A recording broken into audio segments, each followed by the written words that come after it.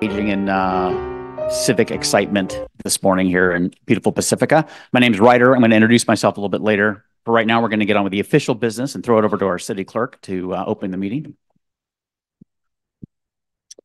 We're calling the meeting to order, and I'll do the roll call, starting with Councilmember Bowles. Here. Councilmember Big Stick. Present. Councilmember Peter. Here. Mayor Pro Tem Beckmeyer. Present. Mayor Vaterlaus. Here. We'll move on to the mayor reading the land acknowledgement.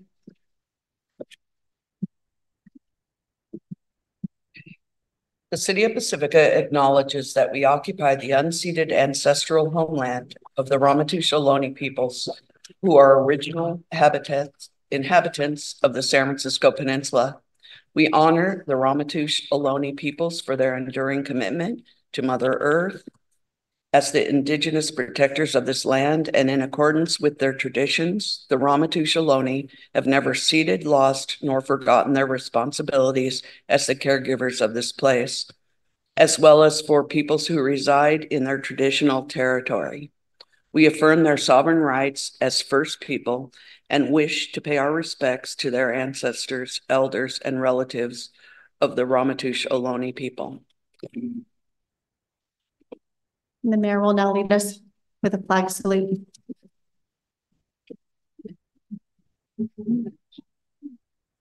I pledge allegiance to the flag of the United States of America and to the republic which stands, one nation, under God, indivisible, with liberty and justice for all.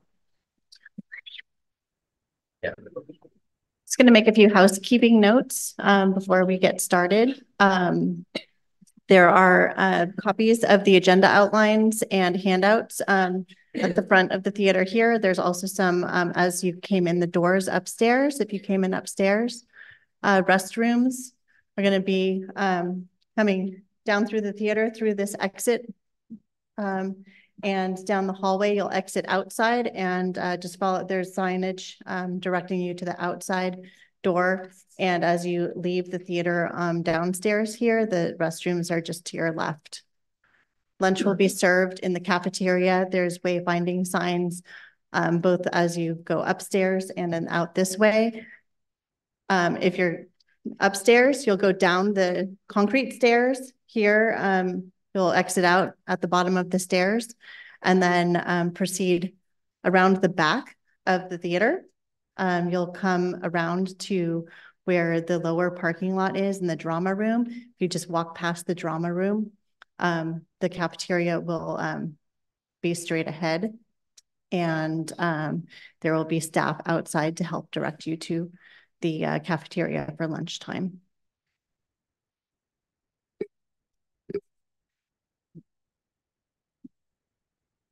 With that, I'll turn it over to staff to bring to the mayor to begin introductions.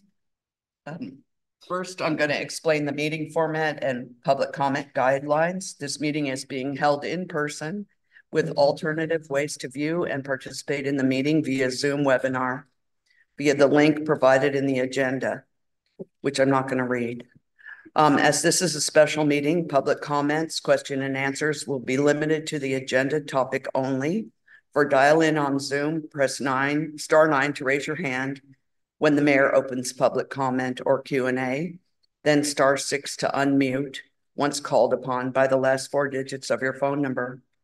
Persons wishing to address the council for public comment should submit a speaker card to the city staff either prior to or following their comment. Each speaker will be allotted a duration of time as specified once we determine how many people are here to speak. And that'll be at the beginning of the comment period. Public meetings are a limited public forum, meaning that there are rules for commenting at these meetings. Comments at this meeting must relate to the specific agenda topic again. If comments do not relate to the agenda item, I will provide you with an initial warning to stay on topic. And if the warning is not followed, I will direct staff to cut off the microphone. I'm going to provide you some short opening remarks. But first, I'm gonna let each council member speak for a minute. Christine? Sure, I can start. Thanks, Sue. Hi, everyone. I'm Christine Bowles. I represent District 2 in Manor, where we've already lost the most homes to the ocean. These are critical discussions that will affect our city for decades to come, and I just really appreciate you all taking the time to be here today. I'm going to read a quote from coastal scientist Gary Griggs. He says, "Leaders of all levels of government need to step up. It's their responsibility to plan for their community's future. We have limited time and we need to find a way forward." So our council here has all unanimously prioritized this work this year, as well as work with the Coastal Commission to try to improve our relationship. Our staff has been working hard with the Coastal Commission staff to try to find a path forward. And what is before us today is a draft. So today is really an opportunity to learn, to ask questions, and to give input so we can keep refining our policies to ensure that we are all addressing increasing safety hazards in a way that respects both property rights and our precious environment. But council doesn't make these decisions on our own. We're here to represent you and listen to your concerns as well as your ideas. So let's do this work together, respecting each other for the important work ahead. Thank you. Tiger, you want to go? I'm sure. As I'm spending a lot of time thinking about today, and before today and after today. And there are many divergent views, spectrum with presumably folks in between who don't quite know what to think yet. And frankly, digging through some of this material at a glance gets really super complicated really quickly if you haven't been like inundating yourself with it for years and years. My understanding is generally on the two sides of the spectrum, we have thoughts about, on the most basic monetary level, the costs of not properly planning to deal with issues versus the cost of depleting the funds we would need to properly plan. Super generalized statement, but where my brain goes is the not money base level. Just as a beginning, I want to acknowledge that tied to that money stuff, there's this other more basic, I'm looking at what's going on with my planet. It looks like the sea level's rising. It looks like infrastructure is in danger. And it seems like big picture, we should start planning versus it looks like while you're doing all that planning, you want to take my house away. And not just my house, my neighbor's house. And where's that going to leave the city? Are we even going to have a city left by the time you're done saving the planet? And what I want to acknowledge by bringing that up is that in both versions, wherever you fall, side, middle, wherever, you're talking about your home, your planet, your home, your house, your home.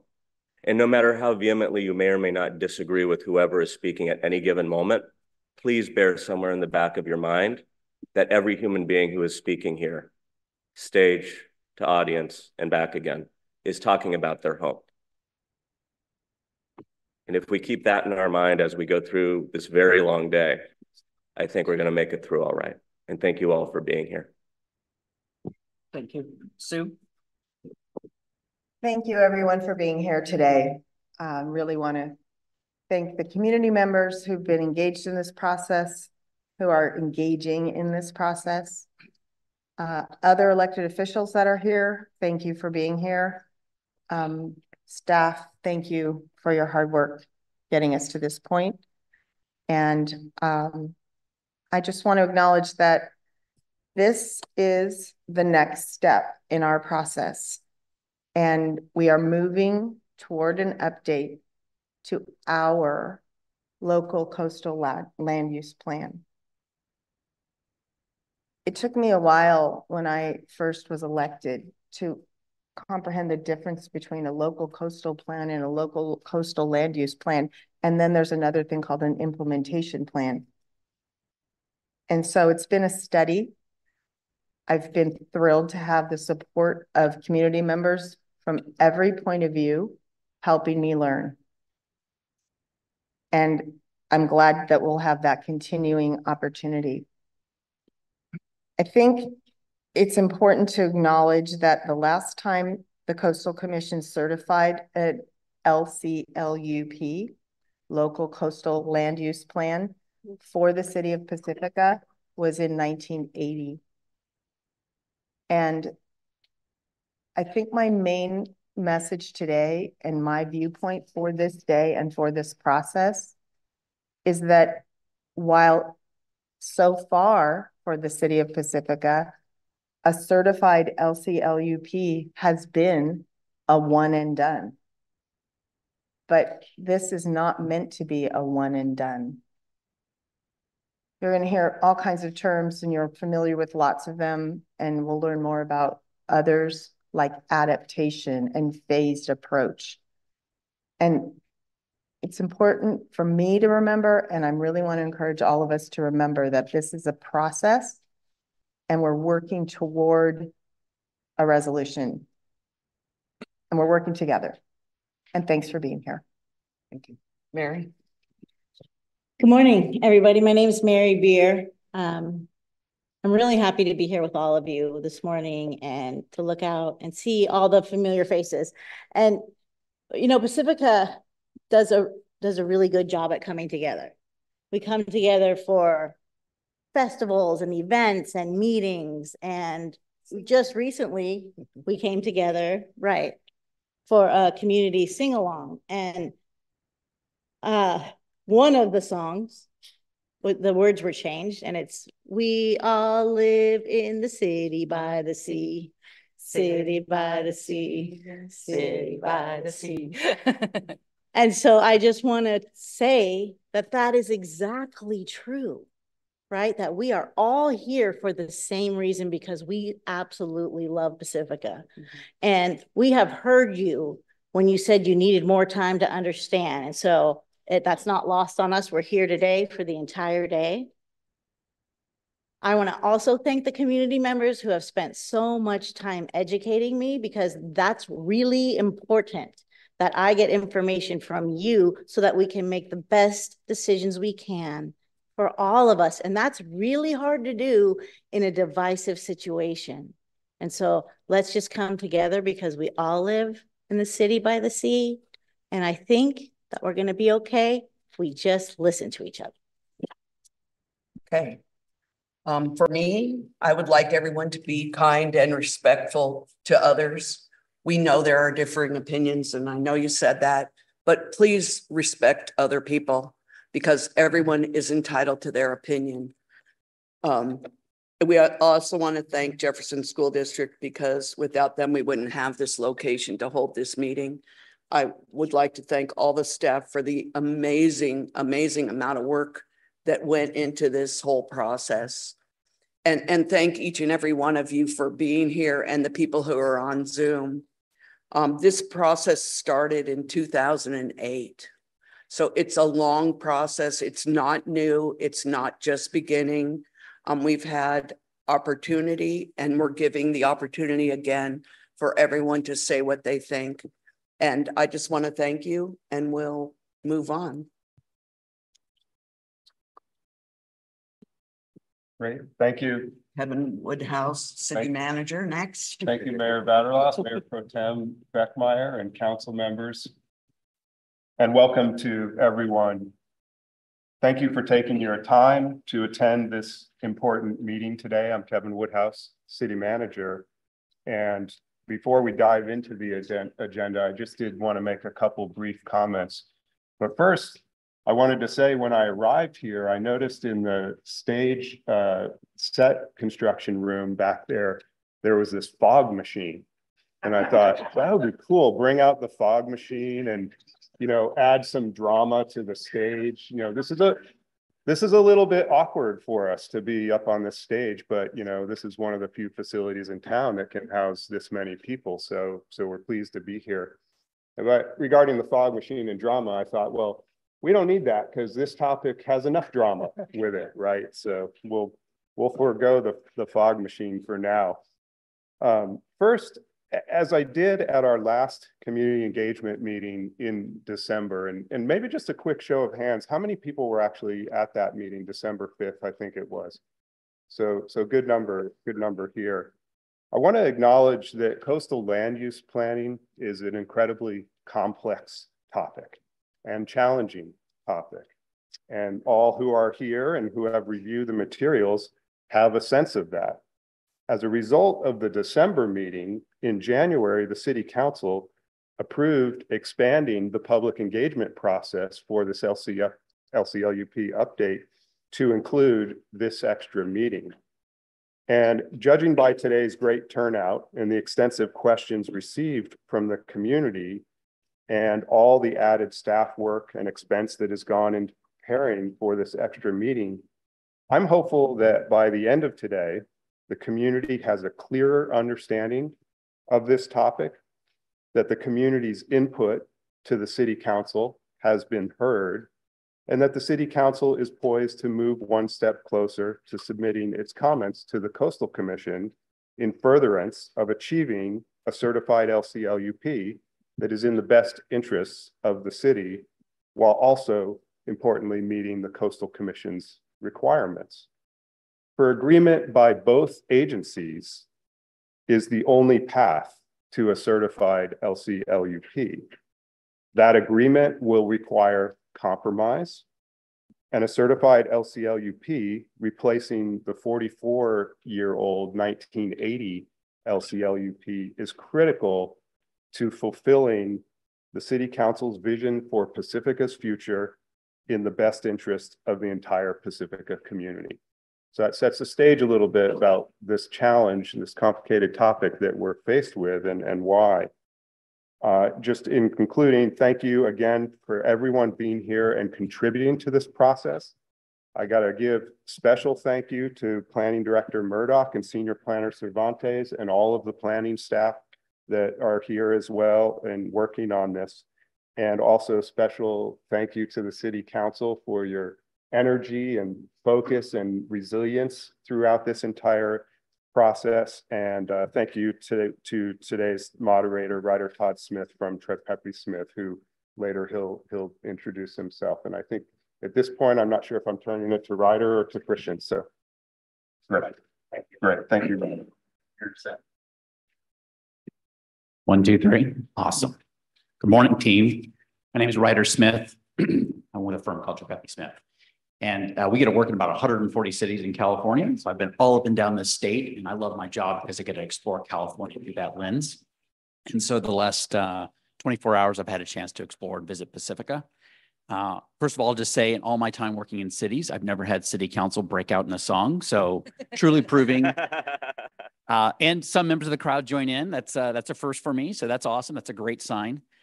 I was struck by the beauty and idyllic nature of Pacifica yesterday. I was driving through some of the neighborhoods and I saw young children walking safely back to their houses from elementary school. I ended up sitting at Taco Bell Cantina because that's one of the things you're supposed to do apparently when you come to Pacifica.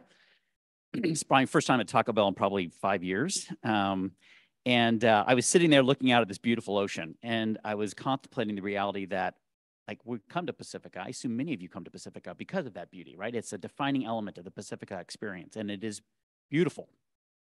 It is also a beast. It is Beauty and the Beast, because that same beast is churning away at our coastline and forcing this conversation on us today, this complex and difficult conversation involving economics and politics and a myriad of government agencies and environmental policies and technology and property rights, all hugely important items. And so we're at the tip of the spear in kind of negotiating and navigating this and doing it at the local government level, which is so powerful because you actually get to see your elected representatives and to see the very staff that are working on these issues, as opposed to some far off federal bureaucracy and bureaucrat who you will never see at church or at the Safeway or Albertsons or what have you. So I think that's a win in terms of trying to solve this at the local level. I watched the December meeting too that Kevin referenced, and I really appreciate council's commitment to engagement. And engagement is not just barking words at somebody, right? Sitting up here and barking things to you and giving an edict, or vice versa, barking words. It's engagement involves actual conversation. And I saw lots of great conversation at that meeting, and a real kind of contiguous string of respect and conversation that I'm assuming we're going to continue here today, especially for breaking out in song together. So today's plan, my job, city staff said to me, like, my job is to kind of be an advocate down here. And by advocate, meaning advocate for getting to answers and clarifying questions as much as possible to help you all get the most out of your day today. So I'm going to be taking questions down here. If you have questions when we get to that phase later on, and I'll update you all on this, but we're going to take them down here. This first morning is all about Q&A. So my biggest job I can possibly do is try to get as many questions as possible asked and answered by the expert team over here from the city staff. And then this afternoon is really the opportunity to make statements and provide ideas and contributions and share some feedback to the city council. So try to view that as a two-phaser today and really make sure this morning you're focused on what kind of questions you're going to develop. We also want to make sure it was important to the council and to city staff that we not assume everybody in this room is an expert on coastal policies. Does anybody in this room feel like they're an expert in coastal policies? Okay. And not too many hands went up. So I appreciate the humbleness that you're bringing to this conversation. I'm not an expert either. And so our goal is to just assume the basics again. You're going to see content that is somewhat redundant to what you saw in December, but added it in advanced by the feedback we received at that meeting. And so we're going to have about an hour or so of presentation from Christian and the team, and then we'll get into the Q&A portion of the conversation. So I think that pretty much brings it home for the points I need to hit on right now. You're going to hear more from me later, but for now, I want to get out of the way and hand it over to Christian and his capable team. Thank you, Christian. Thank you so much, Ryder. For those that don't know me, my name is Christian Murdoch. I'm the planning director for the city of Pacifica. I've worked here since 2014 and started then in a limited way, engaging in the local coastal land use plan update and general plan update processes. And over the years have taken an increasingly involved and active role, really beginning in 2019, leading this local coastal land use plan through the Planning Commission, City Council adoption processes, and since 2020, engaging with the Coastal Commission on behalf of the city to try to figure out how we were going to get this plan to the certification stage. It's been very interesting, but very challenging work, not only with the Coastal Commission, but with our community as well, given the variety of viewpoints, interests, and so forth that need to be balanced in a plan of this sort. I'm joined here by Senior Planner Stephanie Cervantes, who's been my trusted assistant working through this, doing a lot of the heavy lifting with analysis and with writing. And so we hope you find the products that we've prepared helpful to guide us through this very complex and challenging topic, as City Manager Woodhouse mentioned. We've introduced ourselves already. Ryder Todd Smith has introduced himself as well. We are hopefully going to have a really great meeting today. And I want to provide a brief overview of that before we really jump in to the subject matter. This meeting is for you. As noted in previous LCLUP meetings, the community has expressed a need for more information, more time, answers to your questions so that you can engage effectively with the council and give them your true thoughts on how the city should proceed in this important process. So we're here today to inform, but also to listen and to answer your questions. It's important to know that no decisions are being made today on this plan. There's no up or down vote. This needs to be a space where we can learn and discuss and try to reach understanding on this process. And so to do that, I ask that you be open-minded to hear new information and new perspectives, and maybe even update your perspective on some of these key issues as well. The goal today is to leave the meeting with a better understanding of the local coastal land use plan update process and the reasons the city's pursuing an update to this plan. Effectively coming to council is another key outcome, so that in the subsequent phases of this community engagement process, you can let the council know what your thoughts are and how you want the city to proceed. And so to get there, what we need from everybody is to be respectful, as has been mentioned, allow space for alternative viewpoints. And I ask that you engage in the process genuinely with an openness to learn. For those that haven't been as closely involved in the process, I want to provide a brief background before we really jump into the meat of the topic today. As mentioned by Mayor Pro Tem Beckmeyer, there's two parts to a local coastal program, or LCP. The Local Coastal Land Use Plan, or LCLUP. It's a broader, higher level policy document indicating where the city's key interests and policy approaches should be in the coastal zone, covering issues like land use, resource protection, and so on. The second part of the local coastal program is the implementation plan, or IP. That's primarily consisting of the zoning, but other policy documents as well, certain focused implementation plans, whether it's infrastructure or a beach improvement plan, or a whole menu of potential specific tasks and actions to implement the broad policies in the LCLUP. The LCLUP, I find it helpful to think of it like the general plan for the coastal zone. Many of you joined us and followed along in the general plan update process that culminated in 2022. Again, broad policy themes, sometimes some specific information. We're really trying to chart the course for the city on these key subject matter areas. And then following the LCLUP adoption, we will have to turn to the really focused work of updating the city's zoning, which is similarly out of date and reflecting implementation of that 1980 LCLUP currently, and will need to be modernized to implement, hopefully, a new local coastal land use plan. This update process has been ongoing for almost 15 years, starting in the 2008-2009 timeframe. The City Council approved the city's draft of this document in 2020, which we transmitted to the Coastal Commission, as I noted earlier.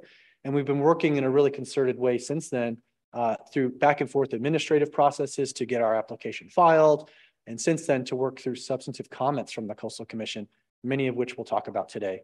Those substantive comments came out after several years since the city's local approval and came out in March of 2023, at which time the city really began to dive in to the minimum changes to the city's approval that the Coastal Commission staff said would be needed to get the Coastal Commission's support for our plan. There is some space between the city and the Coastal Commission in regards to those modifications, and that's very much the subject matter that we need to discuss to figure out how are we going to move forward with this update process. The LCLUP update requires California Coastal Commission, or CCC, certification. We cannot unilaterally put in place our policies. The Coastal Commission has to certify those. Similarly, the city needs to accept whatever policies the Coastal Commission insists on. And so it's a balancing act between these agencies. There are some, and maybe some in this room, that have put forth opinions and positions previously that we need to accept what the Coastal Commission has said because they're not going to do anything different. Similarly, that the city needs to dig in and reject everything that the Coastal Commission said. The truth is somewhere in between, and compromise is needed. The good news is we have the final say locally whether to accept or reject what the Coastal Commission certifies. But on balance, it's the staff's opinion that an updated local coastal land use plan will serve the city's interests. An updated local coastal land use plan will help better informed decision-making by the Planning Commission, City Council, city departments, and so forth through updated maps and other information reflecting the community today and the community we want to see in the future, rather than the community that existed in 1980, for example. It includes policies with enhanced environmental protections, far fewer policies in the 1980 LCLUP specifying buffers from habitat areas or other protection policies to preserve our very important environment in Pacifica. Updates to land uses to meet our community needs, to support economic development, the city's tax base, that in turn funds important city services, as well as policies to support the development of housing and affordable housing, business, commerce, all of those things that make our community vibrant and a desirable place to live. It can also help support city grant applications for infrastructure projects, community services, environmental protection activities, a whole host of things that you would want the city to undertake to make our community better. And it will help achieve alignment with the 2040 general plan adopted in 2022, which updated the city's 1980 general plan. And so we need to bring those documents in alignment because inconsistencies result in the 1980 LCLUP taking precedence. Without an update to the city's local coastal land use plan, the 1980 LCLUP will remain in effect. It's my opinion, and I think the staff's shared opinion, that it doesn't reflect the community's needs any longer for those reasons I mentioned about economic development, supporting the city's fiscal position, creating housing and affordable housing opportunities, and so forth. It doesn't acknowledge or respond to climate change and sea level rise either. We know a lot more now about climate change and emerging issues related to it, such as sea level rise, much more so than we did in 1980 when the last LCLUP took effect. And so it's critical to find a way forward on this important update to find policies the Coastal Commission as well as the city can accept. One way we think we can do that is to pursue a series of alternative modifications. That's the term we're using to describe further edits to the LCLUP to replace in some cases or to modify the suggested modifications put forth from the Coastal Commission staff in March of 2023. Alternative modifications that we have put forth and that are included in the staff report packet were developed through extensive conversations, staff to staff, between the city staff, primarily in the planning department, with city manager support to the executive director and staff of the Coastal Commission. We are trying to use our respective professional judgments to determine what space is there to compromise on, to change these policies in a way that the city council and community here in Pacifica and the Coastal Commission, those appointed members of that body, that we can mutually agree on how to move forward and reach certification and local adoption. It's a compromise approach again, as mentioned. It has something for everybody, in my opinion, but everybody will not like everything in the document, which is often the case with these really big picture, critical community issues. And as noted, the City Council has prioritized, including through its strategic plan for the next 7 to 8 years, certification of the LCLUP, and an improvement of the working relationship between the city and the Coastal Commission. All of this work advances those City Council priorities. One thing we think it's important to do, and we've prepared in the staff report packet, is to walk through a series of case studies. This information in the LCLUP, it can be confusing, it can be technical, it can be hard to piece it together and understand with clarity what it means for our community. And so we've prepared a series of 9 case studies. We've combined them into 8 case studies to walk through today to explain what is the big picture with respect to the LCLUP update and where are the key differences between the Coastal Commission's suggested modifications and potential alternatives that the city staff has identified to be considered by the council and community. And where relevant, we've also tried to highlight where key differences might exist between those documents and the 1980 LCLUP if the city were to choose to reject or choose not to move forward with this update process. And so with that, I'll dive into our first case study by providing some disclaimers. It's a summary of key policies as mentioned. Other policies may apply. There are more details in the staff report. We're not addressing anybody's specific property, and site-specific consideration is needed on an individualized basis with site-specific analysis to really determine what a particular outcome would be. We're trying to generalize here to give the big picture of likely outcomes. We need some prerequisite information in order to understand these case studies.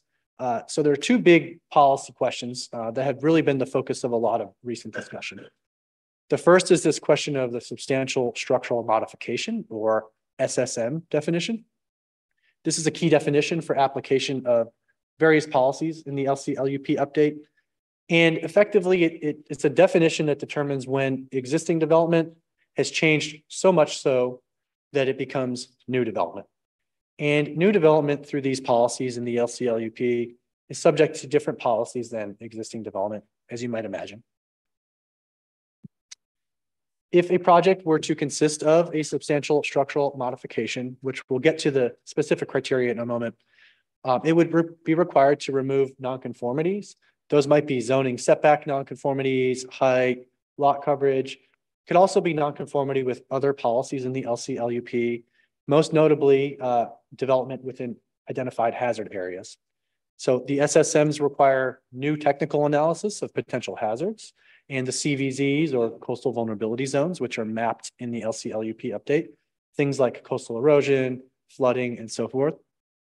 And it ensures that new development will have a safe design and implement the Coastal Act provision that says new development cannot rely on shoreline protection. Existing or new development.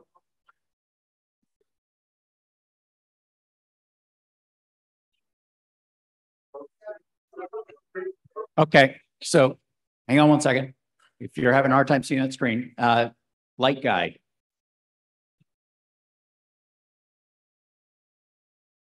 Ah, okay.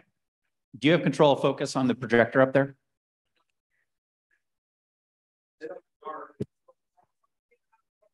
Okay, so hang on one second. Can you bring down these front lights up here so they aren't casting on the stage?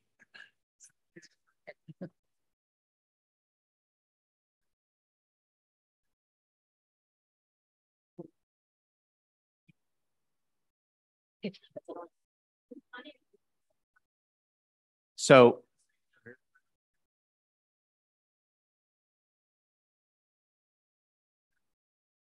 okay. So yeah, we unfortunately don't have the ability to focus any tighter on that because they don't have the remote for it. But you can always come forward and we'll lower the lights for you. And Christian, if it's okay, if you could read the points. yeah, so yeah, I was trying to say. So can we, council? Do you mind if you come out of the spotlight? Okay, can you kill the light over here on council? Works for me. We're going to get there. The nice thing is we got theater lighting here, so we got a lot of control. So, all right, better. All right. Well, I just need to make sure Christian can actually see, unless you're going to use you're good? I'm good. All right, can you take down this other light over here? We're just going to go total dark in here, guys. This is going to get very romantic. Take down the other light over here. I don't know if you can, it might be emergency. And people need to take notes. Can you just take down these lights? What about those? Is this going to work? Thumbs up or thumbs down? Can't see those. Okay. Yeah, I can't see the thumbs. All right. And really, there's plenty of space down here closer. I know they just said that, but if people could move down, they might be able to see. And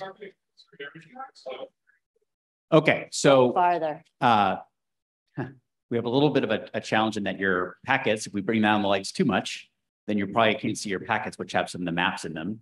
And so there's only so much we can do about this particular focus issue. I assume the remote disappeared somewhere at some point, so we don't have access to it. Okay. So Mike, if you could do me a favor, just bring the stage lights down a little bit so they can still see here. But that's what's creating the spill, so this will be a little brighter. There we go. And then just when they're ready to talk again, that better? All right, good.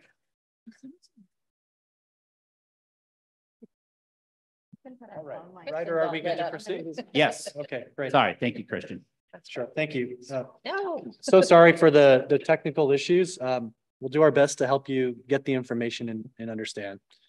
And so to jump back in, the substantial structural modifications, or SSMs, they are a threshold definition of when existing development is considered to be new development for application of the LCLUP policies.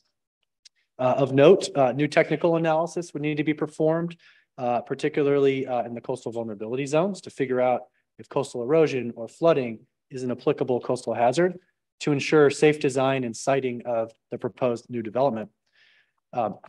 New shoreline protection cannot be constructed in conjunction with a SSM project that's implementing a pretty direct Coastal Act provision that says new development needs to be constructed not to rely on shoreline protection. And existing shoreline protection needs to be evaluated if it's present on a site when an SSM exists. So the Coastal Act says shoreline protection, like a seawall or a revetment, can be permitted to protect existing development as that term is understood by the Coastal Commission. But when a project would become an SSM, it's treated effectively as new development. And so existing shoreline protection may need to be removed in the course of that development. There needs to be a recorded acknowledgement or deed restriction indicating a waiver of rights to future shoreline protection, and have a removal and restoration plan to ensure that shoreline protection would be removed if it is allowed to continue on the site in the future. Importantly, as we'll discuss in a moment, a different approach could result in the special resiliency areas, or SRAs, which the policies would allow to rely on existing shoreline protection and limit and focus the removal or modification of nonconformities to help projects better align with what property owners want to undertake with fewer changes and greater development potential. I I don't want to read the whole SSM definition right now. What I do want to highlight is some of the clarifications that the city staff is proposing be included. As I mentioned earlier, the SSM focuses on 50% new or replacement of structural components of an existing development. And what that means is if you're replacing exterior walls or other structural systems like roof framing and structural members of that, or foundation components, or increasing floor area with new structural components, you may trigger the SSM definition. But what's excluded from the SSM definition, importantly, is routine property maintenance, things like roof replacements, siding replacements, window replacement. But that could be further clarified because the current Coastal Commission version of that definition in their modifications only mentions shingles. And as we know, that's one type of roof, but not the only type of roof in town, and not the only component of a roof replacement that's commonplace. Things like the underlayment, the plywood sheathing, et cetera, are fundamental components of a roof system that are routinely replaced during a re-roof. And so we think that the modification that we can propose would add those clarifications back in. And importantly as well, we also believe that the definition should include the rebuild allowance that's in the Coastal Act for complete loss to disaster, some sort of property impact that's beyond the owner's control where the property is destroyed. And we'll talk more about that later. The other key policy item to understand in relation to the case studies is the special resiliency areas, or SRAs. This is a new policy concept that we first introduced to the community at meeting number 2 in December. But it's emerging from a longer statewide discussion between local governments and the Coastal Commission about how to find alternative approaches in areas where the standard Coastal Act approach just doesn't make sense for various reasons.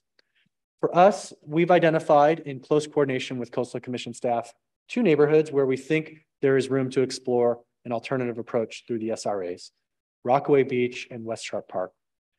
These areas in the SRAs would recognize existing public-owned shoreline protection, public infrastructure, and coastal access in these areas, and would ensure that standard LCLUP policies would apply differently in the SRAs. This means that hazard analyses that might be required can show the protection provided by those existing shoreline protection structures. Outside of the SRAs and in the standard policies in the LCLUP, existing shoreline protection structures cannot be factored into a coastal hazard analysis. The city, in turn, would need to implement what's known as a shoreline management plan, and it would commit the city, typically on a 5-year planning timeline, to undertake a succession of visitor amenity enhancements throughout the city to improve the visitor experience along the coastline as an important coastal resource mitigation for the ongoing presence and reliance on shoreline protection in the SRA areas. And it would also require the city to explore where feasible and where sensible, where shoreline protection could be removed or modified to incorporate some hybrid approaches and non-structural components to shoreline protection, again, to mitigate coastal resource impacts from the ongoing presence of shoreline protection. And so with those prerequisites and that baseline understanding, we'll move into case study number 1, the basic residential maintenance case study.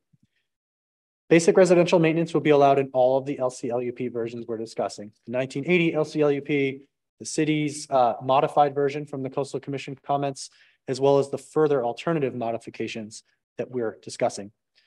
The city alternative modifications, as I mentioned, would further clarify various roof components that could be replaced, like shingles, underlayment, plywood sheathing, and so forth, that come along with typical re-roof or roof replacements, and ensure that those are not counted towards the 50% threshold for a substantial structural modification, or SSM. It's important to note that if a roof replacement project identify more extensive work, like replacing some of the trusses or structural roofing components, those could count towards the SSM. Case study number 2 is a residential addition that's not a substantial structural modification, or SSM. Minor projects may be exempt from a coastal development permit or CDP requirement in all of the LCLUP versions.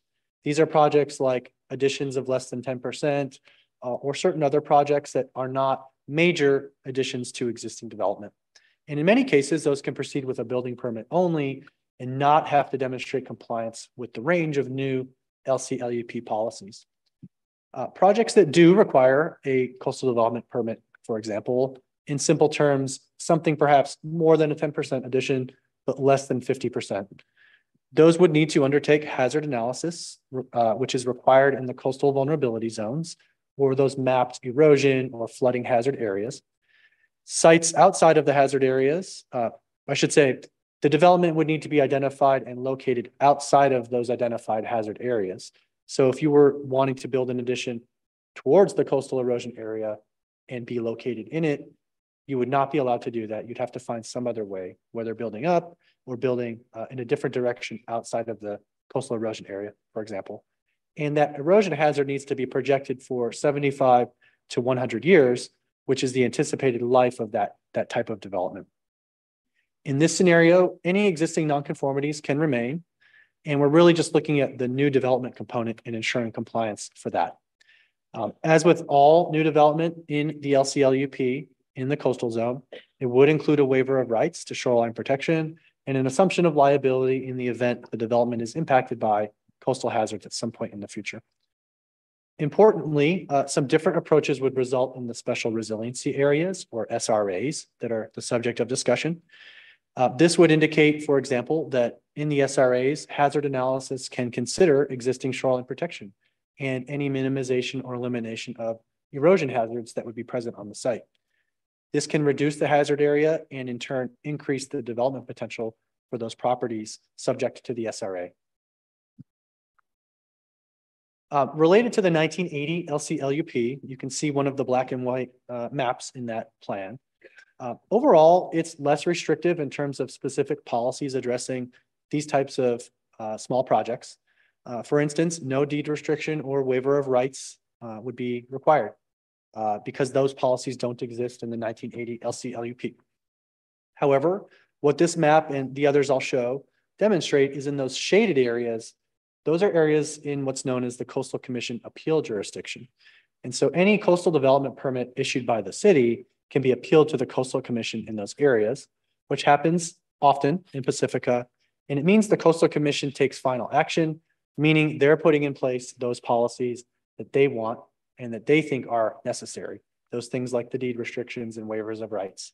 So for much of our coastal zone, those policies are de facto in effect already, even without an LCLUP update. And we've researched coastal development permits issued by the Coastal Commission for projects in our district of the coastal zone and confirmed for the last 2 to 3 years, which is the period we analyzed, they've all had those types of requirements associated with their approvals. Showing now a different area, just moving south a little bit from the prior map, showing the appeals jurisdiction affecting the quarry area, portions of the West Fairway Park neighborhood, and portions of the Rockaway Beach neighborhood. And then moving on to the southern part of town, the entirety of the Pager Point neighborhood is in the Coastal Commission appeal jurisdiction.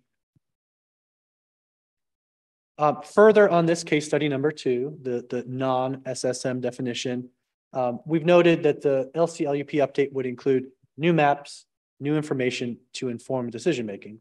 You can see on the left, the hand-drawn single map for the entire city of Pacifica addressing geotechnical hazards.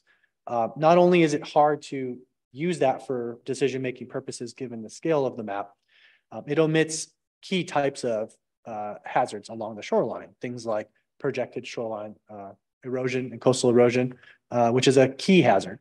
As compared to the updated maps on the right side of the screen, this is an example of a map for the northern areas of Pacifica. Hopefully you can see the red line showing the projected year 2100 coastal erosion boundary, for example, and certain other boundaries for flooding and other hazards. And what this enables the city to do when evaluating a development is to make a quick determination without further analysis that an area is in or outside of a hazard zone. If it's within, the further technical analysis will need to be done by the property owner and submitted to the city. If we can rule out applicable coastal hazards using a map, for example, then no further analysis is needed. And so it's a convenient tool, a practical tool for the city and for homeowners to reduce time and expense associated with projects that they would like to propose. And then showing on this map, and as you'll see on some others, we've superimposed an approximate Coastal Commission appeal jurisdiction boundary, the purple dash line, just to show you, for the most part, how much of the appeal jurisdiction coincides with the hazard areas. And so to that point about these policies effectively already being in place in many instances. Moving now, case study number 3. This is a residential addition that would be a substantial structural modification. So really where the rubber meets the road in terms of the policy framework that would be in the new LCLUP. A coastal development permit would be required for all of these projects because they would exceed the thresholds for exemptions. They would need to demonstrate compliance with all of the new policies for development in the LCLUP, including, again, hazard analysis, and then determining the site plan to ensure that the proposed development is outside of the identified hazard areas for the 75 to 100 year anticipated life for the development. And as, again, with all new development in the coastal zone under this updated LCLUP, a waiver of rights to shoreline protection and assumption of liability would need to be recorded in a deed restriction on the property to inform current and future property owners. The SSM policies would also require removal of nonconformities, including alteration of existing structures, because the overall project exceeds the threshold and is considered new development. If a project did not meet zoning or hazard setback requirements, the development may need to be modified under these policies. Importantly, in the special resiliency areas or SRAs that are being considered, the hazard analysis, as I noted earlier, can consider the protection provided by existing shoreline protection. This, again, would be likely to reduce the hazard area identified and increase the development potential. Nonconformity removal would only be related to applicable hazards rather than the broader zoning nonconformity removals and adjustments that would be part of a project outside of the SRAs. So a net benefit from a certain perspective for property owners wanting to undertake development in that scenario. To show an example relative to some of the coastal hazard mapping that we have in the LCLUP update, a key factor here is whether the project would be in a coastal vulnerability zone or CVZ.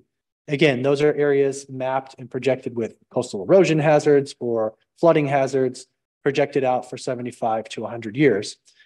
You can see here a portion of the West Fairway Park neighborhood that's in a projected flood hazard zone in a year 2100 sea level rise scenario.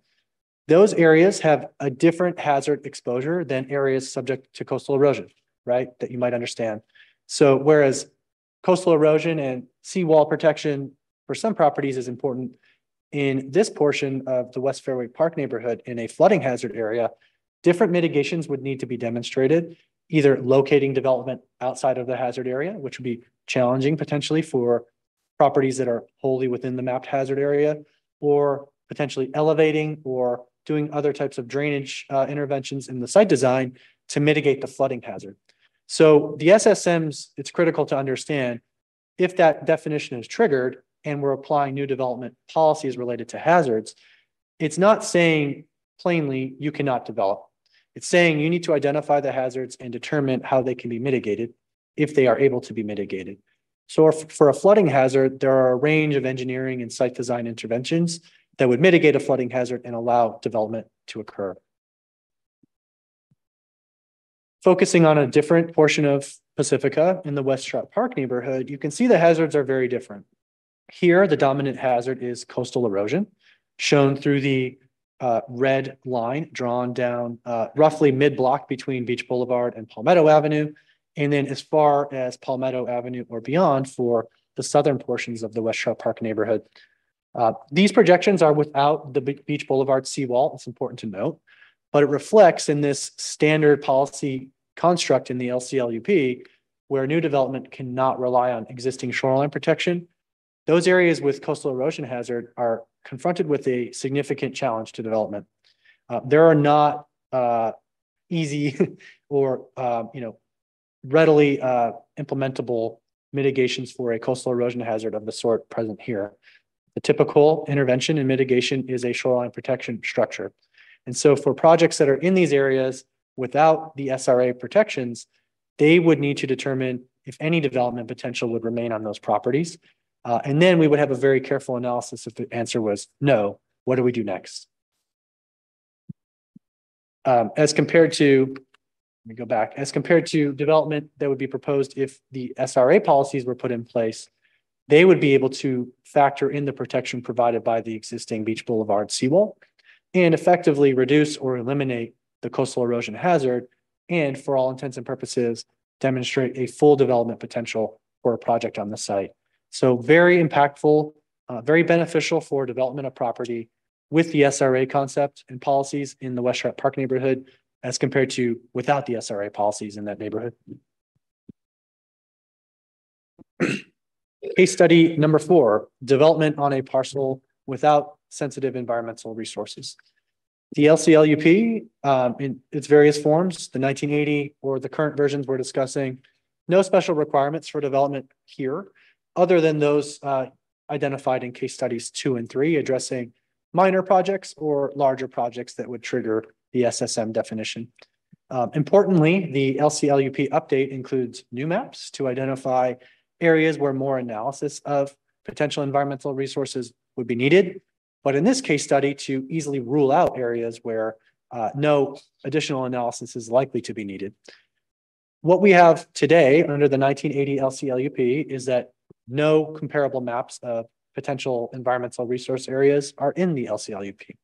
And so we are erring on the side of requiring site-specific biological studies, for example, to rule out the presence of those resources because we don't have any other codified tools in the LCLUP to do so. That adds time and expense for applicants for projects, for property owners, needing to hire a biologist and take the time to develop the analysis when we may be able to rule that out very quickly with maps in the new LCLUP. Case study number 5, development on a parcel with or adjacent to sensitive environmental resources. Development on properties with or near sensitive environmental resources, it's restricted in all LCLUP versions. It's important to note. And it requires site-level biological resources assessments to study what those applicable environmental resources are. Is it habitat? Is it the presence of a species? Is it wetlands? Is it something else? The 1980 LCLUP has the fewest such specific policies for environmental protections. This leads to uncertainty and required analysis for more projects than would otherwise be necessary, as I noted in the prior case study number 4. As noted earlier with the hazards analysis, similarly for the environmental policies, Coastal Commission analysis requirements are de facto in effect for projects in the appeals jurisdiction, particularly if they're appealed to the Coastal Commission. The updated LCLUP includes modern maps, which would reduce the need for site-level assessment in many instances, and would require studies for areas within 300 feet of sensitive resources to determine precisely where those boundaries are because of the citywide nature and the scale of the citywide maps. The city alternative modifications, however, would provide for more flexibility with the buffers and areas around the resources.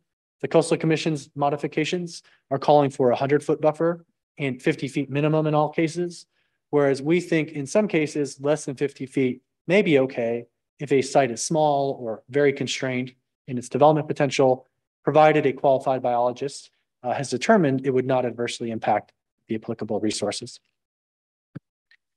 And you can see here an excerpt from one of the updated maps in the new LCLUP. This is the Pedro Point neighborhood. This is demonstrating areas with high potential for sensitive environmental resources.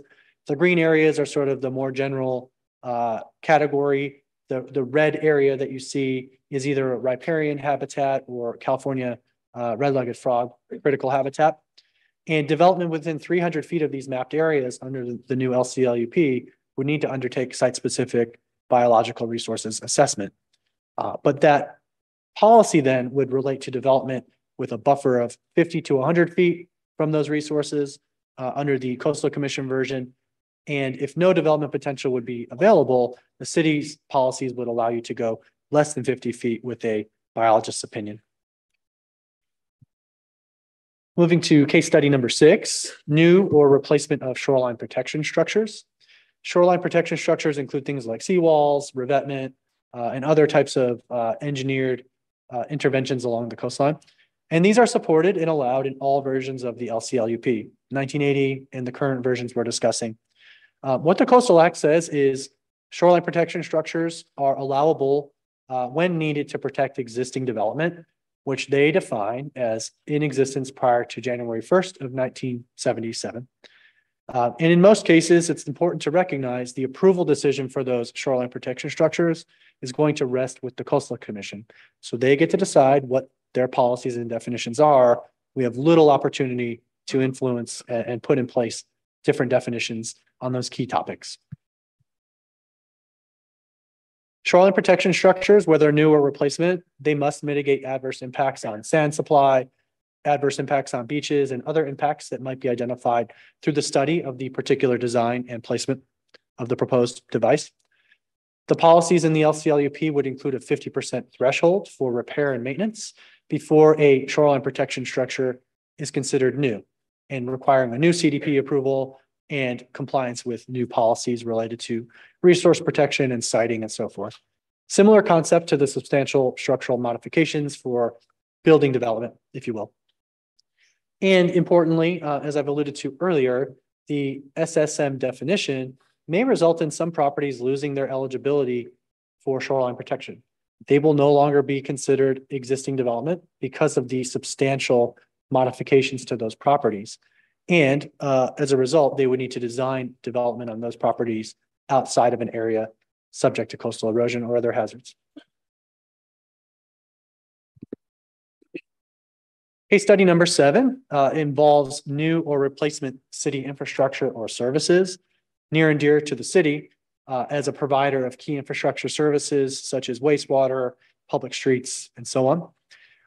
The new development policies in the LCLUP, those identified in case studies 2 and 3, for example, generally would apply to infrastructure projects undertaken by the city.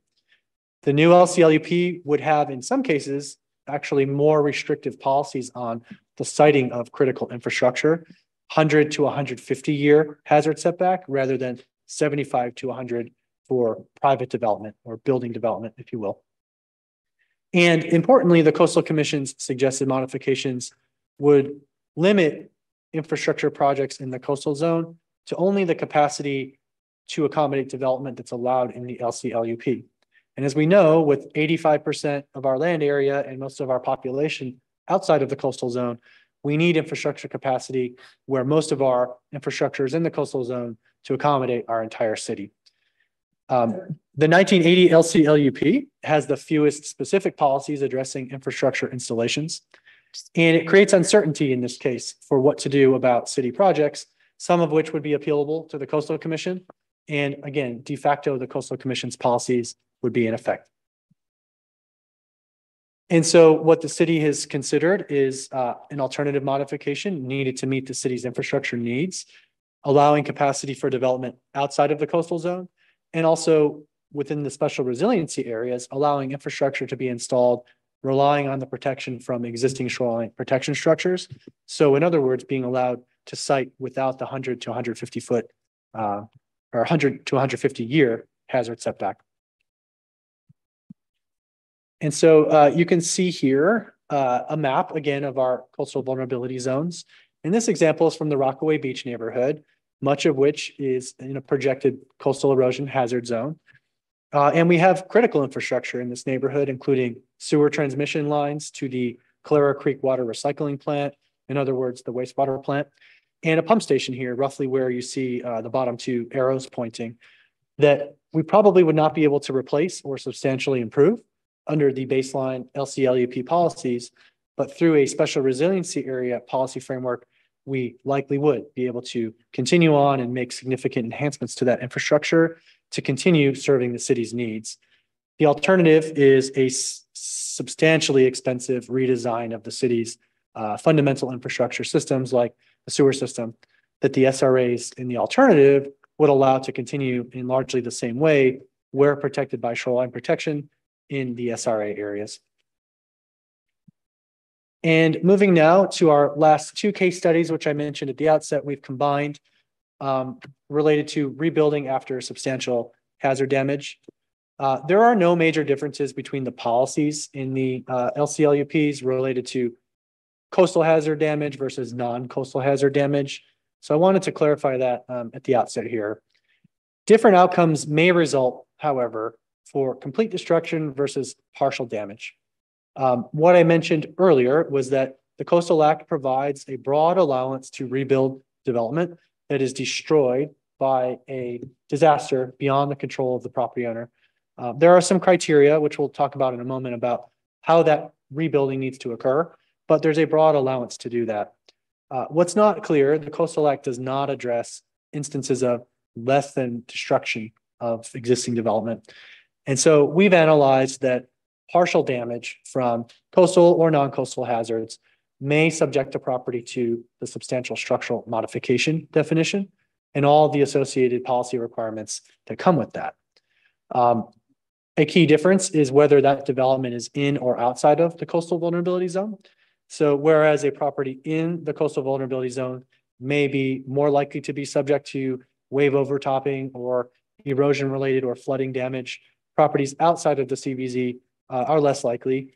And those rebuilding in the coastal vulnerability zone will need to site outside of the hazard area, as we've talked about in the earlier development case studies, if a substantial structural modification is triggered. So not so much hazard related policies, but more of the fundamental development related policies driving the different outcomes here. Importantly, however, the Coastal Commission suggested modifications deleted what the city had included in its LCLUP document, which is a specific reference to the Coastal Act, the Public Resources Code section here, 30610G, that provides that rebuilding allowance when a property is destroyed. We recommend that that policy reference be included back into the SSM definition to provide the fullest protection we can to rebuild development for our community if circumstances beyond an owner's control result in the destruction of the development. So in those cases, development could reoccur, or redevelopment could occur if the property is made to comply with existing zoning requirements. It's the same use as the destroyed structure. It shall not exceed the floor area, height, or bulk by 10%, and it should be sited in the same location on the affected property. So we think those broad rebuilding allowances should be included back in the definition and have proposed as such to the City Council. And you can see here back to the coastal vulnerability zone maps, how that's important, right? For projects along the coastline that might be subject to a coastal hazard or non-coastal hazard, rebuilding would differ in some respects inside and outside of the coastal vulnerability zones, and whether it's an SSM or a non-SSM project. Importantly, the alternative, the special resiliency areas proposed by the staff for consideration would allow the new development to rely on shoreline protection. So that's a key difference in and outside of the SRA areas. One other point, in meeting number 2, there were a lot of questions from the community about this repetitive coastal hazard damage policy that we introduced as a potential component of the special resiliency areas. I want to provide an update that that is no longer proposed to be a component of the SRA policies in our further discussions with the Coastal Commission staff. And I think that's generally a good thing. I will note, however, that they have indicated a potential interest in applying that to some selected areas in town with the greatest hazard potential, the highest risk from coastal hazards, to try to address those hazards over the long term, if and when specific coastal hazard induced damage were to occur. We are continuing to work with the Coastal Commission staff to try to get more information on what those locations would be. We need to disclose those to you, our community, but we did want to include mention of it in today's meeting, given the timing and the purpose of today's meeting, to identify these issues to you so you can get informed and ask the right questions. That policy, that repetitive coastal hazard policy, generally would kick in upon a third significant hazard event, resulting in either a cumulative damage total of 25% of the pre-damage appraised value of the development, or repairs that trigger the substantial structural modification.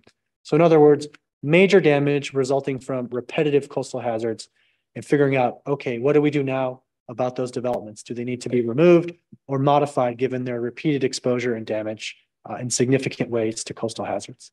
So those discussions are ongoing, but staff did want to disclose those to the council and to the community. So Ryder, I just wanted to tee this up for you. If you have any thoughts on where you'd like to go next in terms of the timeline relative to the next sequence in our presentation. Thank you. I think, how many frequently asked questions do you have prepared frequently asked questions to try to speak to? We do. How many do you have? I think it may take about 15 minutes or so. Why don't we cut to some questions here, and then if we run out of questions here, we'll jump back to the frequently asked questions. Okay. Thank you all for your patience. And also I just want to apologize for not having noticed as well that it was hard to read that screen. My eyeballs are so bad. I just figured it was my eyeballs. So what I would like to do, we are recording this, and we want to make sure we capture the full glory of your voice and the question and the answer we get from city staff. So I need you to speak into this microphone with your questions. I'd like you to, I also, because we are recording this video, I'd like you to come down here to the front area. And if you want to queue up in the seats over here on the left, that would be phenomenal. And then we'll just go one person at a time. I really would like to limit it to one question per person to get everybody a fair shot to try to get a question in the hour and 14 minutes that we have till noon. That's my general goal. So my goal is to try to get the question out of you as fast as possible, get it into the ears of these folks up here so they can start talking. And as long as they're doing more talking than us, I think that's a win for everyone. So if you have questions, can you come on down this way? Otherwise, we're going to cut to the frequently asked questions. Let me give you, I'll give you, don't hurt yourself getting down here fast. So just take a moment and make your way down here. And because of time, please do not applause between people or when people ask a question that you approve of. It will save us a lot of time if people don't applaud. Yes, thank you, Mayor. So if you just queue up around here, come around this way, and then come back up this way, that would be great. And if you want to wait a minute, we'll get to the questions as soon as we can. You get to go first, sir. What's your name? Yes, are we going to have public comment or? This is question. So, yeah, let me come to that. So to be clear, public comment's going to be this afternoon. We are only interested in getting into questions that you wish to ask city staff right now. So I should have reaffirmed that point from earlier. So this afternoon is all about public comments. So if you wish to make statements, this is not the time to be doing that because I really want to get to questions and try to get your questions answered by city staff.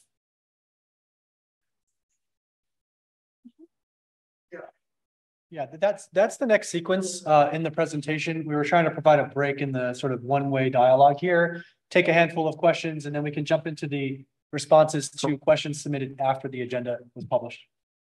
So, well, let's take a few questions live here, and then we'll cut to our frequently asked questions and answer some of those. And then I also have to bring in our friends from Zoom. So if you have questions, do you have a question? Not a statement, just a question. I have a question about one of the answers in the frequently asked questions. Go ahead. Should I say your name so we have it in the record? Yeah. I asked a specific question about the authority of the Coastal Commission to do what they're doing, and the answer that I got written back was nonsensical.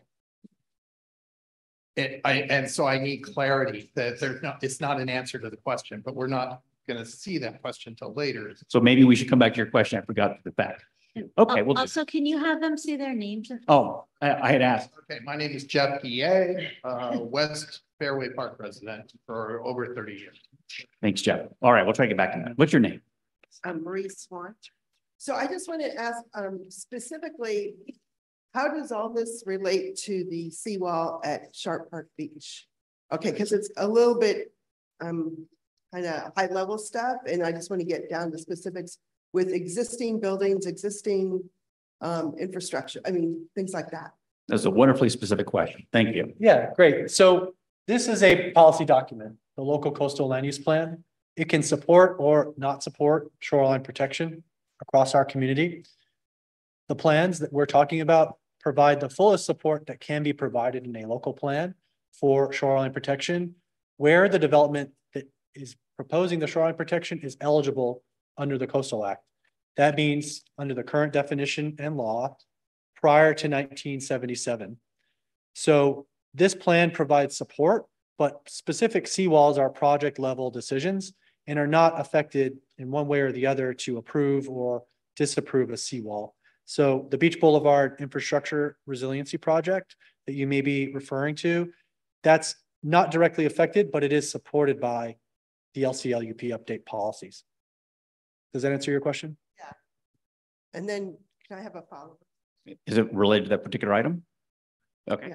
Okay, so in the meeting like a week ago at the Beach Boulevard Zoom resiliency thing, there was a chart related to sea level rising, and the engineer talking said that they way lowered their projections for sea level rising.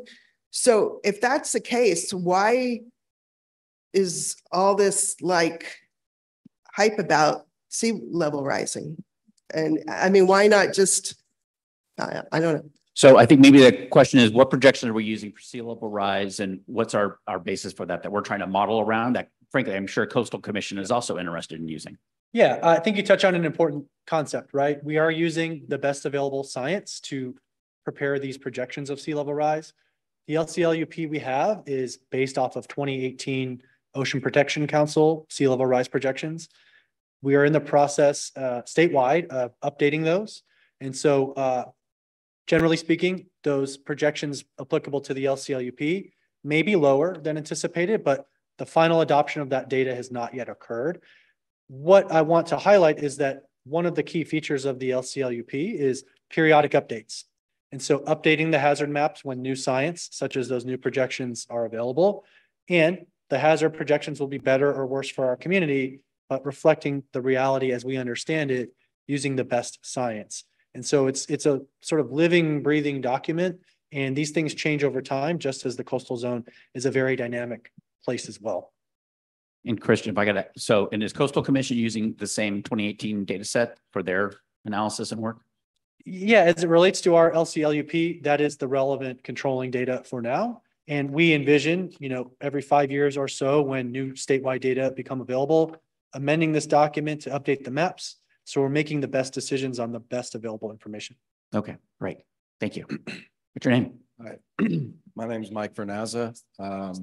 Just want to start off and thank everyone on stage for all that you do. This is a lot of work, so thank you very much, sincerely. You get beat up a lot from me myself, so I apologize. And I think people just love this town and we want to do the right thing. And I think in my heart, you guys all think the same way. My question is there a scenario in regards to that hazard zone area where, we're not allowed to build, or it's deemed you can't build? It's a kind of two-part question. Does that impact our ability to collect property taxes, i.e., does it go to zero?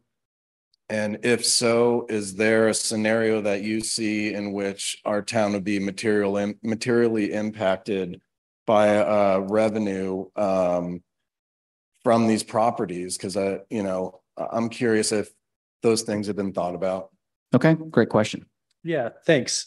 So I think you've touched on a very complicated land use issue, which is a question of takings, right? If any particular regulation were to say no development can occur on your property, a very specific sequence of events would be undertaken on the city side in close coordination with the city attorney's office to figure out, is that the true outcome? Are we going to insist on that and deal with the consequences of a taking?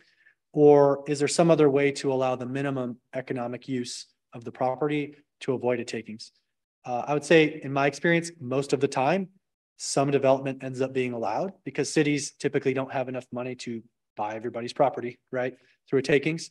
But will it be a 3,000 square foot single family residence approved? Perhaps not. It may be a much smaller development pushed as far away from the hazard as possible. And you may have to recognize it may not be able to stay there indefinitely if the hazard advances over the life of that project.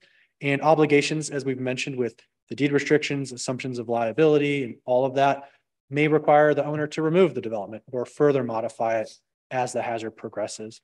So I think on balance, most of the time, some development will be continued to be allowed and minimize the property tax impact for the city, to the second part of your question. But it is possible long-term that people will choose not to develop. because the limited development is not worth the trouble to them. And that could have an impact on the city's long-term finances. We have not projected that because that's a very speculative long-term scenario. I think the simple answer is there could be some impact. It probably will be minimal for the foreseeable future. And well, trying to limit questions. So do you, Just the city would end up buying the property or be forced to buy the property. well, that's, I think his response was that's unclear, that they would try to avoid that. So Yeah, most of the time, agencies try to avoid takings by allowing whatever minimum development would avoid the takings under the legal framework that addresses that. And Christian, I heard during your comments, I heard a slightly different angle too, which is there's also a bunch of infrastructure for the city right now, which could theoretically have to be picked up and moved, right? And that has massive cost elements as well. Whereas if they're in the protected areas, they could potentially stay in place. So there's not only revenue questions about this, but also big capital improvement cost issues as well. That's absolutely right. I mean, were the city to have no ability to protect its infrastructure, a hugely costly redesign and reconstruction of the city's systems would need to occur. That's a very long-term planning challenge that requires a lot of city focus and community involvement. That is not advocated for in the LCLUP. What the LCLUP is trying to do is put in place policies that allow the time for that type of planning to occur if and when it's determined that type of major change to the city's infrastructure is needed. Okay, great. Your name, sir. Before we jump into the next question, I just wanted to let people know, I see one hand raised on Zoom, but those that are participating via Zoom, if you'd like to ask a question, a 1-minute question to be answered by staff, now is the time to raise your hand on Zoom. All right, and I'm going to cut to the Zoom question. If you don't mind, could you move up a little bit because they're getting all squishy back there. I just figure we're a tight-knit community. All right, go ahead, sir. Your question. Bob Bowles, a retired architect from the Manor District. I have some technical questions about the definition of substantial structural modification. One of them is regards to fire. Obviously, if you have a small fire or a bigger fire, some of the structure is going to have to be replaced, even if you want to replace the building just the way it was before. So how does that fit into that definition? Also, similarly, termites and dry rot. Often you don't know if you have those problems until you start a project and pull off the siding, pull off the roofing, and look at the structure underneath. You could easily replace 50% of a building structure that you don't even know about when you start a project. So how is that defined? And also, just more of a comment, the building code does have some language about these issues, and I'm hoping that the planning guidelines can conform with the building code so that there are fewer discrepancies and uncertainties when you start projects. Thank you. All right, those are great specific questions. Christian, you want to speak to rot damage and fire? Sure. As we tried to note in the case study examples, there's currently an inconsistency in the policies between a full loss, a destruction of a property that might result from fire or some other disaster. The Coastal Act allows you to rebuild that, and we are pursuing adding that back into the SSM definition to be clear about that. What's not clear, because the Coastal Act doesn't directly address it, is what happens if part of your structure is damaged by a fire or some other type of disaster. It's our assessment that the normal development policies would apply and cover that. That gets into the less than 50% non-SSM restoration project, or if it's significant fire damage or termite damage or dry rot damage, and 50% or more of the structural components of the property need to be removed or replaced, that would trigger the SSM and the associated new development related policies that we discussed in the case studies. Okay. Your name, sir. Sean Rhodes. I was wondering if this is, this is a discrepancy with the City of Pacifica, but also the Coastal Commission. Why are the Coastal Commission never at any of these meetings to say where they're coming from so people can get an idea of what they're really up to? Because the terminology changes in the paperwork, and that's trying to fool the city and the residents. And I think they should be responsible and stand up here and be answering questions as well. So that's my question. Yeah. So obviously Coastal Commission isn't up here today, and you guys have been working with them a lot. So maybe it would be helpful to just frame up the nature of that conversation they're having with them and where Coastal Commission's obligation is to talk to residents. Yeah, I'll say that we invited them to participate in this and in prior community engagement sessions. You would need to ask them why they aren't here to have this really important conversation. We are trying to relay back as much as we can directly from our community's voice about these policy issues. And it has been helpful in some cases to get them to really recognize how important some of these key changes will be for us and how they could be deal breakers in some instances for our city council. So we are trying to be that conduit when they're not here to hear you directly. Feels a little shady because they don't show up. Ever. If I could add to that response, eventually our LCLUP will go before the Coastal Commission. And so that's a public meeting. Public can show up, be there, ask the questions directly of coastal staff and the coastal commissioners. Yeah, thank you for the question. All right, what's your name? Margaret Feldman, and I went to high school here and born and raised here. And I just want to say thank you very much for everything you're doing, for fighting for Pacifica. Thank you for your very concise answers and explanations. I have a very, very basic question that might even be naive, but why do we even have to work with this coastal committee who is not here, who doesn't know us? First of all, can we just not work with them and do what's in our city's best interest? And second of all, it sounds like they're really trying to enforce or impose all of these regulations on homeowners individually. Why not just build the seawall stronger somehow, and that'll just protect all of us without putting it on the individual homeowners? And to your credit, that's not a basic question. It's a fundamental question, which is super important. And this really gets into questions about governance and whatnot. So I'll hand it over to Kevin or Christian to perhaps talk about the role of Coastal Commission and the power structure that exists in California between authorities. Yeah, absolutely. Those are great questions and not naive at all. They're driving this whole process. The Coastal Act was enacted in 1976, creating coastal commissions, which sort of have taken shape as the Coastal Commission over the years. And the state law empowers the Coastal Commission to regulate development, environmental protections, and so forth in the coastal zone. So we're operating from this high-level overarching state law that empowers the Coastal Commission to have authority in these areas. What the Coastal Act also provides is a requirement for incorporated jurisdictions like the city of Pacifica and counties, local agencies, to have local coastal programs.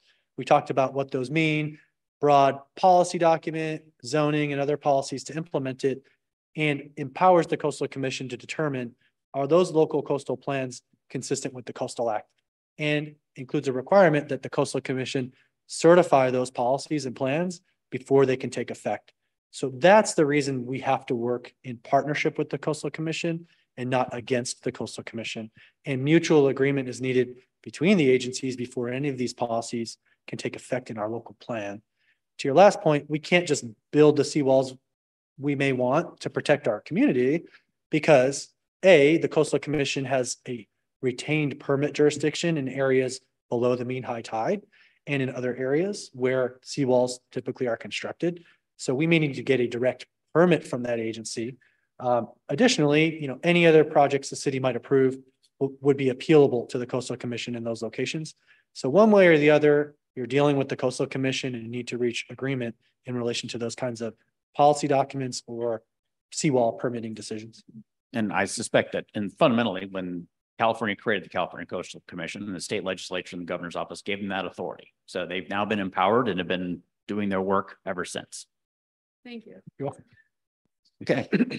Just like to make an addendum to that, Brian Renero. I'm a resident of, may I hold this, please? A resident of Pacifica for a number of years. The people who empowered the California Coastal Act are the voters that voted it into law. And it's also intended to protect the beaches and public lands against development that would erode that, the tragedy of the commons.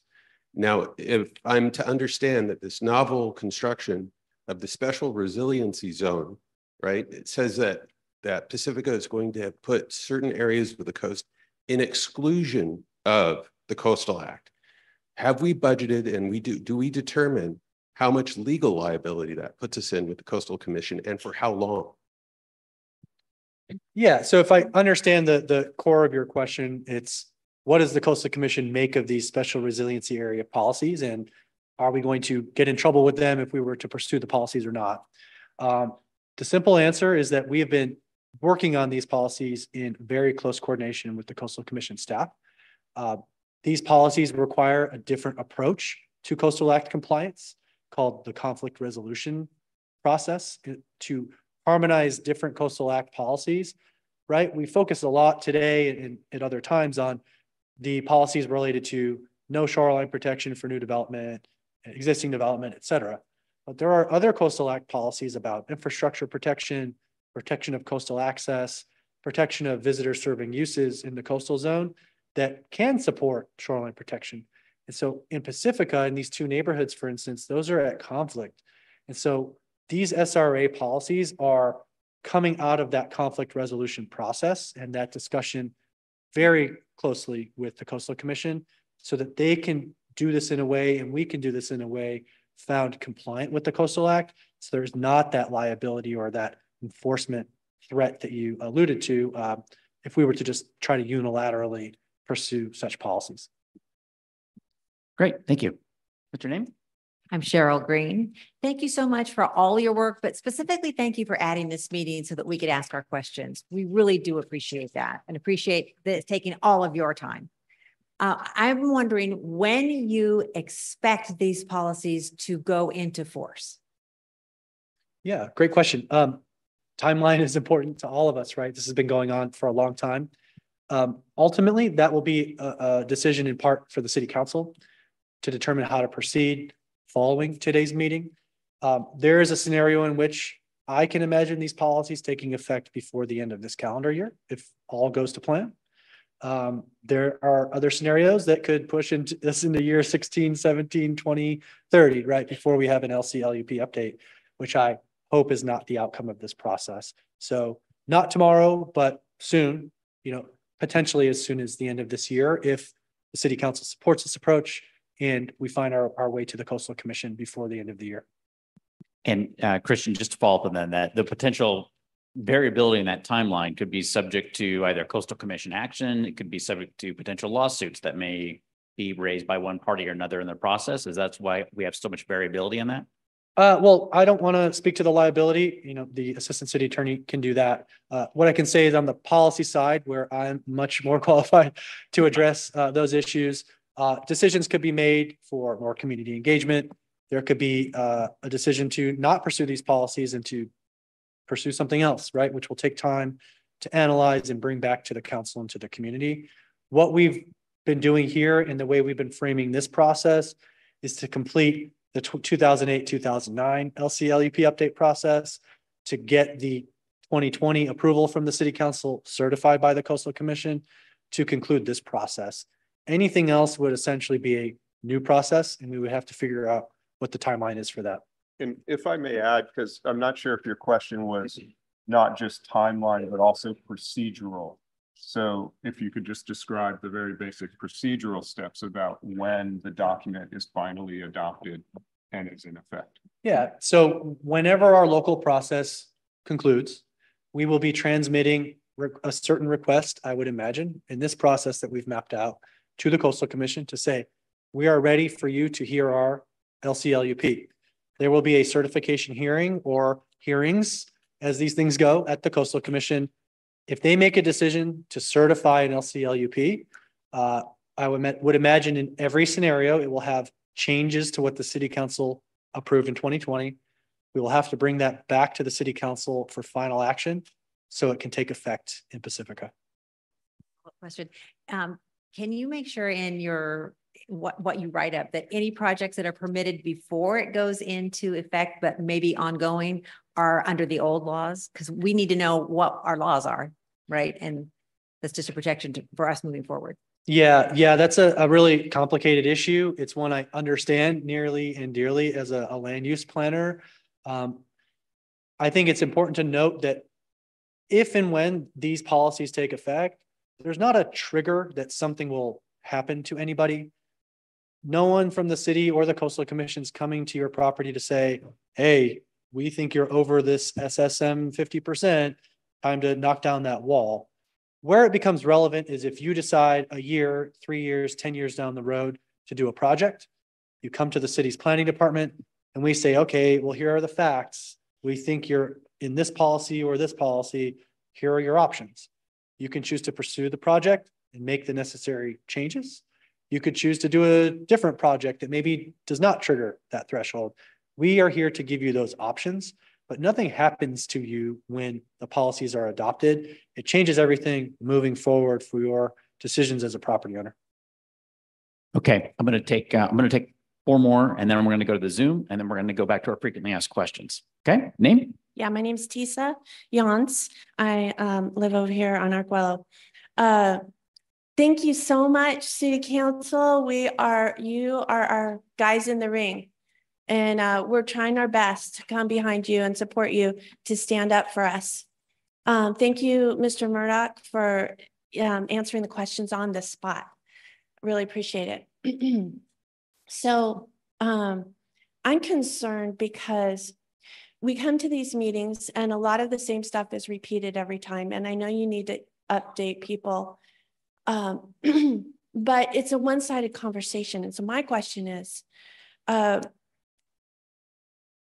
it seems to me like we're very deficient in not having the other part of the conversation. A few minutes in public comment is not enough to have an equal conversation between 2 people.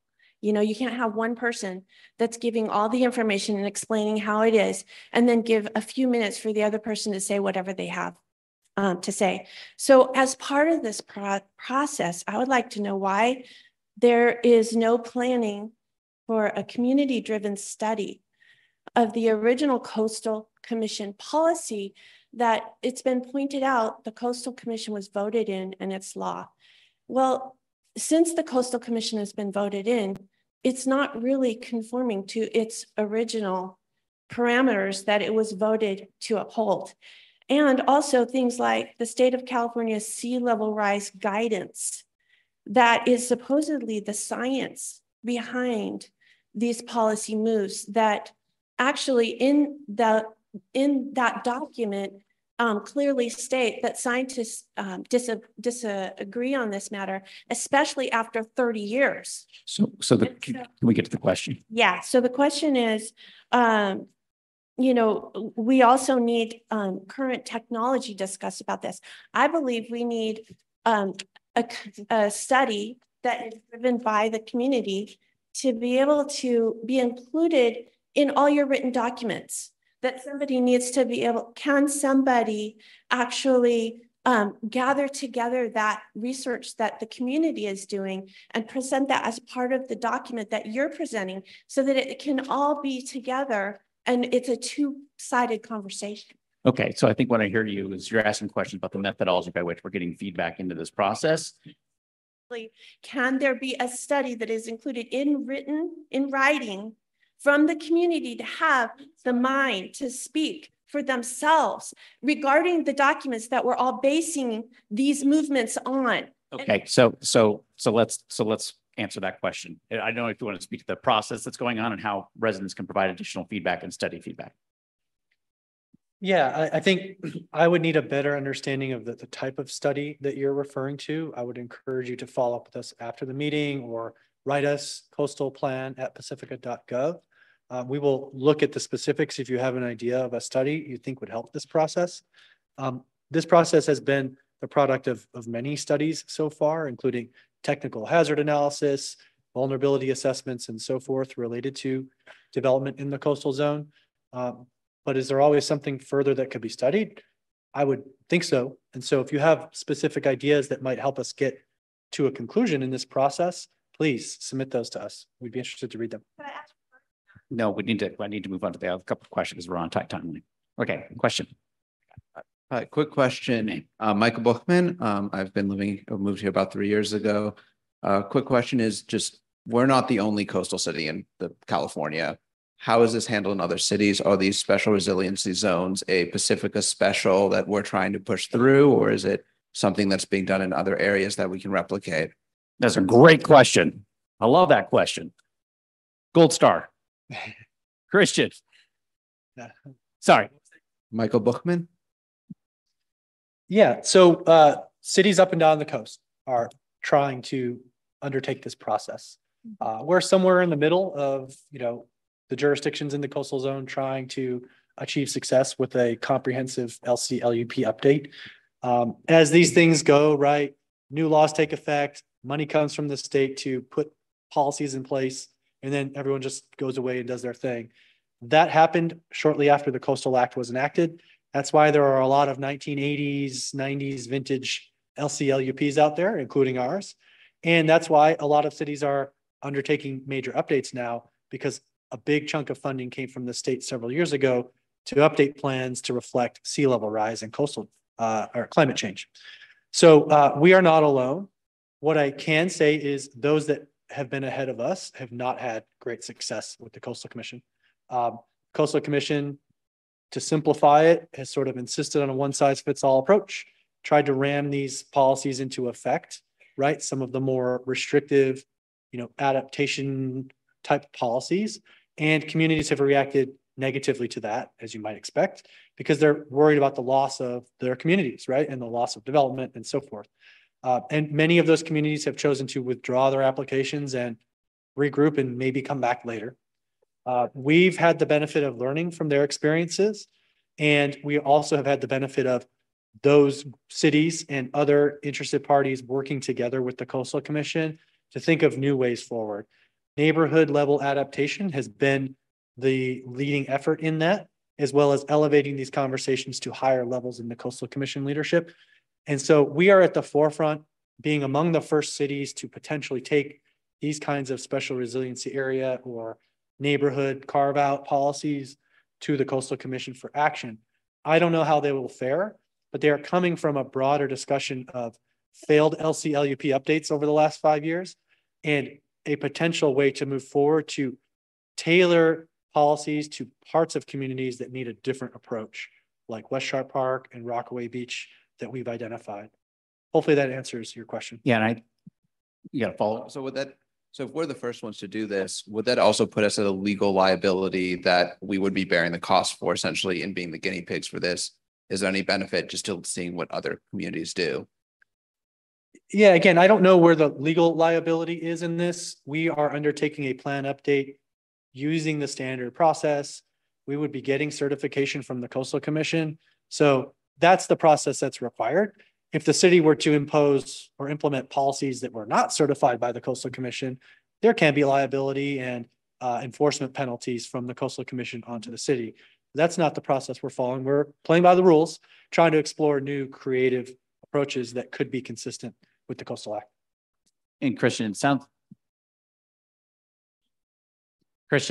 like too, the California Coastal Commission has not had a lot of success getting updated planning processes completed, right? And that's not in their interest either. So there seems to be at least mutual interest in trying to get something done.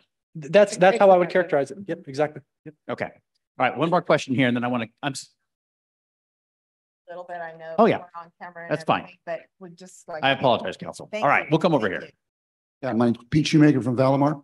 There's a very disturbing new policy of the state in response to housing crisis called Builder's Remedy, which is threatening a lot to ram through a lot of projects that may undermine our local controls, threaten our hills and hillside preservation. Does this have any effect in the coastal zone?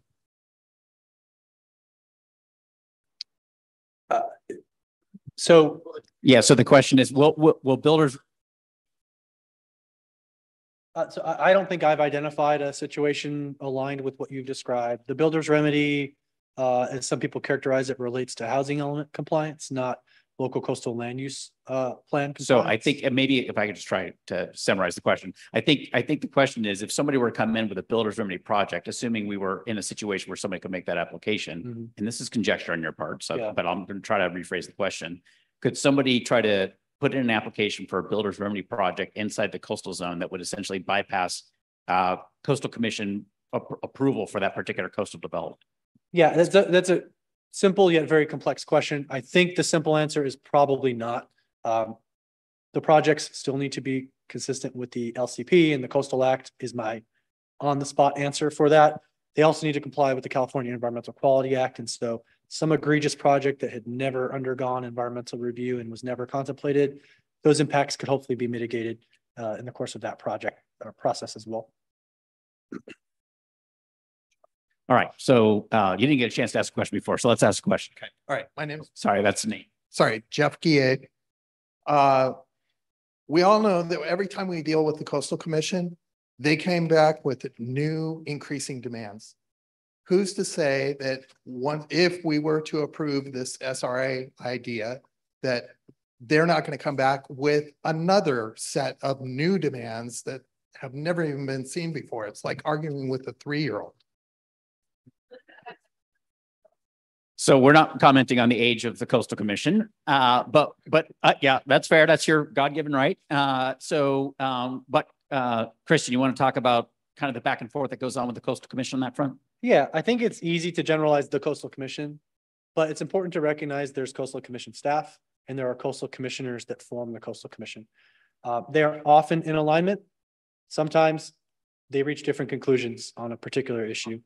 And so we have been working in very close coordination with the Coastal Commission staff. They are using their best professional judgment and experience, as we are, to try to hammer out areas of compromise so that both agencies can agree on and update a set of policies that both agencies can adopt.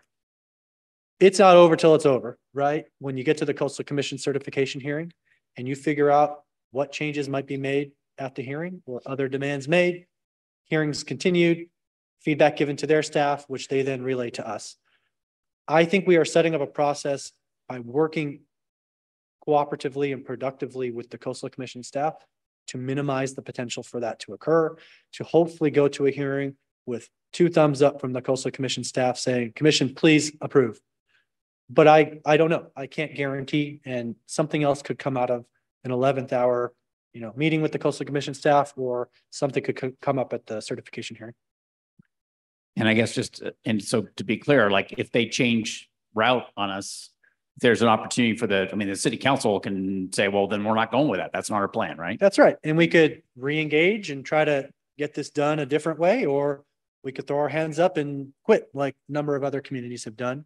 I don't think we're quitters here. I think we need a new LCLUP, but not something that includes a bunch of policies that we cannot accept as a community. And that's sort of the crux of this process. Okay, so through the magic of Facilitator in me is going crazy. I don't know why, but can she just ask her a question and then can we go to Zoom? Well, she's standing there. Yeah, I know. I was just trying to balance out between my commitments I made already. Sorry about that. It's okay. Let's go for it. So I have a little different kind of question. Sorry, what was your name? Kimberly Williams. And first I want to thank all of you because I know this is a lot of hard work. It's stretched out over several years and we all appreciate the time and the effort that you put into it. All of us from the community have come here today in good faith to take part in a transparent and honest process. And I'm a little troubled that this was a very good facilitator seems to have a bias in his responses. And I'm looking for a very neutral and transparent process here so that all of us can express our questions and our comments in a safe space, no matter where they're coming from. So I've noticed that several biased responses have come from the city staff as well. And I certainly do respect the expertise of the city staff. But I would like to hear these things put forward more neutrally to include all of us, to be inclusive, and to help us get to where we need to go. So I would like to ask you, that is my question, to strive to do that. Okay. Thank you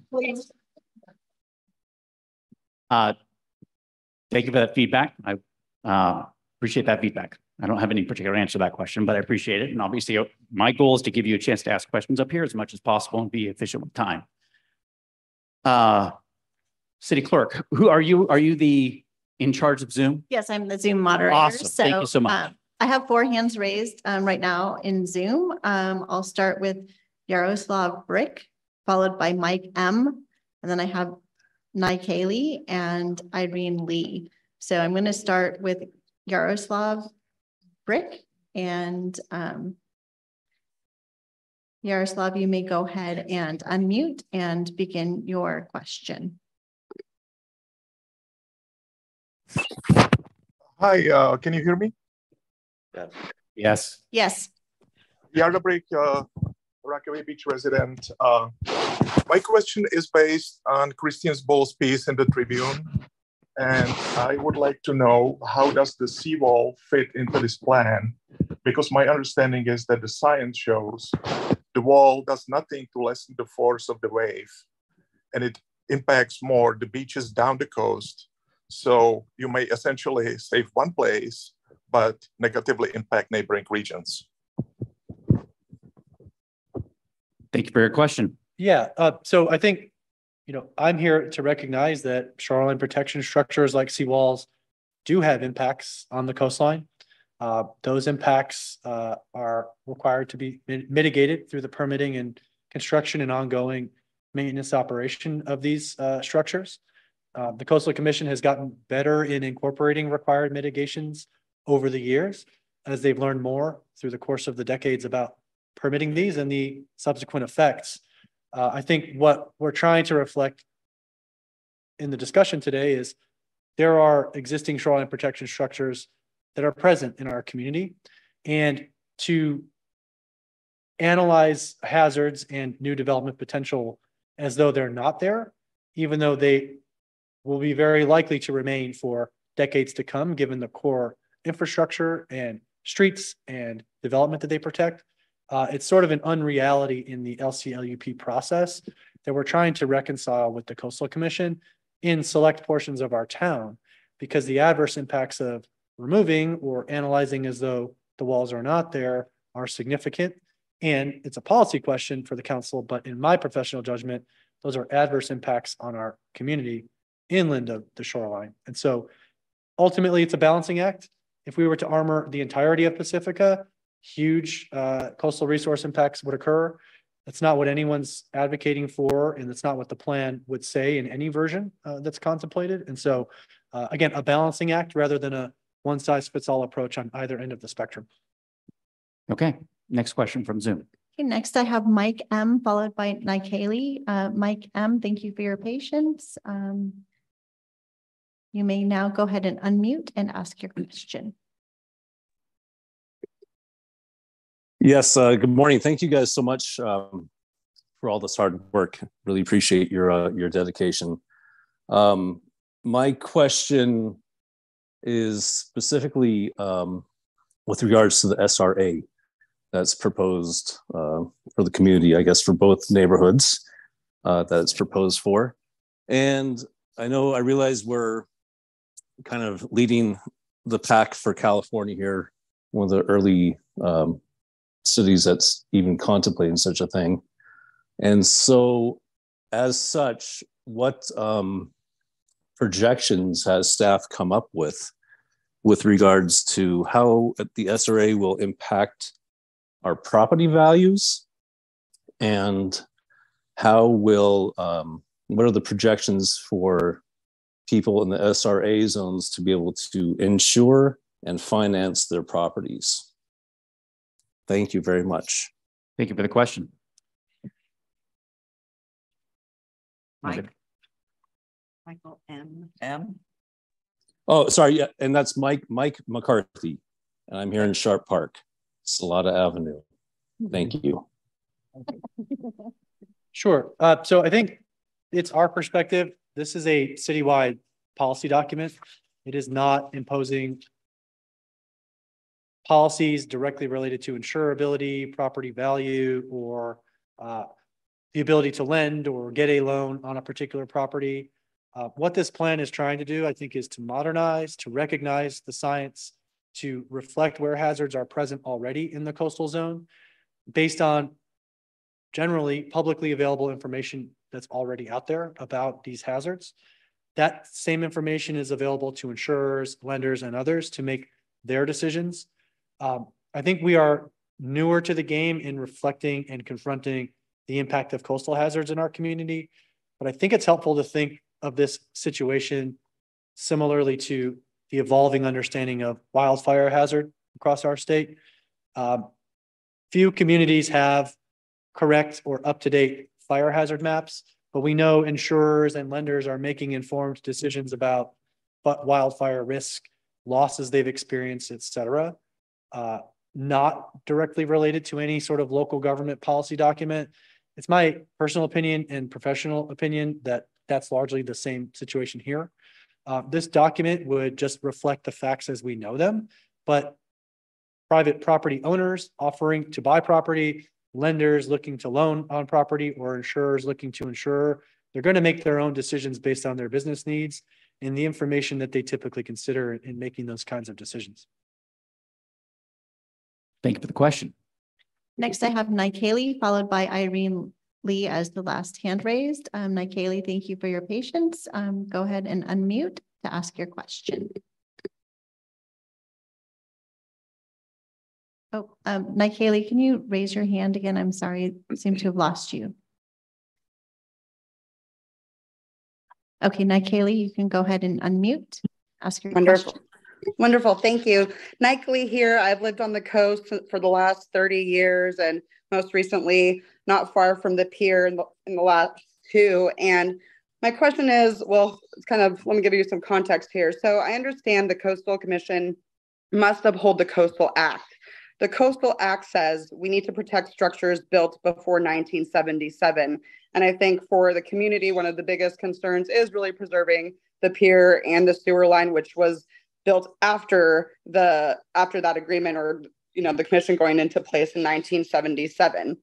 But with that said, the Coastal Act does say seawalls shall be permitted to protect existing structures. And my question kind of goes to one, property rights. I understand that potentially one of the provisions for SSM requirements would be to remove section 30312 that would allow property owners to replace a structure pursuant to certain provisions, demolish and reconstruct a single family resident with certain restrictions, improve any structures as long as its intensity of its use is not changed, reconstruct or repair of any seawall, and do repair or maintenance as long as public access is not impacted. So my question is, what about private homes, especially that have been built on the Palmetto area before the Coastal Commission went into act pre-1977? Doesn't there then allow the city to have a little bit more wiggle room to kind of push back against some of the requests that the commission is asking for?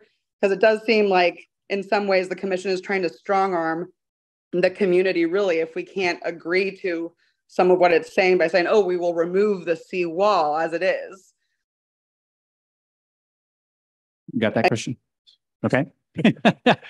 Yeah, great questions. I think there's a lot to unpack there. I hope I captured all in my response. I think the first thing is, I think anybody could look at the Coastal Act and find a provision that supports their particular position.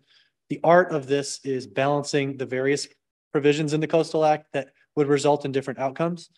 I would say my opinion is that the Coastal Commission historically, or at least in recent history, has balanced it more on the coastal resource protection side rather than the development protection and construction side. That's a policy call that agency is entitled to make, and it's resulting from the appointments that the governor, the assembly, and the Senate are making to the coastal commissioners. Those interpretations and the policy balance changes over time, but it's currently balanced towards the environmental and coastal resources side. That said, this question of shoreline protection structures authorized to protect existing development, it's a subject of much consternation. The Coastal Act does not say, January 1st, 1977. That's an interpretation of what existing development means by the Coastal Commission. And people have and are continuing, as of today, to litigate that question. It's a question for the courts and for the legislature to sort out. We are currently bound by this interpretation of January 1st, 1977. And so we're trying to operate in good faith based on that. As it relates to property rights, I think the City Council previously has indicated that property rights is a key theme in the LCLUP from their perspective, and figuring out ways to be most protective of property rights in our community was an important theme, while also, again, balancing environmental and other resource protection considerations. I think the good news is we are exploring ways with the Coastal Commission staff to potentially put special resiliency area policies in place that would allow the reflection that existing shoreline protection is having a protective impact on properties in the areas identified. If that were to take effect, it would provide more development potential with fewer hoops to jump through for properties in those areas subject to those policies, where the rest of the city would be subject to sort of the baseline policy approach that the Coastal Commission has pushed for. All I can say is if you think a different outcome needs to apply from the Coastal Commission and from the Coastal Act, those are legislative questions, and you need to talk to your elected assembly, senator, and governor to change the Coastal Act or the appointments to the Coastal Commission to get a different outcome. We're trying to operate within the conditions as they are today. Okay, and I think we're on our final, thank you for that, Christian. We're on our final Zoom question. Yes, final hand raised on Zoom is from Irene Lee. Irene, thank you for waiting. You can go ahead and ask your question. Hi, thank you for this meeting and for letting me participate in Zoom. My question is that which agency is the final determination for drawing the red line on the hazardous zone, and how often is it updated? Great question. Yeah, the red line you're referring to is one of the coastal vulnerability zones in the city's maps, projecting coastal erosion using the best available science at the time, notably the Ocean Protection Council sea level rise projections. That red line was drawn as a product of a city-led process with a consultant hired by the city, highly qualified coastal and geotechnical engineers using their expertise to use the data available to project the hazards on this citywide basis. Site-specific analyses could result in different specific line drawing on a specific property. The LCLUP contemplates that. The maps are intended to be sort of a filter of sorts where further site-specific analysis is needed and where it may be foregone to maybe streamline or make the development process quicker and less expensive. We are envisioning those maps being updated every probably 5 to 10 years, updated to reflect the best available science. We talked earlier briefly about an update coming to the sea level rise projections in the near future to update the 2018 data. So as new science and new data that is accepted as the best available science becomes available, the city can make a decision to update those maps and see if the lines would result in different places, meaning different policy outcomes would result if the lines were to change. That is one of the benefits of this document, to be able to undertake periodic updates to reflect the changing and dynamic nature of the coastline. Great. Thank you, Christian. Okay, so now we're going to go back to frequently asked questions. Some of these were pre-submitted before the meeting, so hopefully we'll get to the question that was asked earlier. And in true Pacifica fashion, you said about 15 to 20 minutes to get through it. We got exactly 15, 20 minutes to get through it. So we're going to run right up to noon. That was beautiful work by everybody asking questions on Zoom in here. Christian, the floor is, oh, and if we could please take down the house lights again to make it easier to see the screen, I would appreciate it. And I'll hand it back to Christian to continue on with the frequently asked questions. Thank you all for your excellent questions. Great. Well, thank you. Yeah, as Ryder mentioned for the questions, we're trying to make this an accessible, informative process. I'm really enjoying hearing where you are and trying to give you information from the city's perspective. We received numerous questions in advance of today's meeting. And we'll give a moment for the slides to catch up here. All right, let's see. The clicker's not working for me. You try again. Okay, great. So we are trying to balance a lot of information, as we've said, with a scarce amount of time today. We are focusing on answering questions right now that were submitted in advance after the agenda was published. We received more than 140 questions before the agenda packet was published and have answered those questions to the best of our ability in accessible, understandable terms in the staff report. I would encourage you to review those if you haven't already. Focusing now on those that were submitted after agenda publication. For the most part in these slides, we'll be grouping together a series of questions that will get a similar answer. At the end, there are some individualized questions that we'll work through. So this general theme of fiscal impacts and economic vitality, What will the city do to protect its revenue and challenge the Coastal Commission's proposal? Or alternately, if the coast is not maintained, how does Pacifica plan to fill that potentially enormous budgetary shortfall? How will the planned SRA impact the economic vitality of the Sharp Park neighborhood? How will the SRA impact West Sharp Park home values? And what are the projections for the SRA with regards to individuals being able to finance and insure their homes and properties? I answered several of those questions already. I'll just hit them briefly. The insurers, the lenders, the purchasers are making their own decisions based on the information they have. The information in this plan is distilled and analyzed from publicly available information. So those insurers, lenders, and purchasers have access to that information. We think on balance, the special resiliency area policies will provide better development potential and maybe greater property value for those properties subject to the policies than those that would have more restrictive policies, as I mentioned earlier in the live question responses. But ultimately, property values vary for different reasons. Someone might come and pay all cash for a property that they just love for whatever reason, irrespective of the information in this plan or other information. The next theme is development and open space protections. What is the intent for the city to develop more undeveloped land that is not being used now? How will this impact our city's open space? And what undeveloped land is going to be at risk now? How can we stop new development? I will say broadly, the updated LCLUP would have more policies to clearly protect environmental resources.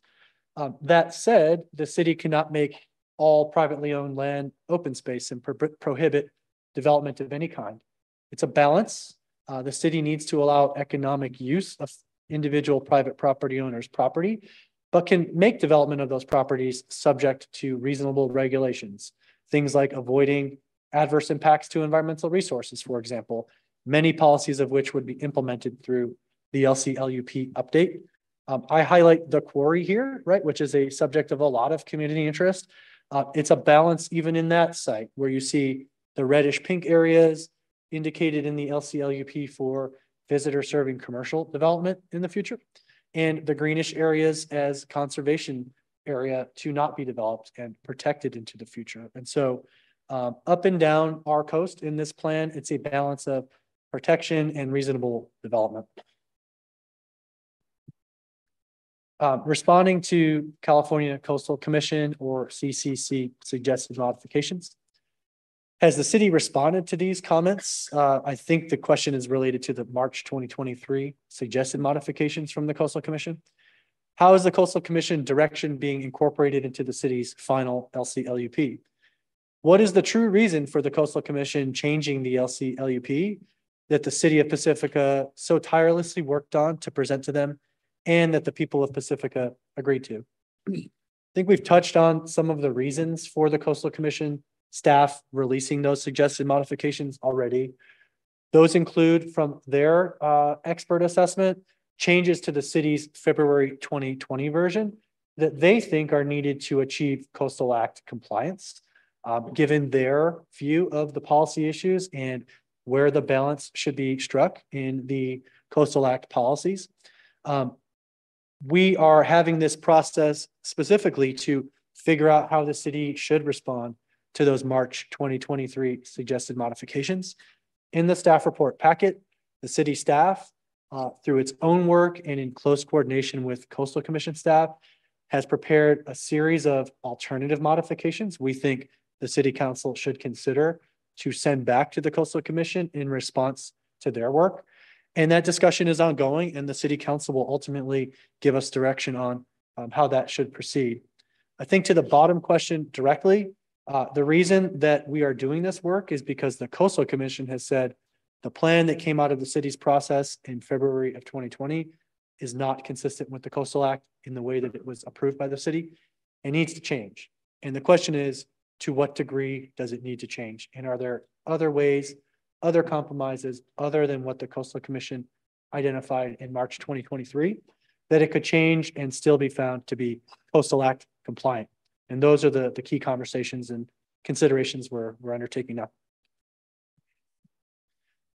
On the topic of deed restrictions and substantial structural modifications, or SSMs, to require a deed restriction and the signature of an assumption of risk waiver seems like the Coastal Commission is overreaching and expects Pacifica to enforce this approach. Has the city attorney reviewed this proposal and weighed in on the legality of it? How about my Fifth Amendment rights as a property owner? Does Pacifica think it is immune to lawsuits in regards to this type of overreach? So I'll take that question first and then take the bottom two about the SSMs. The Coastal Commission, as I mentioned earlier, is the state agency empowered under the Coastal Act to enforce and administer and interpret the Coastal Act. They have used a tool, the deed restriction tool, for a while now to implement one of the key provisions in the Coastal Act, which is that new development shall be designed not to need shoreline protection structures. Deed restrictions are used at various levels of government, including by the city in some cases when it acts on development, to provide notice to current and future property owners of important limitations on the use of their property.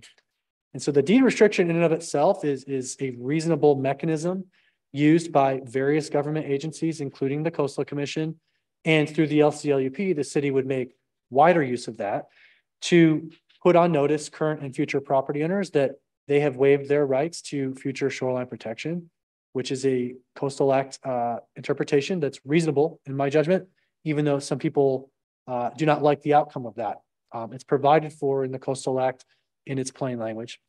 And in relation to legal liability and lawsuits, the courts over time have consistently upheld reasonable government regulation of developments and mitigations and deed restrictions and so forth that are needed to manage and to respond to the impacts of development to mitigate significant impacts that are identified. And so I don't think we're seeing any issue with this approach from that standpoint.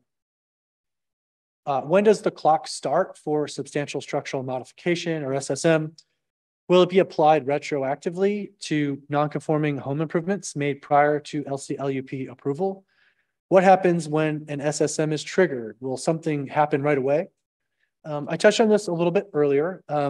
The starting date, if you will, is available permit records from the city or from the Coastal Commission. Those permit records are inconsistent for some properties, better for others. We are left with the available records that we have to try to make informed decisions and determinations. What's important is that we will have to establish a baseline based on whatever permitting records or other reasonable information we have available and compare it to a proposed development based on the plan information that's submitted. And we will have to work carefully on a site-by-site basis when developments proposed to determine whether we think the SSM definition will be exceeded or not, and to have that conversation with the property owner so they can make informed decisions about how to proceed. That's in conjunction with wanting to undertake a new project for a property. It's important, and I want to reinforce the earlier statement I made. There's no trigger when the LCLUP is certified, when that time occurs, where we will come and require changes to property because the plan has been adopted. We are not coming to say, you've committed an SSM, you're in violation, change your property. It's not happening. Will limitations be in place on further modifications to property? Perhaps, and that's a reality that would come out of this modernized LCLUP. But if you've got a property you love and it's legal in its current form because you obtained the relevant permits, we're not going to come make you do anything different to your property through adoption of this plan. The next theme here, special resiliency areas, SRAs, and post-LCLUP approval. This question characterizes it as, why is the city selling out some neighborhoods to get these SRAs? And what happens after LCLUP adoption? I think these are related, but somewhat different in the way that I want to respond. I want to clarify first, I would not characterize this situation as selling out some neighborhoods to get the SRAs. If you look and follow the sequence of events relative to the LCLUP update, the March 2023 modifications from the Coastal Commission were written in response to the city's February 2020 city council approval document. The city had a very, pro-development, pro-protection LCLUP. The Coastal Commission has commented on that in some very important ways that will require a compromise approach. The Coastal Commission modifications would put it much more to a less protective policy posture and approach reflective of their interpretation and application of the Coastal Act. What we are exploring in response to that March 2023 set of comments is new ways to provide greater protections and greater development potential for some of our neighborhoods. In this case, West Sharp Park and Rockaway Beach, through this SRA concept.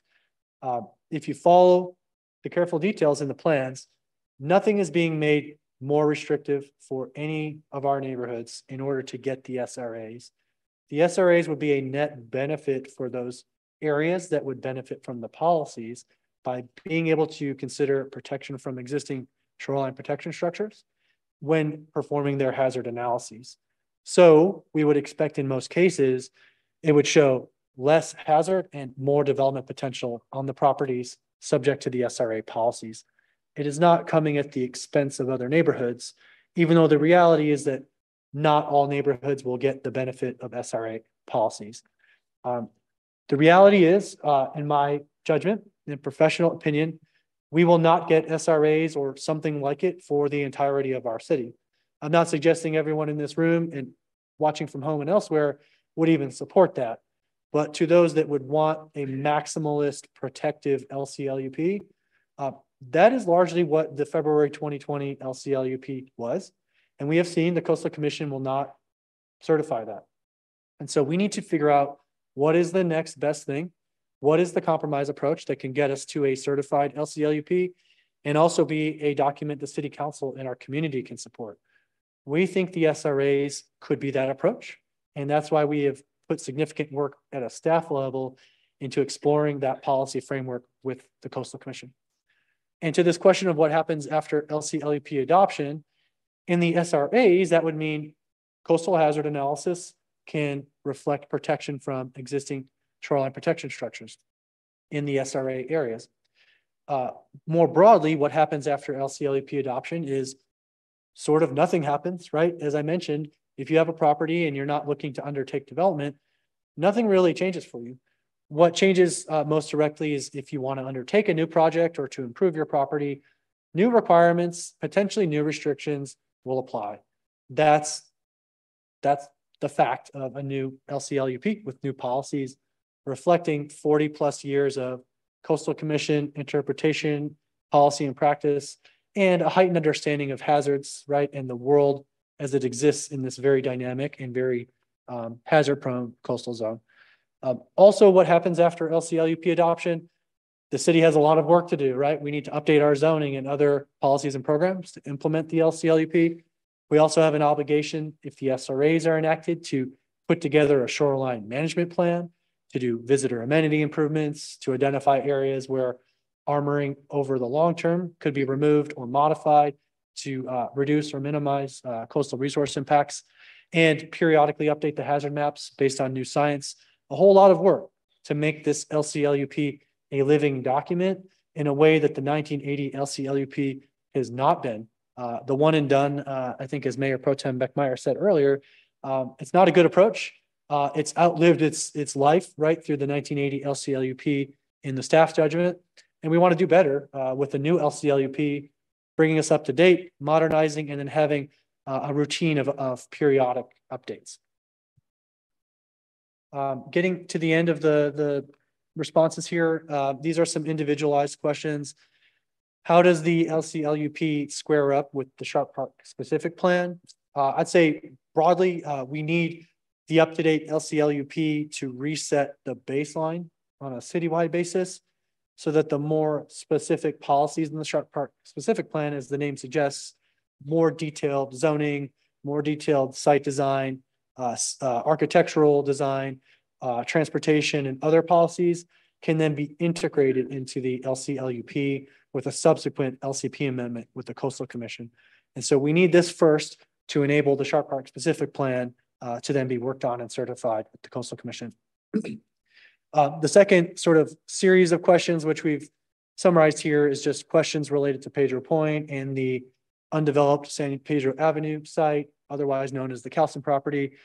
Several of the questions asked, why is the city allowing certain development potential there?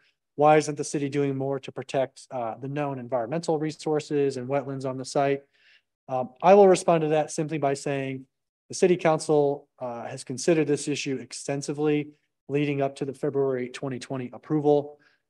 They ended up in a place through this policy shown on the screen that's in the LCLUP to allow reasonable development potential of that property, which the city needs to do, but at the very low end of the range of residential development in that particular land use, which calls for mixed use, commercial and residential.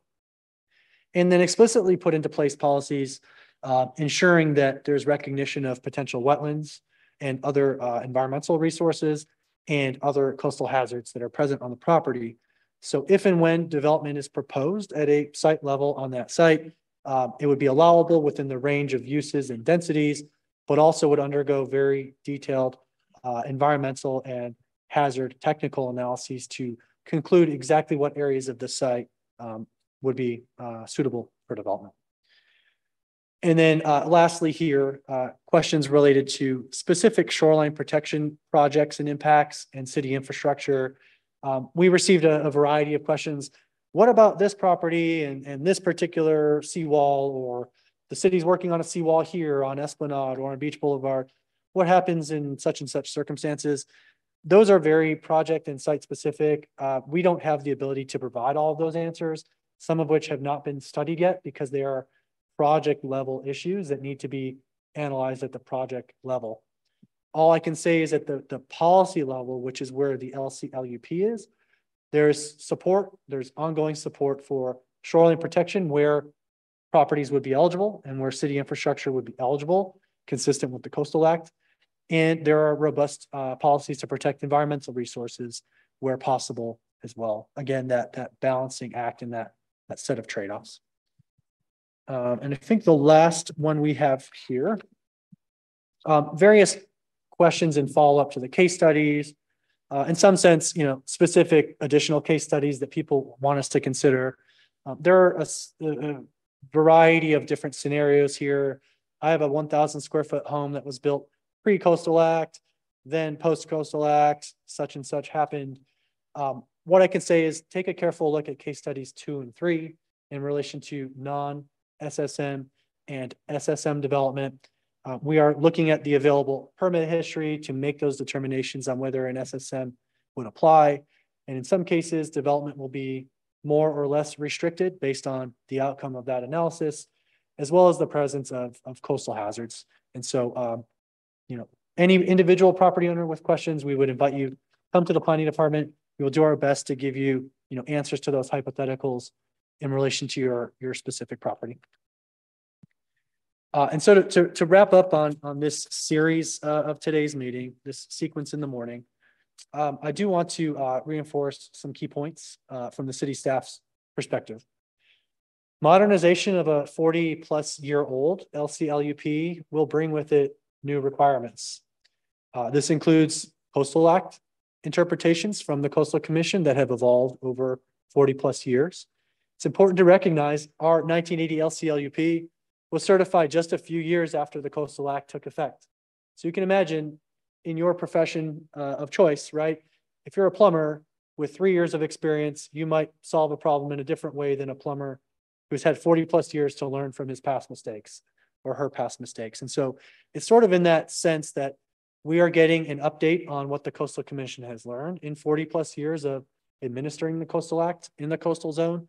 And the reality is we have to incorporate a lot of those lessons into our new plan. And it will also reflect updated science and coastal hazard understandings that were not available in 1980 that need to be incorporated into a new modernized LCLUP. It's important to recognize the Coastal Act writ large does not allow new development to rely on new or existing shoreline protection. It's a fundamental Coastal Act principle. We need to figure out how to recognize that and to work with it. One way to work with it is to work with the Coastal Commission staff and the Coastal Commission on compromise approaches potentially including the special resiliency area or SRA policies, where we can use a different approach to Coastal Act compliance in a narrow subset of our community. In this case, West Sharp Park and Rockaway Beach. It's innovative. We are on the leading edge of this. Maybe we could be one of the first communities in California to get such policies. And we are exploring that as part of this LCLUP update process. Important to note, as responded to in the FAQs, that deed restrictions, waiving rights to shoreline protection, and assuming risk are the new normal to implement the Coastal Act. It's a reasonable mechanism. It's supported by the law. It's implementing the Coastal Act to put current and future owners on notice about limitations on shoreline protection relative to development. That said, in the context of triggers and what happens next and what happens to me if the plan's adopted, again, no one's coming through to say, new plan adopted, come sign this deed restriction, we're going to put it on your property. However, when you decide to undertake a project in the future, that may be a component of any potential approval. And you as a property owner will need to make an informed decision whether to move forward with the project in this new policy framework and to accept everything that comes along with it, or to choose not to undertake the project. Additionally, it's my perspective and the staff's perspective, inconsistency with the 2040 general plan adopted in 2022 will become increasingly challenging over time. Where there are conflicts between the 1980 LCLUP and the city's 2040 general plan, the 1980 LCLUP in the coastal zone will need to continue to take precedence. That limits the abilities of the city to implement the variety of key changes that were the product of that extensive general plan update process, many of which are carried forward in the new LCLUP. And so things like new land use, environmental protections, mixed use, revitalization of our neighborhoods, provision of housing and affordable housing opportunities, strengthening the city's tax base and economic development, those will all continue to be limited if we operate under a 1980 LCLUP as compared to updating it and aligning it with the 2040 general plan. And then the last point I want to leave you with in this part of today's presentation is that an update to our LCLUP is coming, regardless of what we do in this particular moment in time. State law enacted at the end of last year, SB Senate Bill 272, requires this type of LCLUP update by January 1st of 2034, give or take 10 years from now. We have no indication that conditions for that update will be more favorable then than they are now. We have a lot of attention and interest from the Coastal Commission to try to hammer out some compromise approaches. Maybe it's the SRAs, maybe it's something else, but we are getting a lot of constructive participation from our corresponding agency. When every coastal zone community, or many of them, will be rushing by the deadline to update their LCLUPs to comply with state law, I think we are less likely to get that kind of individualized attention, and we should really try to take advantage of that now. Again, there's no indication conditions will be better then to update the LCLUP than they are now, and we'll have lost the better part of a decade at that point with all of the good things that I'm perceiving would come out of an LCLUP update that we've been highlighting today. So I'm hopeful we can find a way as a community with city council support and working with the Coastal Commission to find compromise and to move this process forward.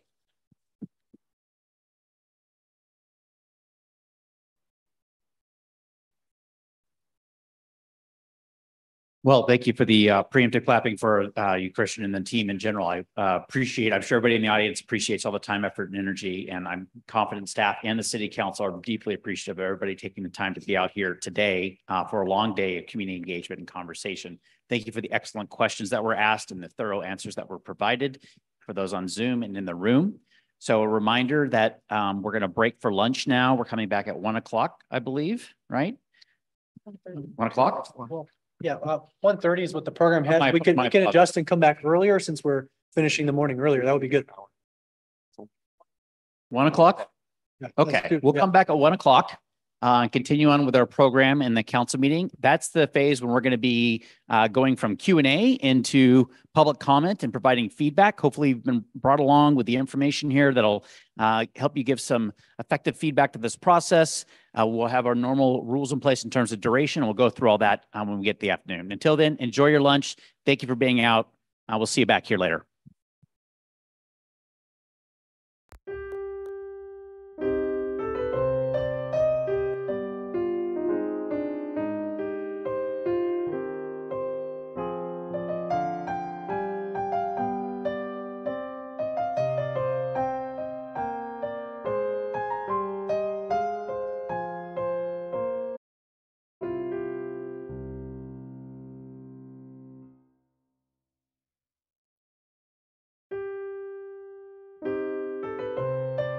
Standing?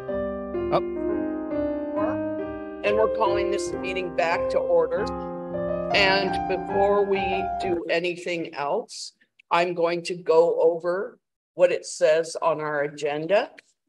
And it says the next item is staff presentation on proposed alternative modifications.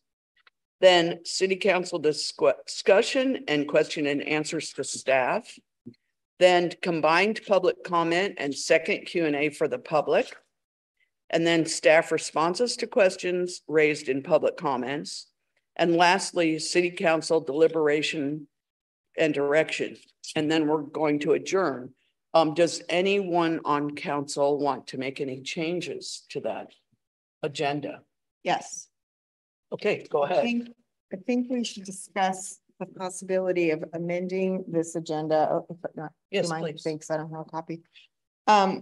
Amending this agenda slightly so that we would have a Q&A. Where to go?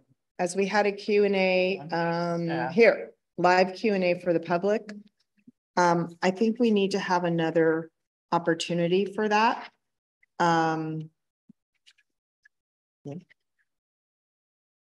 We have that on this agenda, but I meant right here.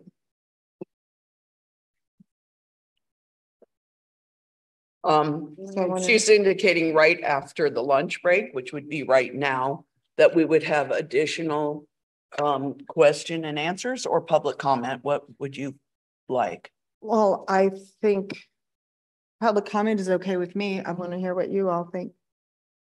Yeah, sure. Sure. What time limit will we give people? I don't know, Mayor. Can I see a show of hands of who would like to speak now? And then you do have another opportunity after we have our discussion and question and answers. So how many would like to speak now? 3, 4, 5, 6, 7, 8. Yeah. Okay. So that's 30 minutes. If it's 3 minutes. Staff question.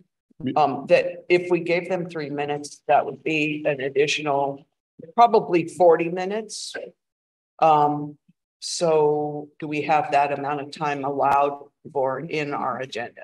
Yeah, Mayor Vardalos, I just want to be clear. So is the suggestion that's on the table to add an additional Q&A now, in addition to item 10, which is combined public comment and Q&A? Yes. And this would be a public comment Q&A also.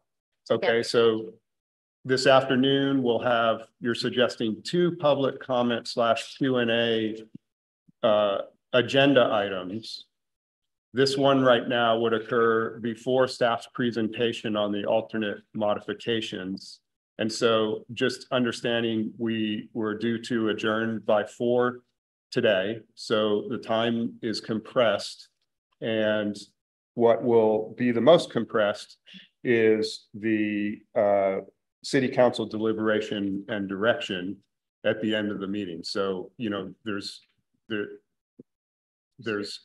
already been a Q&A in the morning, and no, we did not. We're not. Excuse me. Oh, sorry. Okay, so I'll just clarify. Yeah, I just want to clarify what's happening in the afternoon. So you're talking about adding a third Q&A, a second Q&A public comment, because that's what's in the afternoon moving forward. So. Yeah. And I just want to add that I think this is good to give the opportunity for the public to comment if they're not seeing something that we're addressing so far or on the agenda, and maybe it'll reduce the number of public comments and questions later on. And it may not. So, but it helps inform the meeting as we go forward. Okay, so I propose 2 minutes for each public commenter questioner. Do we need to take both? I think you're adding a new agenda item and we need a motion. Okay. And a So I move that we add a new agenda item, which would be 7A. number 7A with a 2-minute public comment and question answer period. A second. I'll start the roll call vote. Councilmember Bowles. Yes. Councilmember Big Stick. Yes. Councilmember Beer. Yes. Mayor Pro Tem Beckmeyer. Yes. Mayor Vaterlos. Yes. And the agenda amendment passes unanimously. And Mayor Vaterlos, just because it's important, can we just then go through once again what the agenda items are starting now for the rest of the afternoon? Yes, so we will now have item 7A, which is a public comment Q&A combined with 2 minutes per person. Then a staff presentation on the proposed alternative modifications. Then city council discussions and Q&A to staff. A second combined public comment and Q&A for the public. Staff responses to questions. So if anyone has a question right now, are we going to hold them off or are we going to answer them directly? I think you're saying So what we were imagining for the public comment / Q&As, we will note questions during the course of the comment period, not provide answers immediately to each commenter, but provide a standard overall public comment. Yes. Okay, so your questions will not be answered immediately. That will happen with the staff responses to questions raised in public comments. And then we will finish with city council deliberation, and we will finish at 4 o'clock. Okay. So, okay. And then Everyone for clear the now? public commenters, if we can ask to fill out a yellow speaker card, and then just you can put it right on the stage after your public comment.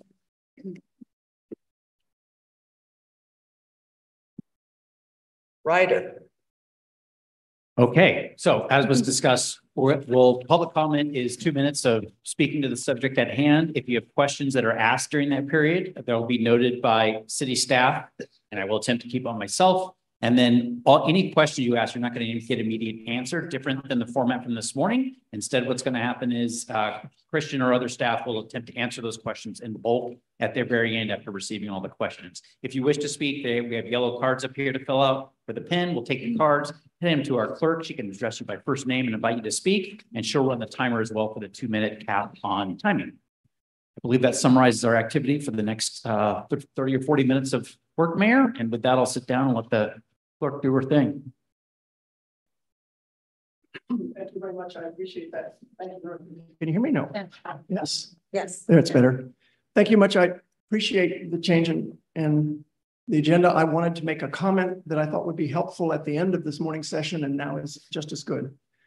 I'm pleased that the city has articulated alternatives to the CCC staff's suggested modifications.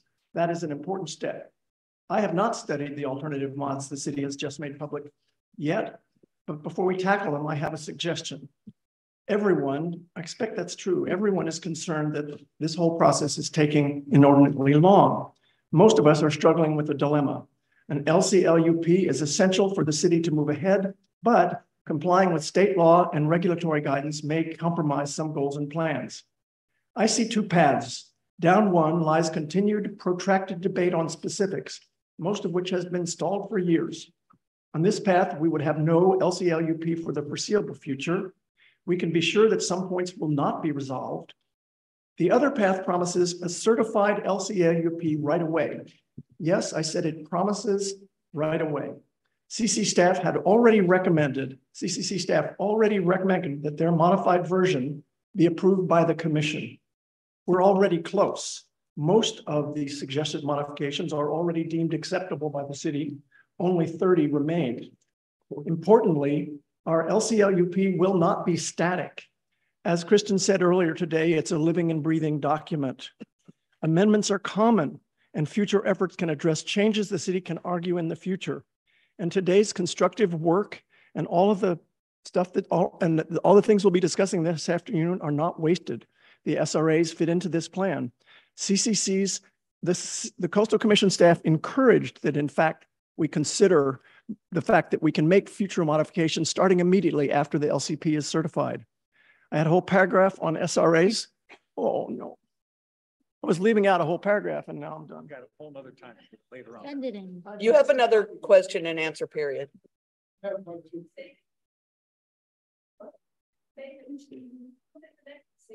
Hi, Sam Casillas, Federal Point. Oh, can I go? Hi, the city keeps misrepresenting a taking. It is not a taking and you don't have to give economic use if the development will become a public nuisance or infringes on the public trust land, which is in the Coastal Act law. So by changing the land use designation in places like the Pedro Point Field to residential, where the community and the Coastal Commission have provided reams of data showing flood hazards, that it's actually a wetland, ESHA, protected species, the city is willfully ignoring data that will back them into a taking and pretend they had no choice. The land use designation should be conservation, and just ignoring the data doesn't change the facts on the ground, that the Pedro Point Field is a hazard zone. This upfront analysis is also a requirement under CEQA. You cannot defer the analysis when changing the land use designation. Thank you. Thank you.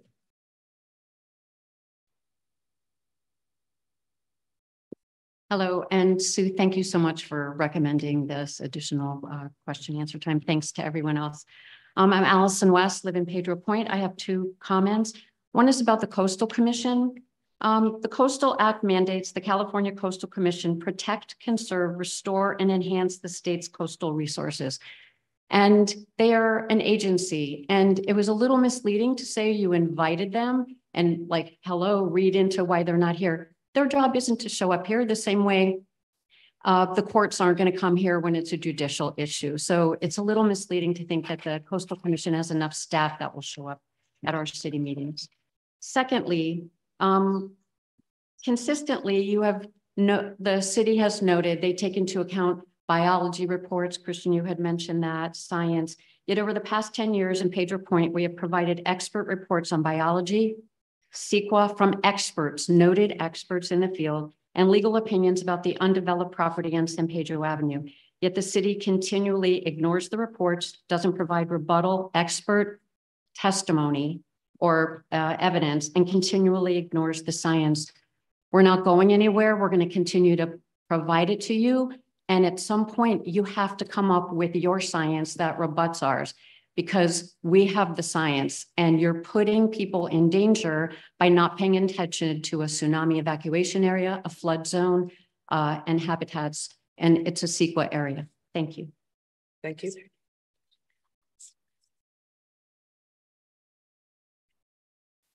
As the next speaker is coming up, I just want to note those on Zoom that would like to make a public comment at this time should raise their hands.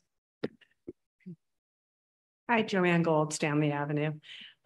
Similar to what Allison and Sam just pointed out, my comment is on the undeveloped property on San Pedro Avenue. And my question that I had submitted in advance had to do with the change to the land use designation to coastal residential mixed use from its current land use. And my question that I had asked was, why would we change that land use and put people and property in harm's way? It is in a hazard zone, as Allison just pointed out, a tsunami evacuation area, a flood area. And the answer I heard was that the number of residences that would be built would be reduced. But why is there any number of residences and people and property that you would put in harm's way?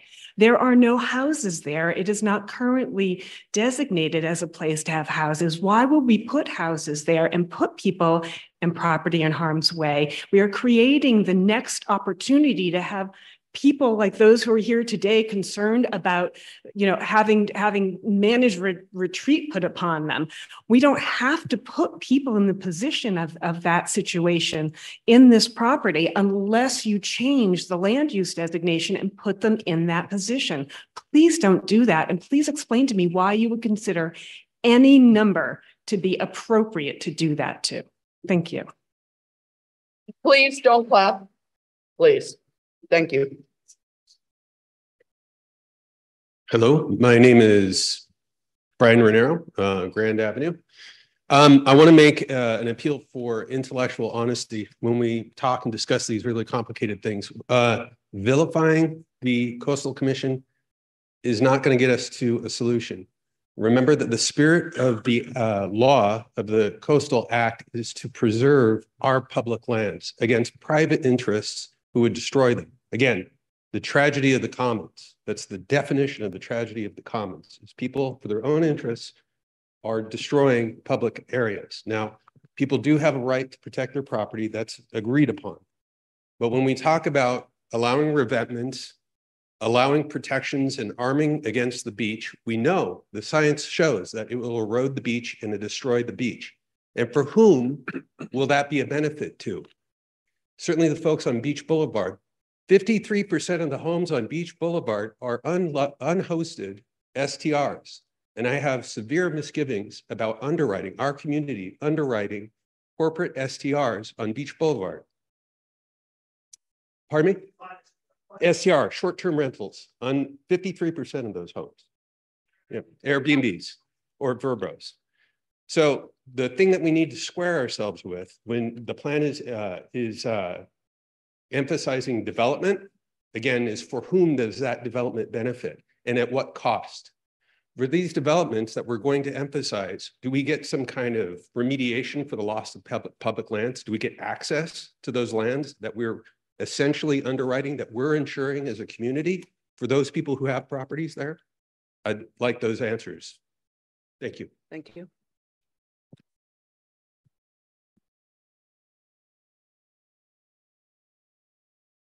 Not as tall as our previous speaker.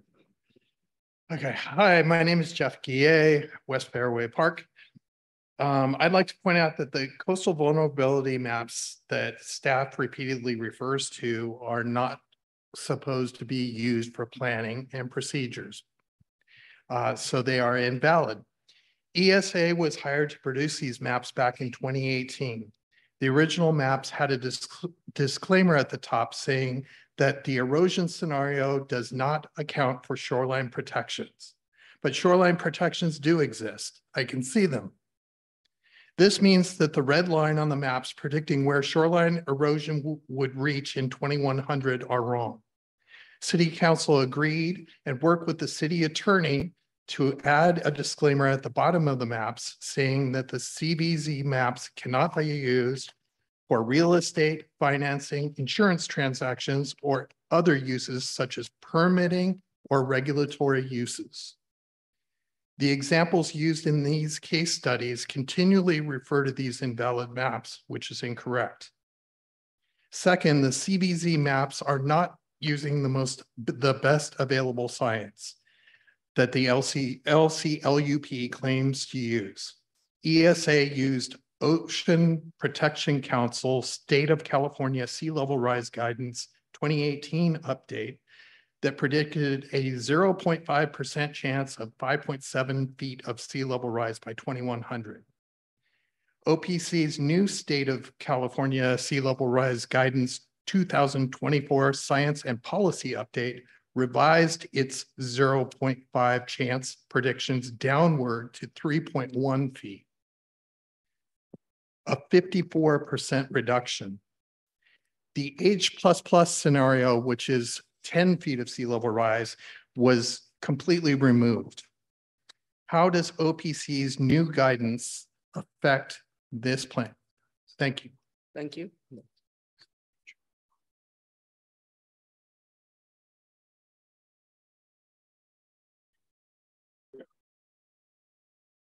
Good afternoon. I'm Richard Harris with the San Francisco Public Golf Alliance, and I live in San Francisco.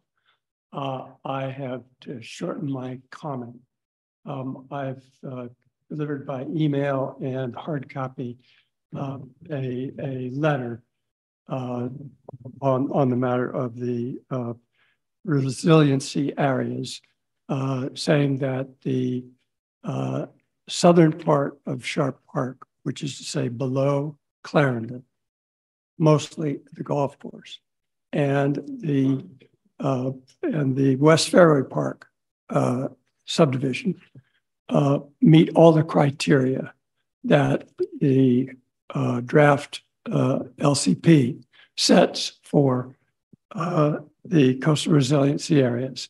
And additionally, they are, and I've given you a lot of documentation, they are, this is low income, this is low cost public recreation. These are very specifically protected under the Coastal Act, under the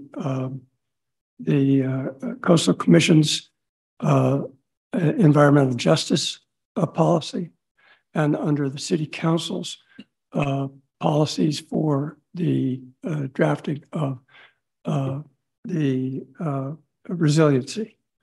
And in addition to all of that, your own critical infrastructure runs through that policy. You've got force mains of the sewer running through the golf course, and you've got your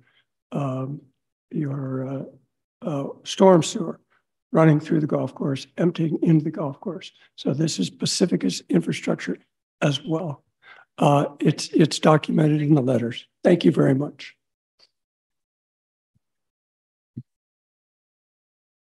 Hi, everyone. I'm Jennifer Smith. I'm on Shoreview Avenue, and I want to thank the mayor and the council for giving us this opportunity, this extension, really to understand more and to be able to ask questions and to give us voice. And to the staff, thank you for pulling this all together and for being willing to answer so many questions. I had 3 questions from earlier that didn't get asked. Some of them are extensions of other questions, but the first was, how were the SRAs determined? Is it only neighborhoods with public use areas? Question. The second is, can you please give us a real world example of the risk of not having the Coastal Commission certify this updated plan? Are we risking state and federal funding, for example? And the third question is really, I want to recognize the hard work of civil servants over the many, many years, but can you please explain why it took so long to get from a 2009 start to this point of approval for an updated plan today? Thank you very much. No one standing. Is there anyone on Zoom? Yeah. Oh, sorry. Someone's sitting. Sorry. I kind of hopped on late anyway. There, I'm Cherie Chan. I'm also in Pedro Point as well. My comments have to do with figure 4.3, the ESHA's environmentally sensitive habitat and the restoration and the references inside the document. I filed comments back in 2020 saying that the document wasn't updated and that the note that ESHA's that have been identified by the Coastal Commission aren't included in these updates. And I understand that they might be illustrative, but certainly the text should be updated in an LCLUP. Even if, you don't want to pay for the consultants to update the maps again. I share your desire that, and the desire of the entire council that we move forward with an LCLUP that is as solid as possible and one that's going to be not challenged in the courts. So if you can at least update the language to reflect that the Pedro Point field is a known ESHA as determined by the Coastal Commission, then we'll have a better chance of moving this forward. It would be great if you could update the maps too, but as Mr. Galay mentioned, there seem to be some challenges, but let's do the best we can together. And thank you everybody for all your hard work on this. Thank you, Cherie. Now seeing no one at the mic. Do we have anyone on Zoom? Mayor, I don't see any hands raised on Zoom. Okay, so I will bring that I will close the public comment and bring it back to council, except that we're having a staff presentation next. So Thank you, Mayor. Good afternoon to everyone in attendance. Planning Director Christian Murdoch. I'll try to provide answers to the questions that I noted mixed in with some of the comments. There was a question about, does the public get compensation for the lands lost to seawalls and other shoreline protection devices? The answer is yes, in a sense. During the Coastal Commission permitting process, one of the components is a calculation of sand mitigation fees, for example, as one instance of that. And the Coastal Commission uses a process to calculate how much sand they think will be lost as a result of a shoreline protection device being constructed, and requires payment of a fee by the applicant for that to offset impacts. How those fees are specifically used, I don't have full information. I think they may help to provide grants to construct other types of coastal access points in the vicinity as one example. But really that's a question for the Coastal Commission. I don't have a full answer to that, but there is a process. It is more legal than substantive to some extent. It is not providing access to those lands immediately fronting the shoreline protection devices, which I think are understood in many cases to probably result over the long term as no longer being accessible to the public as a consequence of those devices being constructed. There's a question about the disclaimers on the coastal vulnerability zone maps and essentially why the city staff is talking about them as having any sort of value or effect in this process. It's a kind of a long disclaimer, but I think the meat of it related to the question is this statement that the CVZ maps are not detailed to the parcel scale and should not be used for real estate, financing, or insurance transactions or other uses such as navigation, permitting, or regulatory uses. But it goes on in the following sentence to say, to confirm vulnerability potential, further studies should be performed for the CVZs. CVZ projections were sourced from publicly available data and existing models not created by the city of Pacifica. So I believe I said in most, if not all of my references to the CVZs that we were using these and other maps in the LCLUP as a screening tool to determine where further analysis is required. So we are not using these to make permitting decisions or proposing to use them to make permitting decisions that would run afoul of the disclaimer as I would read and interpret it. We are using it as a tool to determine where further site-specific analysis as described when you read the entirety of the disclaimer together, that these maps they're going to serve some purpose. We have policies that reference coastal vulnerability zones. These are the only coastal vulnerability zone maps in the LCLUP. So clearly there's some sort of function for them. And we believe that's to use them as a screening tool to trigger further site-specific analysis as described in the disclaimer. There was a question statement about whether the coastal vulnerability zone maps use the best available science. Indeed, given the time period in which they were prepared, they used the 2018 Ocean Protection Council sea level rise data. As noted in my earlier remarks from this morning, there is a process underway to update those, potentially becoming known as the 2024 OPC data or something of the sort. And so when those projections are finalized, that would trigger a process for us, if this LCLUP were to be in place, for example, to update the maps and to ensure that they reflect the best available science as finally in effect at that time. The new projections are not finally in effect, and so it would be premature to try to base maps off of those, in my opinion. There was a question or a comment about why the text could not be updated to reflect environmentally sensitive habitat areas on the undeveloped San Pedro Avenue site. That's something we can think about and consider. I would just add that we have not, and it would be a significant undertaking to identify all of the sites where perhaps site-specific analyses have been done or Coastal Commission staff has analyzed where site-specific investigations have identified ESHA. That's not really the purpose of the maps or the LCLUP, using them as a tool. What the map does is use generally available resource agency maps of known or suspected potential ESHA, of which those site-specific analyses may eventually catch up, but are not currently feeding into.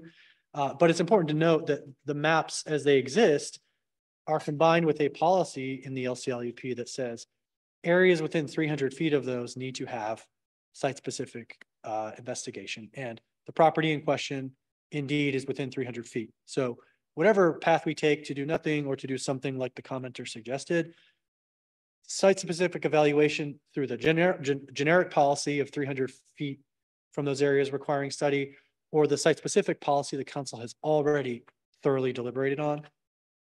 All roads lead to site-specific evaluation being done when a development is proposed in the future.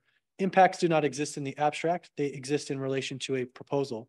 And so there's no need to do further study of that at this point in time, unless and until a development proposal is submitted to the city.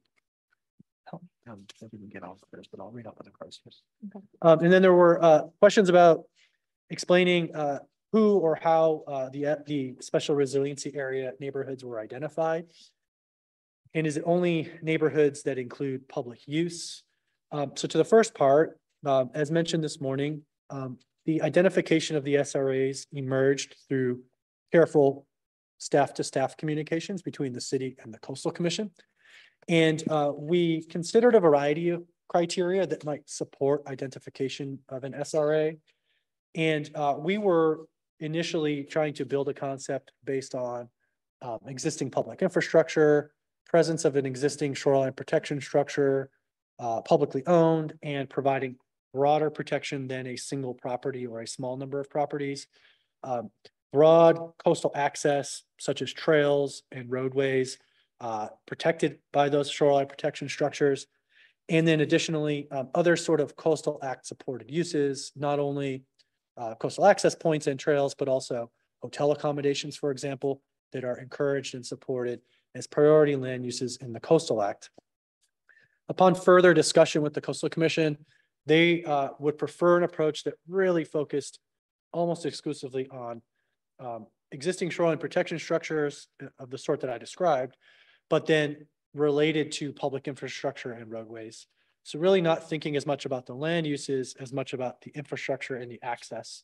And so that is the current framework or model on which these SRAs are being considered. And is it only neighborhoods that include public use? Yes, in part, but I would qualify that by saying, at this point, primarily public infrastructure that runs through the area and needs to be protected by the shoreline protection structures that are there presently. Question again, stated earlier, what is the danger of having a plan that the Coastal Commission does not certify? Do we risk missing out on state or federal funding? Please give real examples, not just risk of superseding documents. So we talked about some of the benefits of having an updated LCLUP, land use designations that support the community's vision for the future, type of community that we want, in the future, infill development, mixed use, providing housing and affordable housing, vibrant commercial and economic development opportunities, strengthening the city's tax base to provide public services, protecting the environment, and so forth. Those are all significantly advanced through an updated LCLUP. The 1980 LCLUP, as mentioned in numerous of the case studies, has few, if any, policies on point to address these very important public desires and demands, many of which surface through the general plan update process, or through the Sharp Park specific plan, or through this process, or the housing element process. And so an updated LCLUP would help tie all of those together. One of the risks, to try to give specific examples, is that the 1980 LCLUP, for those areas in the Coastal Commission appeal jurisdiction, as we discussed earlier, when actions are taken in those areas, and if they're appealed, which happens regularly in Pacifica, the Coastal Commission is imposing those policies that deviate from the 1980 LCLUP, many of which they've expressed an interest to implement through their suggested modifications to our document. And so the risk is that the policies that we're talking about will take effect anyways, and we'll have little to no control over the manner in which that they are applied.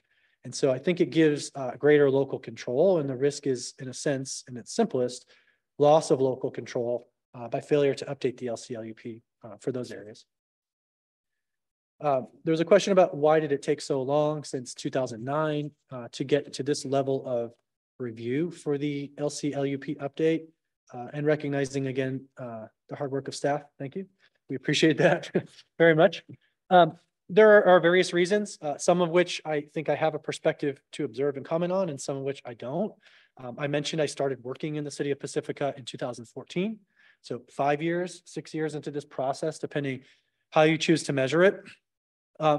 Secondhand, what was relayed to me from staff who had been here at the time when I started was that the process started with the best intentions, but if we remember the great financial crisis, 2007, 2008, the significant negative impacts that period of time had on local government finances, and the need to really belt tighten and prioritize resources for core service functions for the city at the time, of which spending tens and hundreds of thousands of dollars on a long-term plan update was not prioritized. Whether that's true or not, I don't know. I'm relaying the best information I have on what maybe caused the process to pause during that 9, 10, 11, 12 timeframe. At some point, the work resumed and it culminated with a 2014 draft release of the LCLUP and attempts in the 2014-2015 timeframe to take it back through a city council and planning commission public process, and did include study sessions between the city council and planning commission. There were other emerging policy issues at the time that, in my assessment, being relatively new at the time to the city, took the priority away. Among them, questions about Highway 1 widening and where that fit into the city's land use planning and decision-making. Other emerging priorities related to cannabis permitting and rent stabilization and rent control discussions, all of which consumed major staff and financial resources and time of the city, and took away, again, from an opportunity to focus in a concerted way on major long-term land use planning, such as the LCLUP update. And so it really wasn't until the 2019 timeframe that we were able to then reemerge and re-engage on long-term planning actions through what we branded then as the Plan Pacifica effort, the trifecta, if you will, of completing the general plan update that started as well in 2008, 2009, LCLUP, and creating a new Sharp Park specific plan. We completed the LCLUP update phase for the city in February of 2020, moved that on to the Coastal Commission phase, which is dragged on for various reasons, and then completed the general plan and Sharp Park specific plan updates in 2022.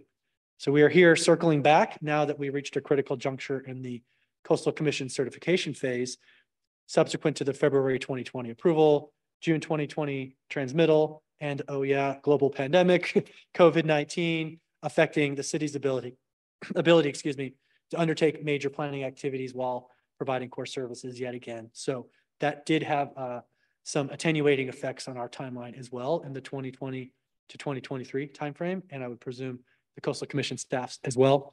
And so for the variety of reasons, we're here today and trying to figure out the way to move forward in this process, and something I'm very excited about. So thank you.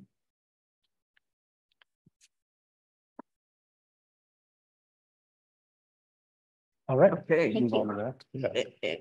Did you want to talk about alternative modifications too? Sure. If there's no council follow-up to that, we could bring the presentation back up. I see it's there. Lights down.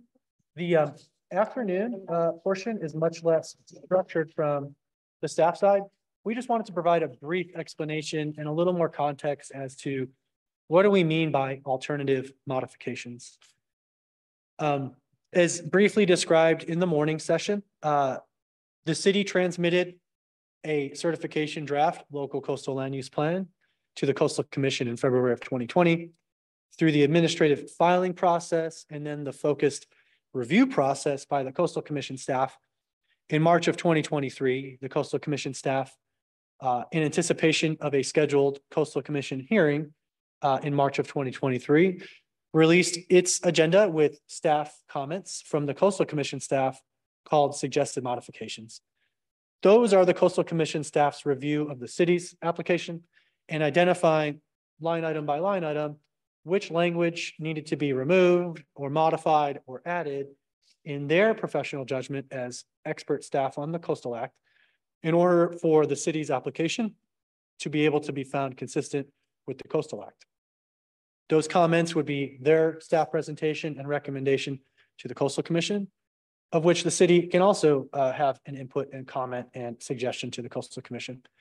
We asked to delay that process so that we could spend more time than the 2 or 3 weeks we would have had in that timeline back in February, March of 2023 to go through the 125 plus suggested modifications released by the Coastal Commission staff. And so what we did between March and June of 2023 is internally as a city staff, make sense of what those 125 plus suggested modifications would mean to the policies supported by the city council, and think about where can we go from there in terms of alternative policy language that might be satisfactory to the Coastal Commission staff. And so we've engaged since June of 2023 through as recently as this week, leading up to this meeting, and having a series of staff-to-staff meetings and discussions with the Coastal Commission staff about potential alternative modifications where we could, with city council support, transmit them to ask the Coastal Commission staff to reconsider in light of the further discussions and reasoning submitted by the city. Of those 125 plus Coastal Commission staff suggested modifications, we've identified 45 alternative modifications we think would be appropriate, either to provide better clarity, to provide internal consistency among policies as modified by the Coastal Commission, or to try to get a little bit closer on key substantive policy points in a way that's better balanced for our community and in better alignment with what the City Council approved in February of 2020.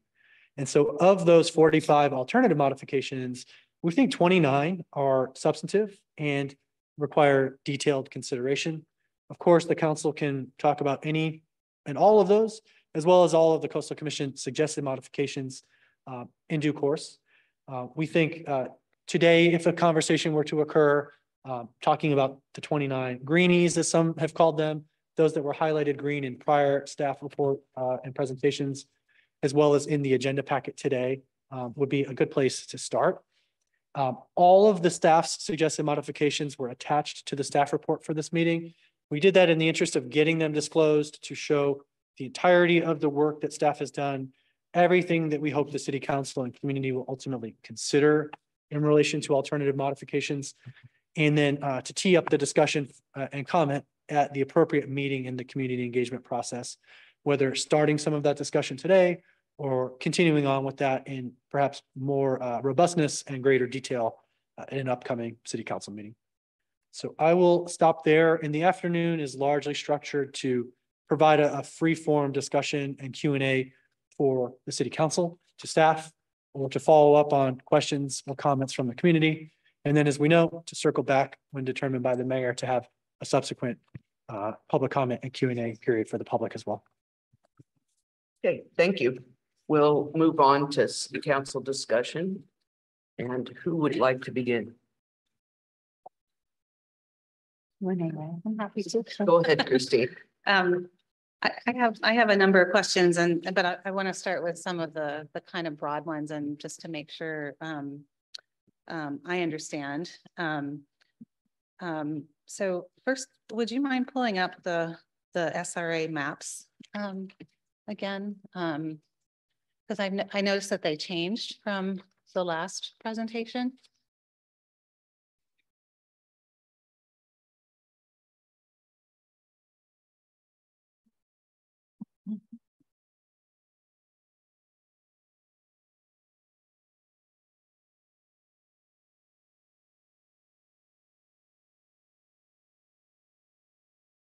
Here we go.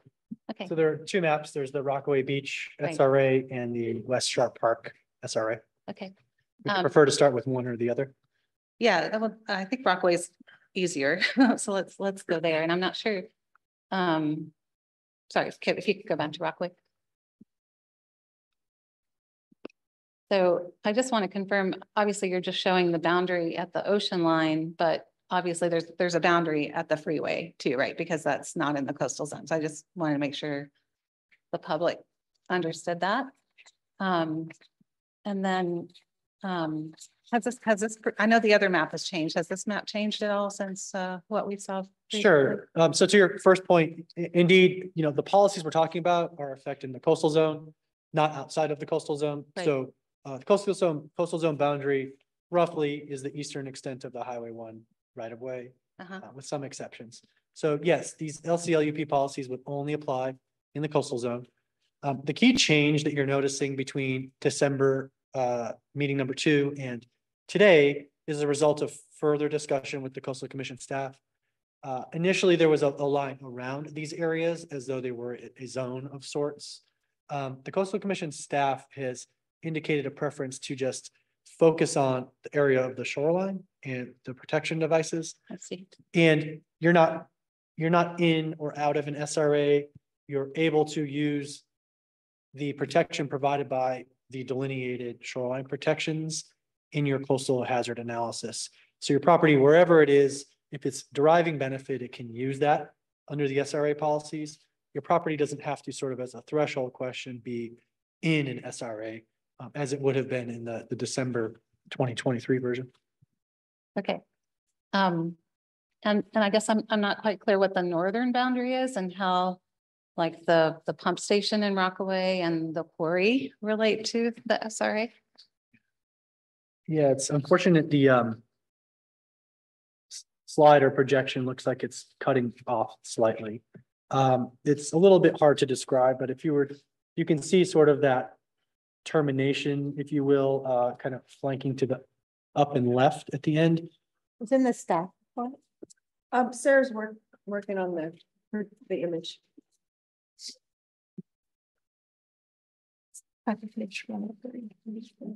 Yeah, I understand packet pages 103 and 104 for anybody that has those might have the entirety of the map. So it's hard to say with exact precision, and I can't really see from the angle here. But there's the public parking lot at the northern end. I think it's right in here from where I can see, where the pump station is sort of in the northern part of that. I thought the pump station was closer to the hotel. But a little square. Yeah. Okay. So I don't, is there a specific question in relation? Well, I just want to, so I see that protects that line, but then, so there's a lot of overlap with the quarry. So are we saying that a portion of the quarry is in the SRA based on this map? That I'm just trying to really understand the delineation. Yeah, so again, you would not be in or out of an SRA in the current conception of this. You would be able to use the shoreline protection from that device that's mapped or not. Okay. Regardless of where the property is located. Can I ask a clarifying question on that map? Yeah. Is the blue line the creek? Are those water lines, those little blue lines on that map? Creek lines or waterway lines? The little skinny blue lines. Yeah. Yeah, like a drainage. Why would there be a water? So no, that's wrong. These maps are using just Google Maps based data just for illustrative purposes. They're not meant to be technical resource maps. Clara Creek is sort of shown with a little swoosh right at the top, I think right in here. Again, I can't see from my angle. And then there's another blue line. It's more of a like a drainage feature, not the creek below that. Okay. Yeah, it's just I can't see where to put the line. Okay. I'm ready to move to the Sharp Park map if you all are. Yep. Okay.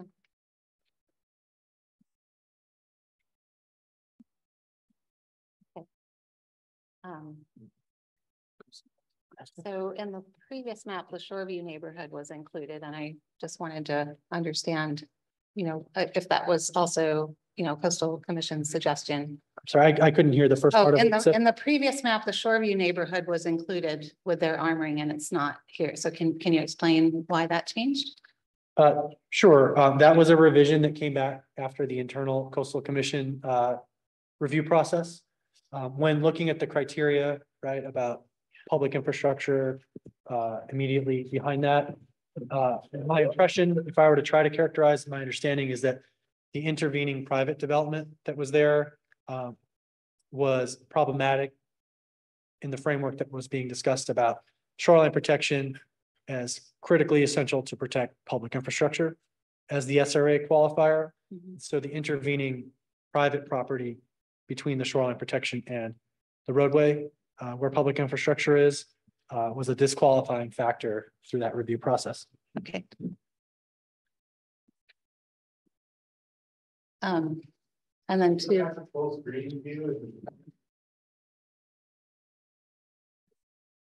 Okay.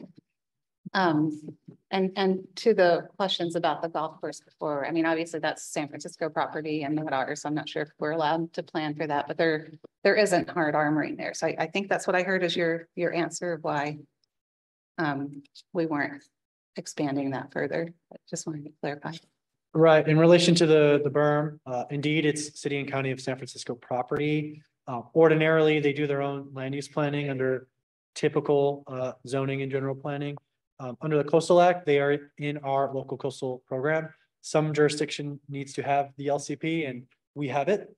So our policies can guide what will occur there, but ultimately it's agency to agency between city and county of San Francisco, as well as agency to agency of Pacifica Coastal Commission and San Francisco Coastal Commission. So a pretty complex organizational relationship there. But that said, I'm not aware immediately of public infrastructure running parallel that's being protected immediately by that berm. And so that would be sort of threshold question number one for SRA purposes under the current discussion of what might qualify in SRA. Okay. You guys have any other questions on that? I'd actually like to dovetail on that point while we're on it. Could we go over again the criteria for defining the two SRA locations? I feel like I'm not fully noting it every time. I keep feeling like I leave one off. SRA, I wrote boundaries, but I know that's not the right word. Must include public use, existing public infrastructure, broad coastal access, that is existing shoreline protection structures related to public infrastructure, and something else that I forgot to write down. So in its current form, existing publicly owned shoreline protection structure is a key component. Protecting public infrastructure that would be in jeopardy without the shoreline protection. And similar, sort of along the same lines of the public infrastructure is public access or public streets, whether coastal public access that would be compromised or public access parking lot, like in the case of the northern end of Rockaway Beach, for example, or perhaps parts of Beach Boulevard, for example. So those public infrastructure and public rights of way and access are really the leading qualifying factors under the current discussion we're having with the Coastal Commission staff. That's helpful to me. Thank you very much. I'm going to want to come back to that point, I think, in a few minutes, but I didn't want to take up anyone's time if they had another point they wanted to make. Or question to ask. I have another question too, but I want to make sure we're taking. Okay, Tiger, do you want to ask? I mean, I have also the questions written down. I'm not quite sure yet the best way that. Okay. I'm still listening. Okay, so Christine. Yeah, so I want to ask, so I want to understand the armoring and the SRAs and how a property evaluates the existing armoring, in terms of how it provides protection. Obviously we have armoring that's in very different conditions in these areas. Like I'm told some of the armoring like around Nick's is really falling apart right now. And so Beach Boulevard, some of that's falling apart right now. So it's not necessarily providing a lot of help. And so maybe later on, there'll be new infrastructure. But so just like point in time, how does the project evaluate the infrastructure and how much it helps? And knowing that the infrastructure degrades over time. I mean, the rock revetment that was just put in at the mobile home park last year is already compromised in a couple of places. And knowing that like even our new armoring, our new seawall in Sharp Park is only being designed to last 50 years, but you know, projects have to last 75 to 100 and even more. So I guess I don't understand the process, how the revetment helps, and yeah, and how it works over the required life of the structure. Sure. So we are talking about different timescales, right? As you noted, coastal hazard analysis needing to consider the anticipated life of development, 75 to 100 years in most cases for typical private or city development, non-infrastructure development. The shoreline protection structures have varying lives, you know, when they're new versus somewhere mid-life or end of life. But if you step back and think about the justification for the SRAs, these are shoreline protection structures protecting critical public infrastructure that is needed to serve the community on a long-term basis. And so thinking about those types of infrastructure or public access, those almost have an indefinite life in a sense, right? They're needed as long as there's a community, unless and until the infrastructure is relocated. And so there's really no timeline, right, of the anticipated life for those, meaning the associated shoreline protection structures may need to be replaced periodically to continue protecting those infrastructure. So if you go along with that thought process and model, there's almost an indefinite life of the shoreline protection in those cases, meaning the timeline for a 75 to 100-year life of a development that might be reviewed and approved is almost unrelated to the very long-term need for the shoreline protection. So the assumption and anticipation is the infrastructure being protected will continue to be protected unless and until relocated.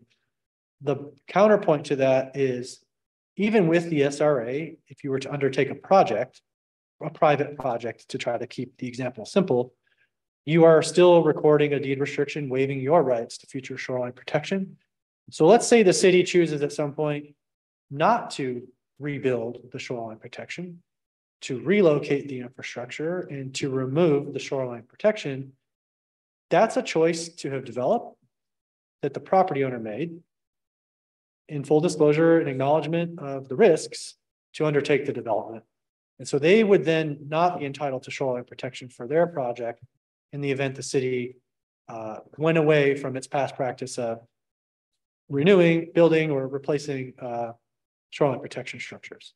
So you just have to reconcile and accept that the infrastructure and the shoreline protection will be there, and know that in the event that it's not, the development has an obligation to remove the development or modify it if the shoreline protection is removed. Okay. And if I'm not mistaken, there are provisions in the Coastal Act regarding the ability to have those protection structures that relate to when the Coastal Act was passed. I know you mentioned earlier in your presentation this discussion about 1977 and fixing a date and time, but I think we generally refer, and perhaps we're a little too casual in our language about pre-coastal, and I think what we mean is pre-coastal act. And so what I understand about the provision is that if the development preceded the passage of the Coastal Act, there are elements of the Coastal Act that specifically speak to the ability of those private property, public properties, whoever's property, to protect. Is that correct? That's absolutely correct. So to state it again, there is an interpretation of the Coastal Act that the Coastal Commission currently uses related to what is an existing structure. We sometimes use existing development interchangeably, but the Coastal Act says existing structure. And the Coastal Act says pretty plainly that if needed, shoreline protection can be constructed to protect existing structures. And it includes more things than buildings. It's, infrastructure as well, for instance.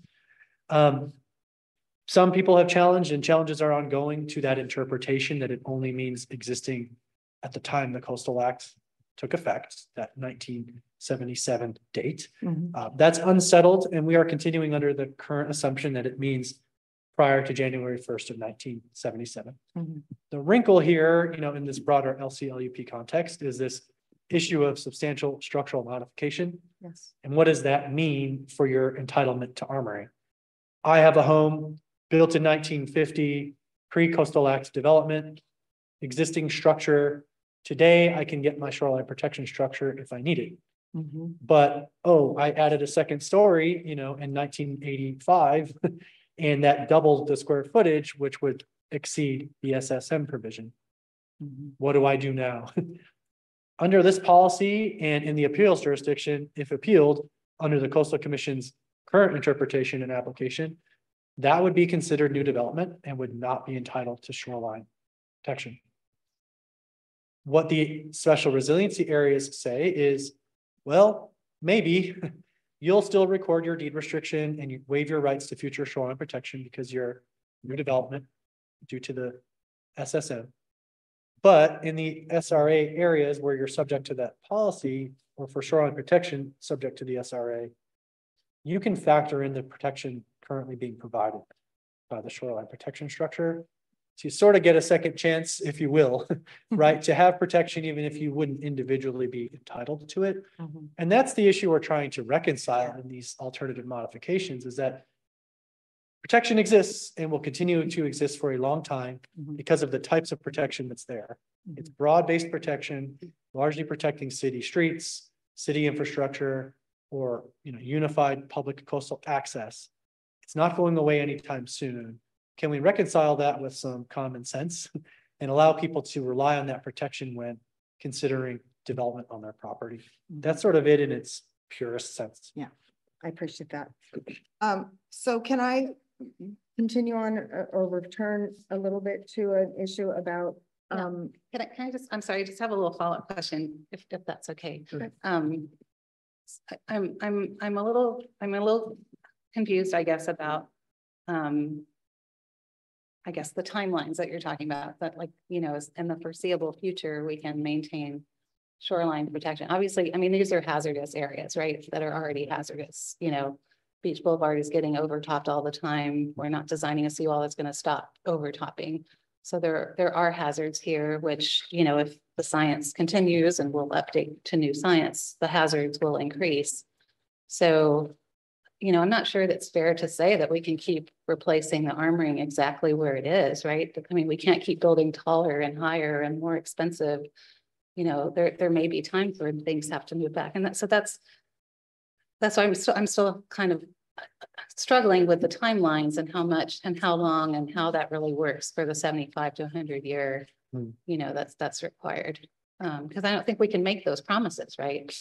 Well, nobody knows for sure what the future holds, right? I would buy some lotto tickets if I did and pick the numbers, right? And win the jackpot, but nobody knows. Right. The way I would address your question in the first part is that the SRAs aren't saying carte blanche, no risk is present. What it's saying is your analysis can factor in whatever protection that structure is providing. So yes, many hazards, I shouldn't say many, but hazards still are present even in the SRA area with the shoreline protection structure. Wave overtopping based on the current conditions, projected conditions, the current configuration of the existing Beach Boulevard seawall, those will continue to remain even with the SRA, right? Even with the seawall there. And those need to be factored in to the hazard analysis. But the most significant hazard for development potential in these areas is coastal erosion. And that's effectively zero with the shoreline protection that's there today. So it goes essentially from a no development potential because of erosion hazard to development potential. And now how do we design that development to be resilient and to mitigate whatever other hazards are there, whether flooding, wave overtopping, etc. It doesn't give you a free pass to just ignore all coastal hazards. It lets you account for whatever protection a shoreline protection structure is providing in your analysis, and it leaves a smaller range of potential hazards that need to be mitigated on the property. And I think that you know, we're very focused on the hard armoring or shoreline protection structures. The berm, I don't know if you call it hard or not. I walk on it, it seems pretty hard to me. But, you know, what also pertains, if I'm correct in reading this, is things like storm infrastructures, our storm, you know, sewer infrastructure that we're constantly worried about I&I. So when we're talking about overtopping, I think the notion that we're not going to build a wall that will always take care of overtopping, I think it's a bit about what happens when the water hits, where does it go and how quickly and that kind of thing. So on that note, and returning, if it's all right now, to the golf course, I was wondering about the sanitary sewer force mains that run through the golf course. When we're talking earlier, when you were talking about public infrastructure, it seemed pretty focused on roads and transportation corridor or transportation type of public infrastructure. And I think the two get conflated sometimes because lots of our public infrastructure is under roads, such as Beach Boulevard. But there is other public infrastructure that is critical. And it seems to me in the golf course. And so I'm really having a hard time reconciling how we address that. So that is just sort of a comment and a big question. How does that get addressed in terms of infrastructure? And then another whole thing I wanted to ask about. I actually had that same kind of question, like what would that look like? Like if the SRAs are, you know, okay with the Coastal Commission, then what is like the timeline to address the infrastructure that's deteriorating after that? And what I was I hate to sort of open a new, I don't know if Anne is still here. Another whole thing with regard to North Coast County Water and the agency to agency, as you mentioned before, regarding the golf course, and that's a San Francisco City and County responsibility, if you will, but it's within our LCLUP boundary. What about North Coast County Water? And it's obviously very critical public infrastructure. How does that work? I don't remember hearing NCCWD having a LCLUP of its own. So it seems like we are it. Yeah. Yes? Yeah. I would say yes, exactly. They don't have a local coastal land use plan. We are the relevant jurisdiction for that purpose. What you've been seeing us scrambling to do here is try to identify where this additional infrastructure may exist in the area that you described. We don't have public works staff here today to provide that expert opinion. Well, it's okay to, you know, I don't know, I'm sure you're taking careful notes, and it's appreciated very much that this is being recorded so that we can come back to it. But that is a question I have, specifically sewer infrastructure, force mains in the golf course, but then taking that a step further in a larger, sorry, Ann, North Coast County way. What about water, drinking water infrastructure, and how does that factor in? So I'm going to put those on the list of questions. What do we call it? In the sandbox or something like that. I can't remember the right terms. Mary, what's the right term? That's not the parking lot anymore. Okay, it's not in the parking lot anymore. But is the parking lot protected? Right. Mayor Pro Tem Beckmeyer, I can speak to the wastewater infrastructure. There's not city wastewater infrastructure that runs through the golf course as far as we know. So we'll verify that. Yeah. That goes around the golf course. Can't speak to whether there's water, you know, North Coast County Water District infrastructure at all. And there's probably some other private or San Francisco, you know, irrigation lines and things like that. But the wastewater infrastructure goes around the golf course. Okay. And so please, if we could return to that at the right time when the information is available. The other piece that I wanted to talk about a little bit, and I don't know how to frame the question because it's really such a large issue, is, you know, we had a lot of public comment today about the real intentions of the Coastal Act. Why was it passed? It's a California voter approved law that created ultimately the Coastal Commission as the agency that administers or enforces it.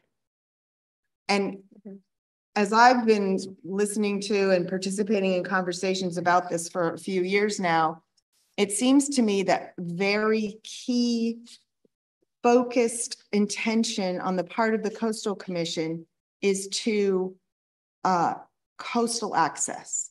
So making sure there is access for all to the coast, that even if you have private property that goes to a line, you can't prevent someone from having access, say, to a beach that may abut your property.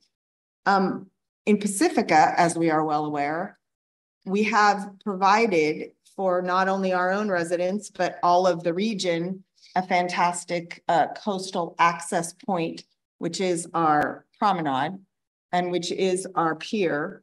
And I think those are, I'm always proud of Pacifica in those regards when these issues come up at Coastal Commission meetings.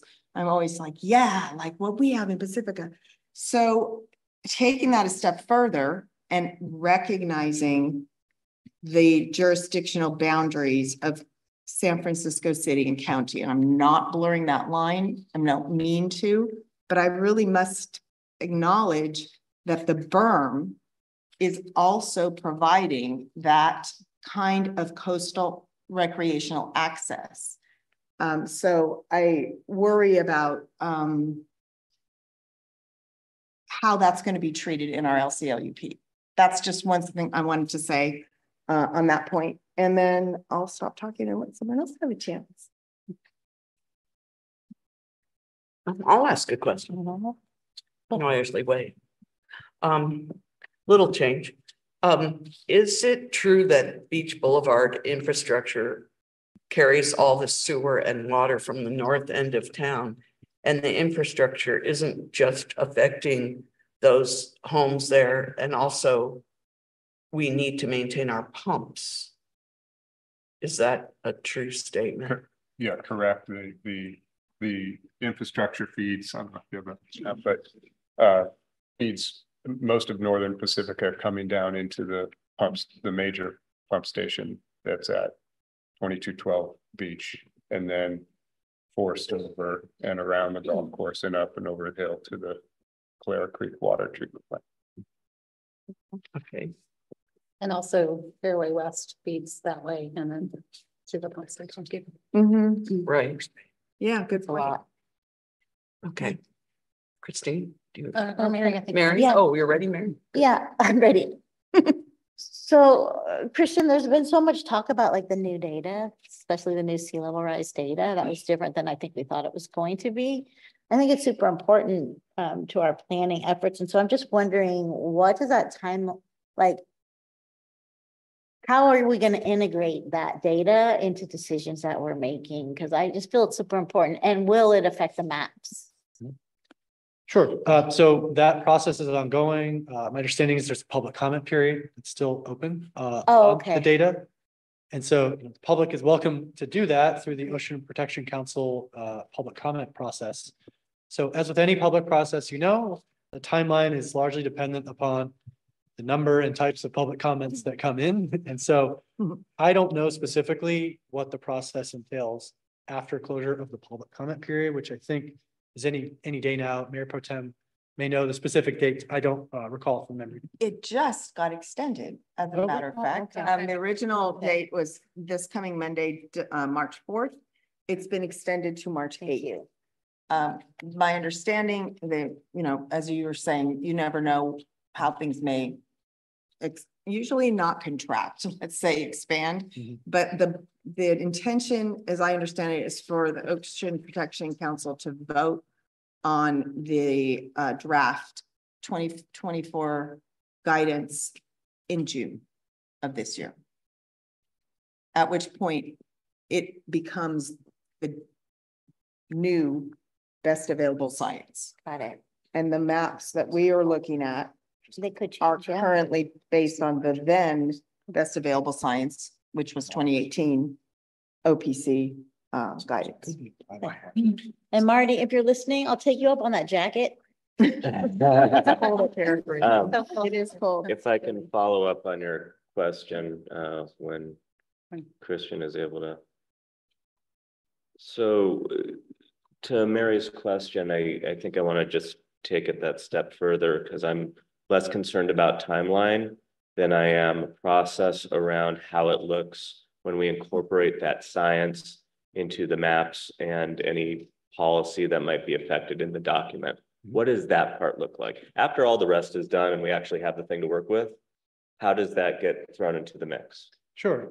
So we can confirm that the final data are good to go. We look at it and go, huh, this is resulting in a change for Pacifica. We need to do something. We prepare the analysis of that. We take it to the city council to say, we recommend an LCP amendment to incorporate the new map, supports the policies to ensure the LCLUP has the best available science and is informing decision-making. You say, great, let's file this LCP amendment with the Coastal Commission. Likely a minor LCP amendment on a pretty short timeline with the Coastal Commission, 3 to 6 month kind of timeframe, ideally.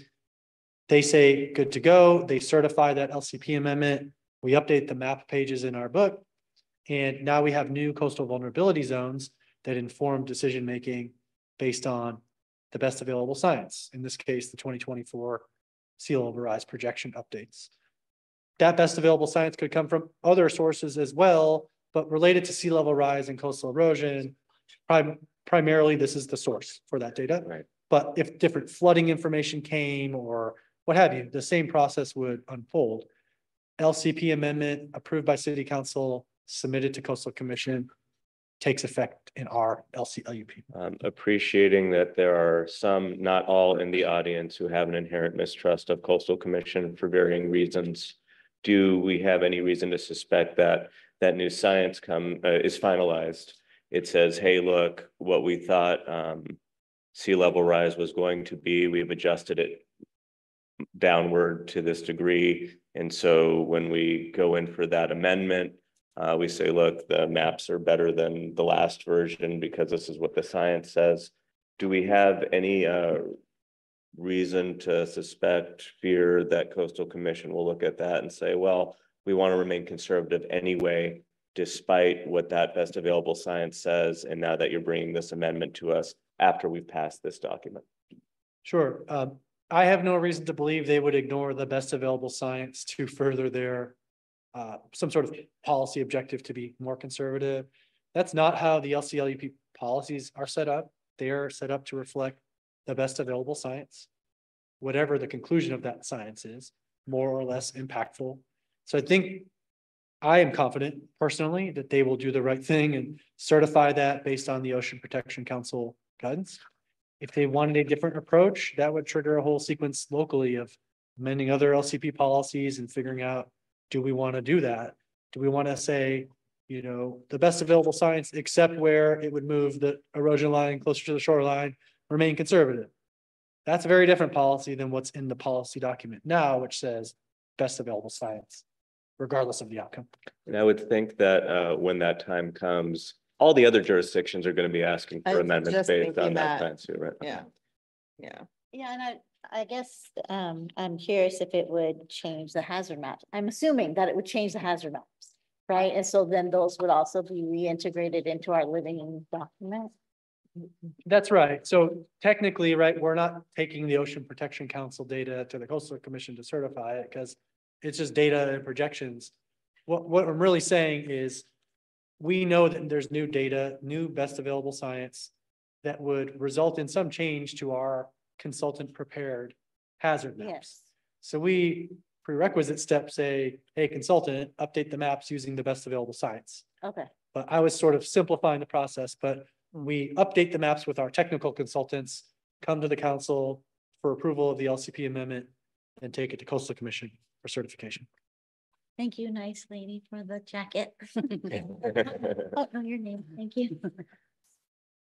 I have another question on maps, not these particular maps, but the tsunami maps and the reference to tsunami evacuation versus tsunami inundation. That's the proposal. Can you just explain the difference between those and like who defines, so the tsunami evacuation maps are in our vulnerability assessment, but who is responsible for the tsunami inundation maps that we're proposing as an alternate measure? Sure. So to my knowledge, there are no tsunami inundation maps prepared. The tsunami evacuation zone maps are prepared at a statewide level for evacuation planning purposes. They're a worst case scenario of tsunami inundation that is not likely. It's not a probable event, as I understand it. And so what we were referring to in the change from tsunami evacuation to tsunami inundation would be in the course of doing the site-specific hazard analysis, the specific site elevations and other surrounding features that would relate to a reasonable probable tsunami event could be analyzed and modeled for that property. And if it's determined to be likely to be inundated based on a probabilistic event, then the deed restriction requirements would kick in along the lines of what the policy indicates.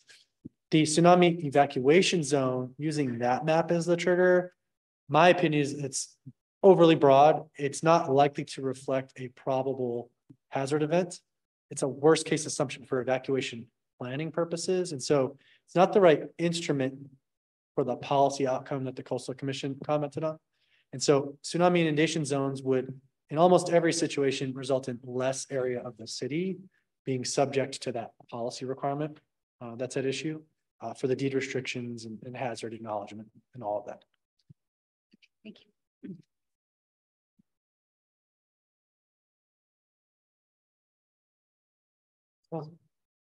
Ready? Or do you want me to? How does the LCLUP affect our regional housing needs allocation RENA numbers? Does it have any effect? What was the first part, Mary? The LCLUP versus our RENA numbers. It does, in the sense that we have 1980 land use designations about housing types and densities and mixed use allowances that are not consistent with the general plan or the forthcoming housing element rezonings we're obligated to undertake. The good news is relatively few housing element sites are identified in the coastal zone, so a limited number of rezonings are required. But it does have an overall bearing on housing production and capacity in town, and it does delay the ability of the city to implement housing, both housing element sites, which require subsequent rezoning and amendment, or housing generally that might be allowable, you know, with updated mixed use designations, for example, that came out of general plan and Short Park specific plan processes. To put some numbers to it, currently the densest type of housing that can be built in the coastal zone for residential only is up to 20 units per acre, 20 or 21, and in mixed use, 21.8 units per acre. Well below some of the densities that we've recently discussed in the housing element process, right? 30, 40, 50, 60 units per acre. So we are not able to implement those without an LCP amendment.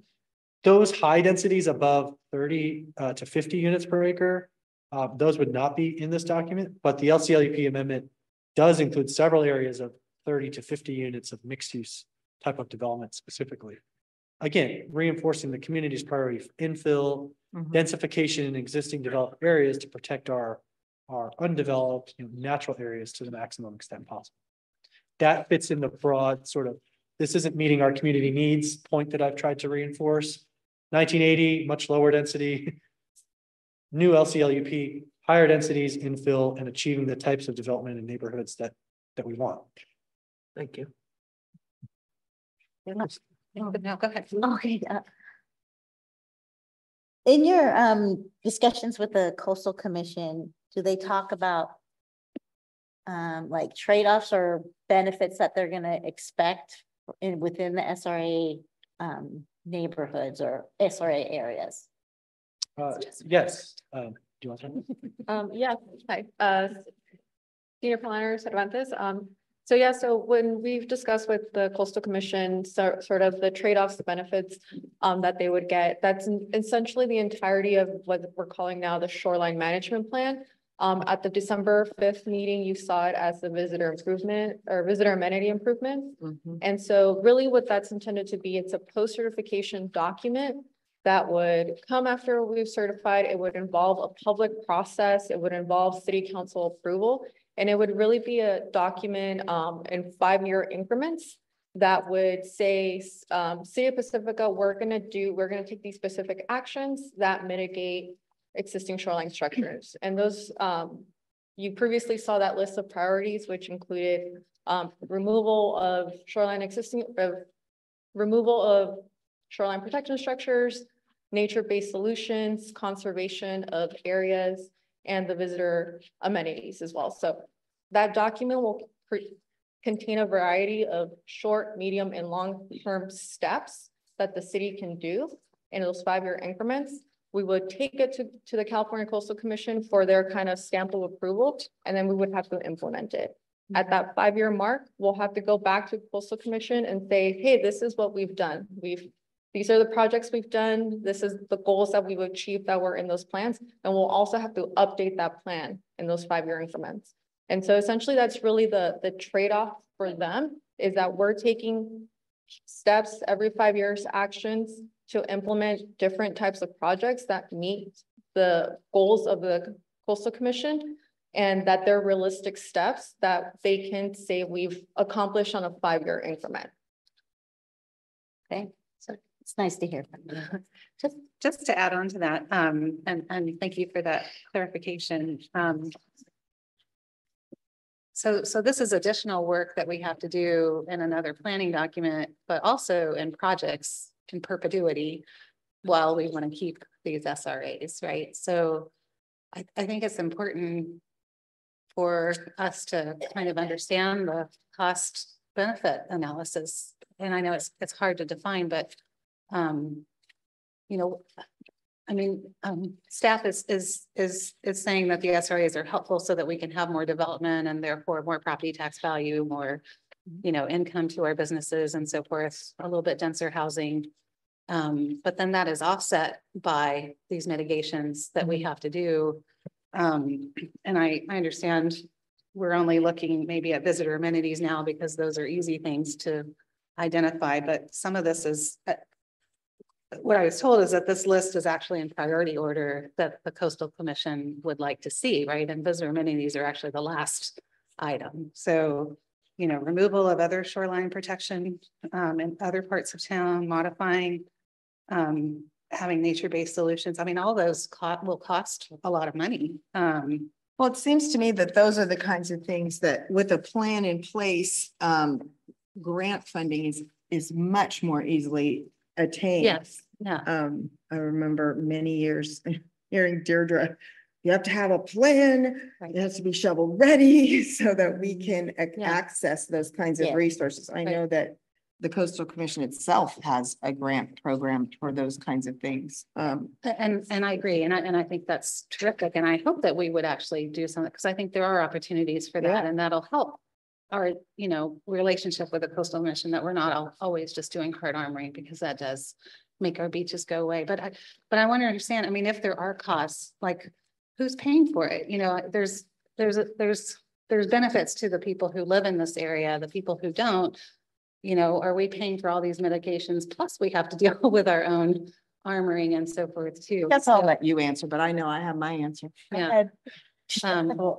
I hear the concern. Absolutely. You know, okay, we're getting this benefit. There are some obligations, but really what's it going to cost us, right? Like what's the true obligation?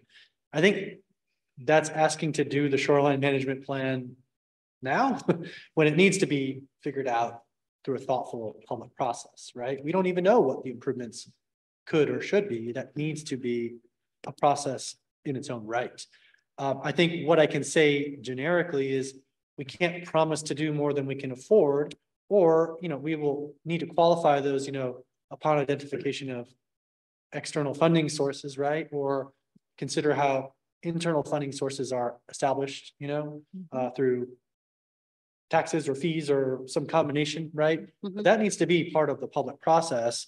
We've explained to the Coastal Commission, you know, we get it. You need to say your priorities include removal of shoreline protection.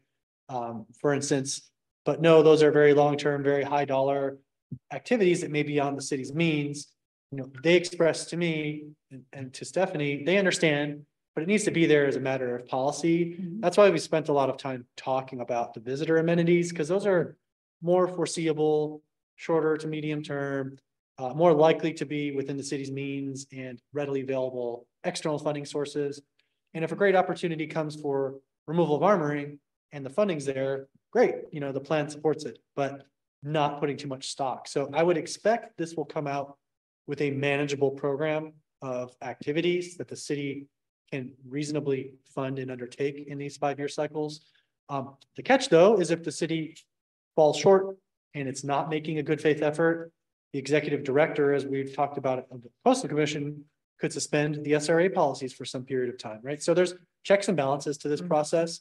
And again, as always, better to undercommit or, you know, under promise and over deliver, right? And so follow through with more, but only commit to what we know we could actually carry out. So do you, just to follow up, do you sense that they're not going to be requiring any mitigations immediately upon adopting the SRAs, that can all happen within a 5-year period? And has the Coastal Commission staff also said that at least for that 5-year period, amenities are enough? So what we've talked about is that assuming these policies make it in largely the same form and it's certified and locally adopted, right? All of those assumptions, there will be some time needed, right, to undertake that public process to develop the plan, let alone carry out projects. And so what we're trying to put in place is some sort of interim effective period, something along the lines of a 2-year horizon, for instance, to give us time to prepare the plan. And then I imagine there would be very limited improvements in the first 5-year plan, right? Because we're in the first 5-year cycle, the first 1, 2, 3 years, very little can be done in terms of the timelines for city projects. Subsequent 5-year periods, I think you can imagine, have more robust projects being identified, funding being identified, and projects undertaken. I think that fits reasonably in my understanding of the Coastal Commission's position. They know there are practical limitations to how quickly these kinds of plans and these projects can be carried out. Okay, thank you.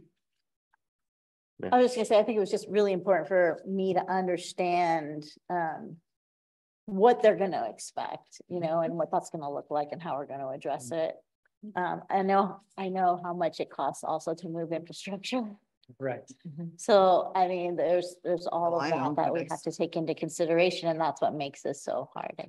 Yeah, but if you would allow, I think one great benefit of the SRAs that I realized is that, yes, we have to put these visitor amenity improvements and other actions in place for visitors, right, consistent with the Coastal Act, but our community is going to yield great benefits from these, right? We're going to have an enhanced shoreline with facilities and amenities for our community's enjoyment as well. And so it's a win-win from my perspective in that sense, that we're doing it for Coastal Act compliance reasons, but our community is going to have such an improved shoreline as well through this process. Through the mayor. Yes. So I'd like to switch gears slightly from SRAs to SSMs. You're a acronym. Absolutely. And then I have a couple questions that came in from the public independent of today that I'd like to follow up on. But I'll start by saying that as I led in with SSMs, substantial structural modifications, and I'm a big believer that for any meeting or document that I'm reading, it's nice to have it written out in full, like at least 10 times so that it can really get into my brain rather than the one time with the, it's not for future use. But I do want to acknowledge for the folks in the audience whom are listening, some instances for the first time, substantial structural modifications, referred to also as SSMs, and I'll try and use the long form as often as I can. But there was a question earlier today about termites and dry rot. I had a question come in prior to today. Well, if you're trying to just upgrade a thing to make sure you can maintain your homeowner's insurance. So first of all, there's already been, I don't know what to call it, you modified some of the Coastal Commission recommendation, like where roofs are concerned, for example. Right. With shingles, that's a little vague. Let's, make that more detailed so that we can agree at least what a roof looks like. So first of all, baseline question, we have the opportunity to throw in refined definitions of other things that might be allowed under the category of substantial structural modification before it actually becomes an SSM if we choose, correct? I think there's still some room for discussion, certainly. The discussion has not ended in this regard. I think major policy changes will be difficult. The Coastal Commission is looking to get these types of definitions in a generally aligned way statewide, as you can imagine. We have some unique climate and property related concerns. From reading ahead, I think we could take it back and have a reasonable conversation with a reasonable probability of possibly getting in some dry rot or termite damage exemptions. I'm not certain, but I think it's worth trying for our community. And I do want to have that discussion. I'm looking at potentially upgrading my water heater, right? And I'm thinking I want a heat pump. And so as I'm investigating, there's a sub panel that comes into that, which may not inform an electric dryer and an EV down the road. So does that sub panel then apply toward the footprint and the conduit that's going to run to connect the sub panel to the garage? I was having a conversation with a homeowner where it was similar to a sub panel, but a little smaller, just so they can get their generator going. When because of PG&E's faulty infrastructure, we have to address that. So things like that, and for that matter, solar panels on a roof, right? If I'm trying to electrify my home to bring down the greenhouse gas emissions to offset the climate change, not that my little house is going to do that, or even the entirety of Pacifica necessarily, but if we're all trying to do that work to bring it down, and then the Coastal Commission is going to turn around and apply that against the SSM, is that an accurate understanding? I don't think there's anything to read into the SSM definition, either as it is from the Coastal Commission or as we would currently propose to modify it on the screen, that would affect any of those electrification related activities you described: installing a heat pump, water heater, new panel, conduit, or solar panels, unless you needed to upgrade your roof structure to support the weight of the solar panel for whatever reason. That could, under both versions of the SSM definition. I think the key issue you've discussed in your line of questioning is major, structural component replacements due to pest infestation, right? Dry rot, termite damage, etc. Those could and likely would count towards the 50% threshold under the current forms of the definition that are being discussed. Those are worthy of further discussion, in my opinion. I don't see good public policy basis to disallow people, replacing dry rot in their roof to keep their home standing. Reasonable people might disagree, right, between the Coastal Commission and us, but it's worth trying. But at the end of our conversation, if not this meeting, then the next, it would be really good to have a very clear understanding of, what do we think is such a common maintenance that please leave that alone versus, okay, I guess we can concede an argument that we're so substantially modifying the home, but I feel like that needs to be a little bit deeper fleshed out. Yes. And then again, I had questions prior to this that related to definition of development and specific. Finish on SSMs. Oh, I'm sorry. Yeah, just stay. That's all right. I don't mean to interrupt Go you ahead. at all.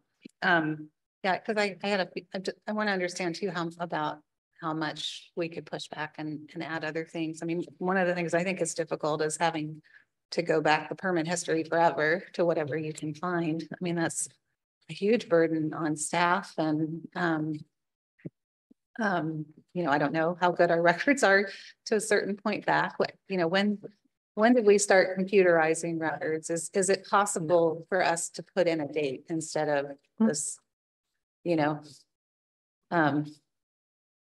since 1977, I guess. Well, Yeah, I know what they completely agree with you, Councilmember Gold. We've actually spent a fair amount of time speaking with Coastal Commission staff and our coordinations about that very point. I think Stephanie and I get the concept, right, about what they're trying to do, but the application and administration of it needs to be reasonable and functional. Yeah. We had, first proposed certification of the LCLUP, wink, wink, make our best effort. Of course, that wasn't acceptable. Mhm. We said, okay, being serious now. We don't really have a good way to get records of this range of types of improvements prior to the digital era for our permit record keeping system, which is in roughly the 2012 timeframe. They understood that. They took that back through their internal process and came back and said, we hear you. In reality, maybe you're not able to locate the records. And if that's what happens, fine. But as a matter of policy, we don't think we can commit to something other than, initial LCP certification or Coastal Act enactment. And so we've just there's only a few years of difference in there. So for our purposes today, I've generalized that as basically the available permit history. In reality, if you look at these old building permits, as I've looked at many of them, if you can find them, it's like half of an 8.5 by 11 sheet of paper that has an address and says like new house or, right. addition. And I mean, the plans aren't there, the details not there to even administer this. And so it's one of those questions about, is it worth the conflict, right? To distract away from the other areas of agreement and good work to try to push for a different date. I'm not sure it's worth it in my judgment, but we absolutely tried to explore that because we know the impact it could in theory have on the community, but in reality and practice, I think it's likely to be more limited than you might otherwise think. Okay, well, it's nice that they understand that and communicate, because I think that's helpful. And then just to follow up, so what I read is that there's difference in the substantial structural modification requirements, whether you're in the SRAs or not. And I just want to make sure that's clear to everybody, right? Because what you're proposing is just to limit it to coastal hazards in those areas, but in other parts of town, the effects of substantial structural modifications are much broader, including, zoning. If your house is in a C zone and it's not supposed to be residential, then maybe you can't build a new house. So I think those are important things for the community. And then, I mean, to Bob's point, some of this is in the building code too. So, are we really adding things that aren't already, in statewide requirements for the SSFs? Yeah, I'll take the last part first. We need to pull up some information related to the policies. Here are SSM policies that I flagged. It's always a challenge, given the variety of laws and policies that are in effect in a jurisdiction, to try to harmonize and to reconcile them. And I think there will be instances where the building codes will result in a more restrictive or conservative outcome relative to the LCLUP and vice versa.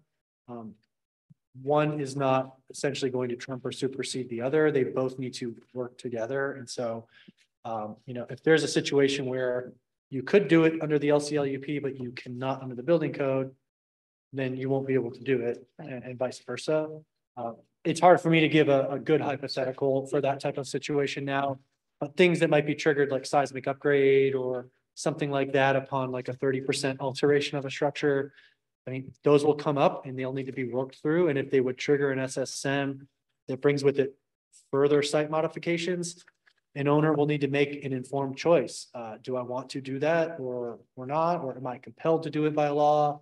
There's a myriad different hypotheticals that could result. I mean, just to kind of add to that, I mean, as you're doing planning review and the Coastal Commission is doing their CDP, they're not necessarily looking at building code requirements, right? So and we're not necessarily advising people that the building code might trigger other modification. So it might be a surprise to someone that they're going through a path a certain way with the coastal commission to get their CDP, and oops, now I have to get an SSM because the building code requires seismic upgrades. Well, yes and no. I would say the first part of what you said is not entirely accurate. In most cases, it would be the city reviewing the CDP. In this instance, we do route these projects to our building official. They do not do a full, plan review, level review, obviously, in part because most of the time we don't have all of the building permit detail information at a CDP or coastal development permit level review. But we do routinely try to flag bigger picture issues that might come up as a building code trigger at the CDP stage when we have sufficient information to identify it. I don't think it's a situation where someone will go so far down the road that they're somehow obligated to follow through with the project that would be an SSM to their detriment. It is conceivable that someone would spend time and money through a CDP process only to find out in the building permit stage that, shucks, my CDP doesn't cover me because I'm actually triggering an SSM, and they would have lost time and money, but nothing would compel them to follow through with the project. So they would need to regroup. Unfortunately, time and money will have been spent, but they could still make an informed choice, even at that later juncture, about amending the CDP or pursuing a new CDP or changing the project. And we would have those conversations at that time. It seems to me on this point, if the specific example that you just gave regarding a seismic upgrade required by the building code, the purpose of that, of course, being for health and safety. I don't know the way to write the language, but it goes to the issue of, we don't want to have a policy for an LCLUP that creates a scenario where people are penalized by putting together health and safety required by another part of state law or city ordinance. So I don't know how to write that in, but it just seems to me the words health and safety is a big one. And I'm sure there's a myriad other codes or areas that come into play here. The elective, to some degree, items you brought forward about electrifying one's home. I was thinking about the program that's currently we're listing on our Connect with Pacifica about get a grant to strap your Lindemar Rancher down to its foundation or whatever. Brace and bolt. Thank you. And it's like $3,000, yay! But except for it's going to cost you 10,000, or something. And so, but oh, I better not do that because it might generate an SSM. It just is counterintuitive, or it's nuts. I don't want to have people be unsafe because they're trying to put a addition to their home or something. At the end of the day, it's very difficult for me to sign off on a policy that would seem to, in effect, discourage people from doing the right thing. Yeah. And I don't mean I want to upgrade my bathroom to be nicer, even though you should have that right, in my opinion. I mean, keeping your house from falling apart because of an earthquake. Or the myriad other things we've been talking about. That umbrella term, which is not legalese, of we don't want to discourage people from the ability to do the right thing. And then, translate that in terms of what that policy looks like in terms of legality. Because I don't right now sitting here know exactly every particular of what that would mean and what those case scenarios are. And as I'm trying to walk this line between I guess, sorry, homeowner, that you can't do the thing you want to do with your property, which I already don't like thinking about whether or not I'm signing off on that policy. But there are policies where it would seem to me unconscionable that I could sign off on the premise of discouraging somebody from making their house more earthquake safe. Stuff like that. Yeah. If your roof is going to fall in on you because of the dry rot, you have to be able to fix it. Got to be able to reconcile that with my own conscience by the time I'm done having this discussion, right? That kind of thing. So I'll say first, we can add to the discussion how mandatory seismic upgrades of the brace and bolt sort, for example, could hopefully clearly be exempted. I mean, plainly, a brace and bolt probably wouldn't even count towards an SSM, given the nature of that type of improvement. It's generally not adding or replacing significant structural components of the home that would run afoul of the SSM. But where it is dicey is if you needed to replace a little bit here and there due to dry rot or whatever, termites, and you did a 40% addition previously, and now you got a few more structural members here and there, and your little brace and bolt project is triggering an SSM. That's concerning. So we can introduce this and try to sort out that type of issue. I chose the seismic retrofit example, I guess, to my peril, as the only sort of ready hypothetical that I could come up with. But the reality in the example I was discussing with Councilmember Bowles is not the brace and bolt example. It's, I'm doing a project, it's less than 50%, but, and maybe you know, Councilmember Bowles, I thought it was around 30%, but just, it's something less than 50% of the area that you're altering. It wouldn't be an SSM, but the building code is triggering broader structural upgrades now because you're doing some sort of big but not major project. And now you're being forced to do seismic upgrade work to the whole structure, not a brace and bolt and beyond your initially smaller area of alteration. So it's just sort of an odd hypothetical that could occur where your project wouldn't be an SSM, but it's triggering a building code requirement, forcing you to do a bigger scope of work than you would have accounted for initially in triggering an SSM inadvertently. So there are different ways, seismic or disabled accessibility upgrades, which should probably be added to the list as well. Good one. Could implicate some of these issues in unintended ways. Right. Mayor Vaterlas. Yes. If I may, I know I just want to do a time check. We're coming up on an hour left in the meeting, and I don't want to interrupt the good council discussion and questions. So is council pretty much done with the questions? We will have deliberation later. Okay, just one other thing on this, in the same kind of category that I wanted to put a list is this phrase I read a few times, like for like. And I think I understood what it meant because I think a window for a window. But the difference between a really horrible single pane yucky window that is drafty and terrible and a triple pane fancy dancy window may not be perceived as like for like.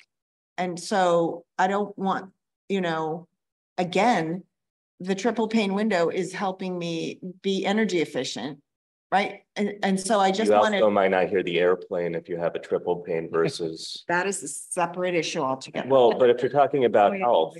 Yeah, that's true. You're right. You're right. Fair enough. Fair point. So I just wanted to say that, like for like, I feel like it needs more clarity. One more question. Well, I didn't get the answer to the other question, the difference between the SSMs and the SRAs and not, because I think that's significant what you're proposing. Right. I think we can point you to mod 6.46 on packet page 96. Packet page 96. It's policy CR I-49, probably the specific example you're looking for, where the policy says, as written with the Coastal Commission modifications, substantial structural modifications, when proposed modifications to an existing structure constitute a SSM as defined, such proposed development shall correct any existing legal nonconformities and shall be undertaken consistent with the LCP and the Coastal Act, including but not limited to policies CRI 33 and 44. Those policies generally related to hazard analysis and the siting of development relative to those hazards. But the alternative modification that we're proposing to add is, except that in special resiliency areas, development shall only be required to correct existing nonconformities related to applicable coastal hazards on the site. Right. So, but in other areas, this is what I just want to make sure people understand. So like if your house was built a long time ago and you're violating the setback, you're going to have to, I mean, even if that wasn't part of the project you want to do, you might have to fix that. And if you have a project that's in a zone that's not zoned for residential or vice versa, or not zoned a particular commercial, your use might have to change and you might not be able to to do anything without actually not being able to operate, you know, with that same use. Right. But That's right. And so that's applicable. That's a coastal commission definition, or that's a building code greater definition. And why do we think the SRAs get this extra benefit but the rest of the city doesn't? Well, the goal is to say, well, less is happening. There are fewer hazards. There's less of a need to change the site to conform with current policies because you're relying on protection from the shoreline protection structure. And so there's not a hazard that would justify needing to do these major changes to the site to eliminate the hazards, for example, or other non-conforming conditions that are problematic from a permitting standpoint for new development. What we see most often in Pacifica is situations where a residential use is located in a commercially designated area. And so that is problematic in the sense that if an SSM is triggered, they would need to bring that into land use in alignment with the designation, in other words, commercial. That is not going to compel them to undertake that project. And as you and I have discussed specifically before today, it also leaves the door open to the council saying, you know what, we're open to amending the LCLUP to make that residential use so that we're not going to force those people to discontinue the residential use, for example. It's also broader. It's less applicable in Pacifica's case, but there are communities where, you know, non-conforming industrial uses are present. We do have some of those to a certain extent on Palmetto Avenue. And that would be a good outcome potentially from a coastal resource impact standpoint to get, you know, trash transfer stations or scrap yards or what have you, you know, further away from the coast. So it cuts both ways, but as always, the council has discretion to try to change the LCLUP, change the zoning, except you here in this instance, you also need coastal commission certification of those changes. And so that would be uncertain until we have the conversation about that. And Mayor Vardalos, if I could just clarify a point, because I've been exchanging some information with Public Works Director Peterson regarding wastewater infrastructure and the golf course. The forced main goes around the golf course, and our master plan shows a line that goes through the golf course more on the eastern side of eastern third of the golf course. We don't know exactly what that is just from this initial information, so we'll come back with further information about that. That might be San Francisco maintained line or whatever, but okay. We'll find out. Okay. So we're done with questions. Now, for now, we have deliberation still. Now we're going to go back to combined public comment and second Q&A for the public. And if you'll line up and have a seat.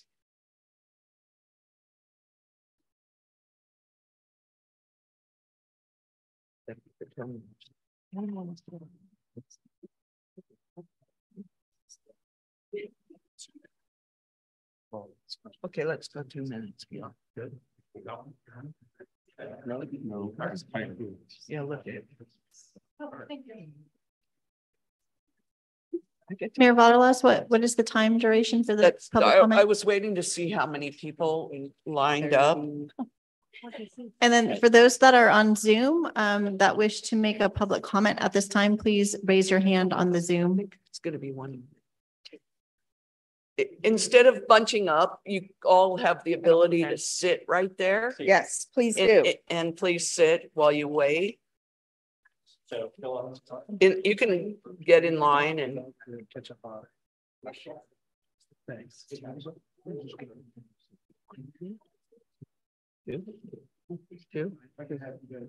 Okay, the Mayor period Vardalos, I just want to ask as well for a process question.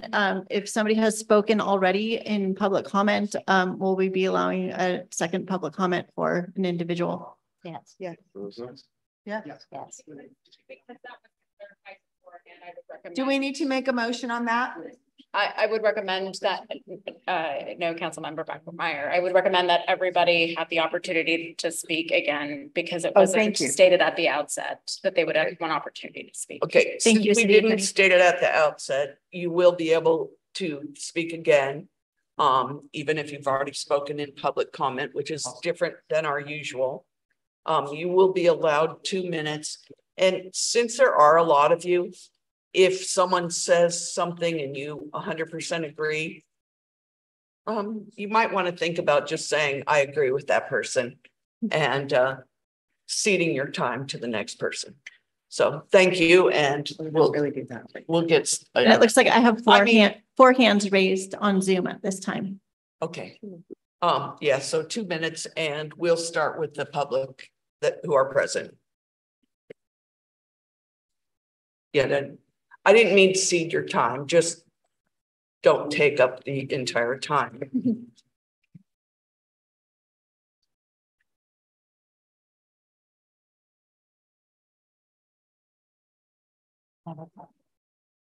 Never.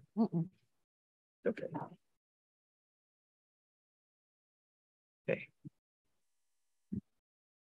And can we get started with that?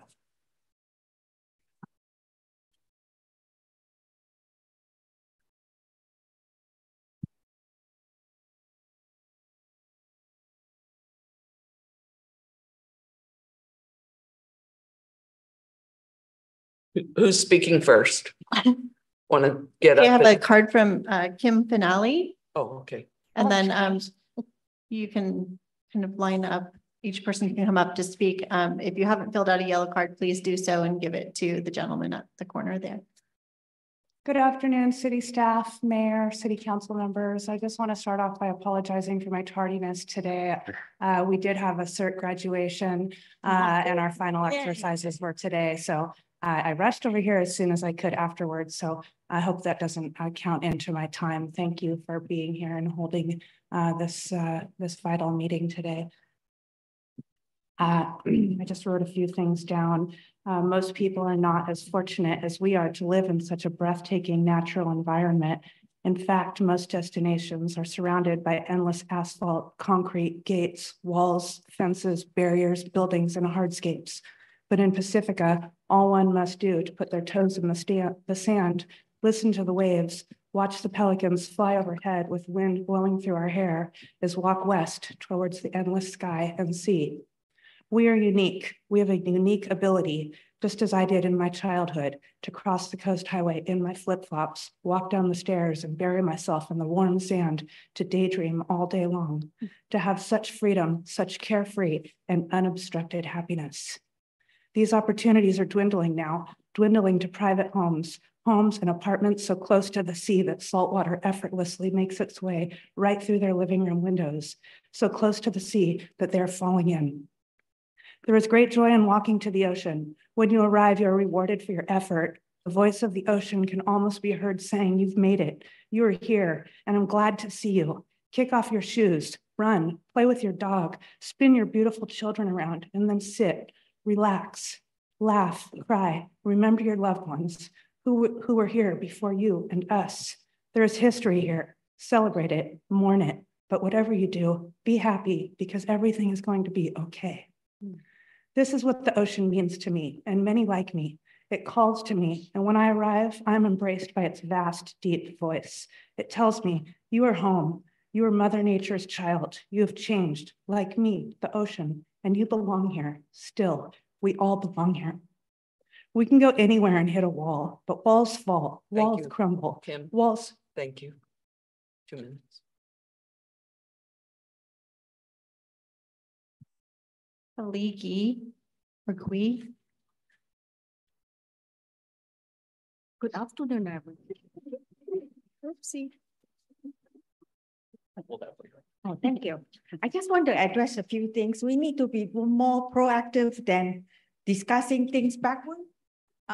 Pacifica is kind of still pretty new. Start over, please. Start over. Tell us your name again, because I missed that. My name is Lee Gui. I just want to address a few things. It's not a criticism. It's just a few suggestions. We are kind of still pretty new in this country. A lot of things that we done is discussed today is kind of going backward. Moving forward, we need to be more proactive. I traveled the world before. I don't see beaches. I don't see building houses, structures too close to coastline. Never. They use that as a tourist point for people to visit, but not for buildings. We already done part of it, part of the damage, so we need to address that. But moving forward, we shouldn't allow any more buildings or structures too close to coastlines and cliffs. Don't ask for trouble ourselves, all right? And secondly, I think the city, state, and the federal should work together. There are grants to help to show up the whatever damage has been done. Moving forward, we really need to work together, not just like the coastal commission never show up and all those things. They need to participate. They need to work with the city, the state, and the federal need to work together. Okay. And the third part is there are always pros and cons on any kind of project. We need to address that first before we even implement. Because everything has pros and cons. The economic downfall, the whatever, and there are insurance for homeowners who already have houses. Thank you. Sorry, your time's up. Thank you. Yeah, close to the coastline. Thank you. Nancy Tierney is next. Good afternoon. Thanks. A number of people have thanked the staff, and I extend my thanks as well. I also want to appreciate the members of our community who've come out and stuck it out. And I say that as somebody who doesn't agree with everything that my fellow Pacificans are saying, but it conveys to me that we all care a whole lot. Planning Director Murdoch has brought up the term balance a number of times in the presentation, and that certainly resonates with me and says that we're likely not going to achieve everything we want in this local coastal land use plan, that we're going to be balancing that development and preservation and what the Coastal Commission is after and what we residents want. I happen to think that the suggestion of Jim Kramer to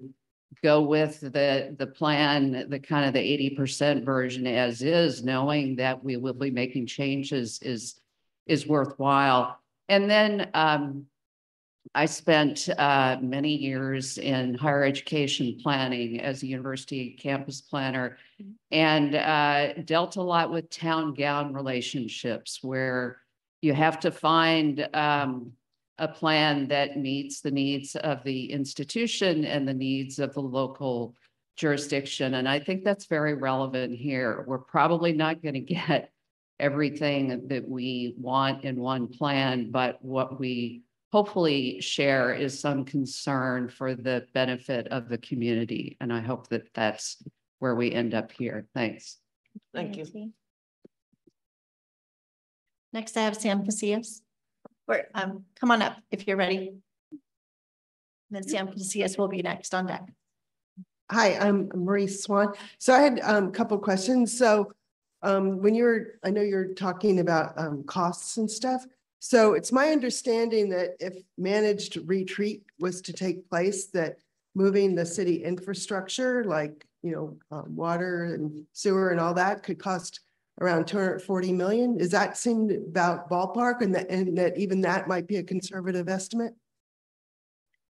Oh, I'm sorry. They're not going to answer. Oh, you're not going to answer. They'll answer later. Okay, and that the building the seawall is significantly cheaper. But I guess you don't want to answer that either. Okay, and then we're going to provide an overview at the end of responses, not individually right now. Okay, all right. So stick around to the end, please. Okay. Sam Casillas is next.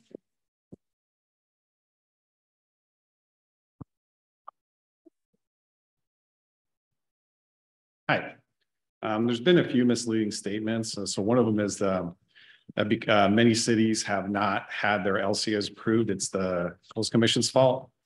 The city leadership is responsible for not following the Coastal Act, which it historically has refused to do. Also, it's not just coastal access, it's also about coastal resources like the beach that we have to protect. It also seems like it's a little arbitrary picking and choosing when best available science is going to be used. Seems quite arbitrary. Also brought up undeveloped sites with natural resources. Gosh, Pedro Point Field seems to have all that.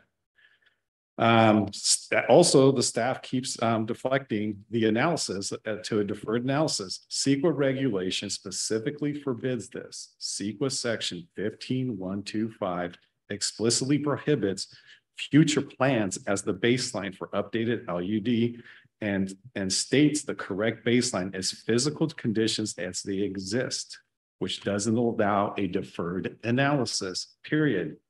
Why is the city setting themselves up for a lawsuit? Have we not learned our lessons from Vistamar, Beach Boulevard? Who's going to be responsible when we lose again with this? And when this lawsuit is lost, who is going to be held accountable? Also, the insurance and bankers companies don't look at our bad political posturing. They look at best available data, regardless of how much council wants to ignore the data. So the directed blame should be right here in this room. Also, you are not being honest with the people of Fairway West neighborhood. The seawall will destroy the beach, which will destroy the first and best line of defense for this neighborhood. That needs to be clear. Thank you.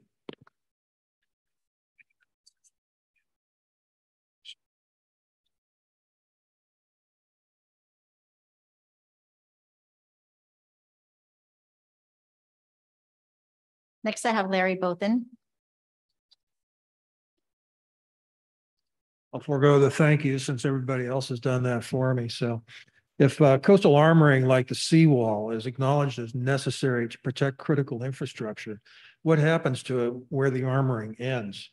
For example, the Shoreview revetments, which lie just north of the Sharp Park seawall, are already effectively gone because the properties protected by them can't afford a civil engineering report to fix them.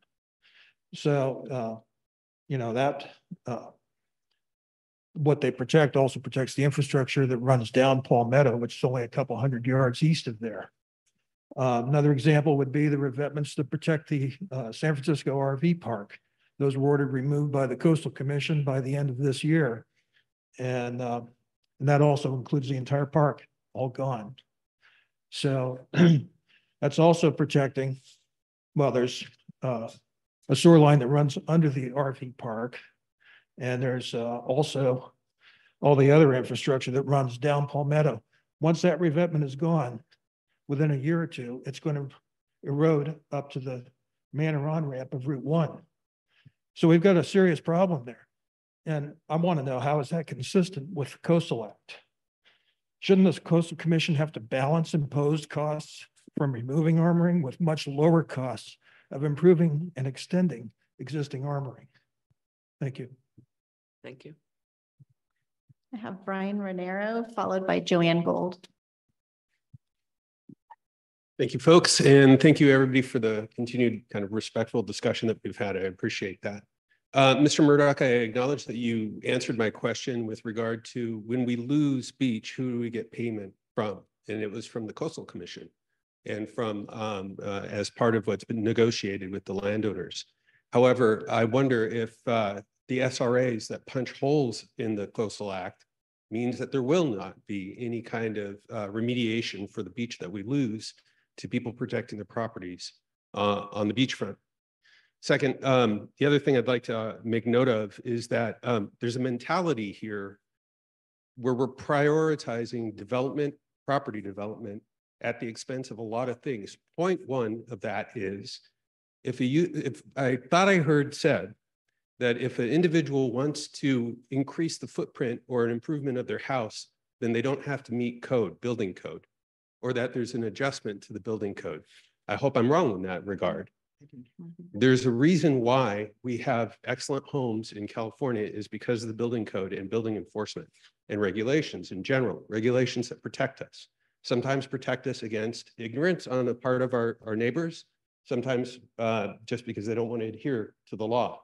So I would say that what we need to be very careful about as we move forward is that when we think about what we're going to do to protect and armor the coastline, well, one, two, I want to make also a note that the SRA, this is a novel construction. It could tie us up in litigation with the CCA, the Coastal Commission for years. And at this time, we're going to still be vulnerable to the builder's remedy that doesn't have to comply to any kind of zoning regulation. So I think we got to get serious about working with the Coastal Commission rather than creating new hope to punch holes in the law. Thank you very much. Thank you. Hi, Joanne Gold again, Stanley Avenue. I asked a question earlier that I didn't think I heard the answer to, so I'm going to try it again. And I do appreciate that you take the time to listen to the comments and to take our questions. The question I had asked was related to the undeveloped property on San Pedro Avenue and, you know, the LCLUP changing the land use designation to commercial residential mixed use where it is currently an undeveloped property. The community, there's no community that has given more input or feedback on anything in the LCLUP than this property. The feedback has been consistent to ask to not change the land use. And yet the answers we always get back is kind of a foregone conclusion that you're changing it and you're going to say, well, we're addressing it by doing less residential development.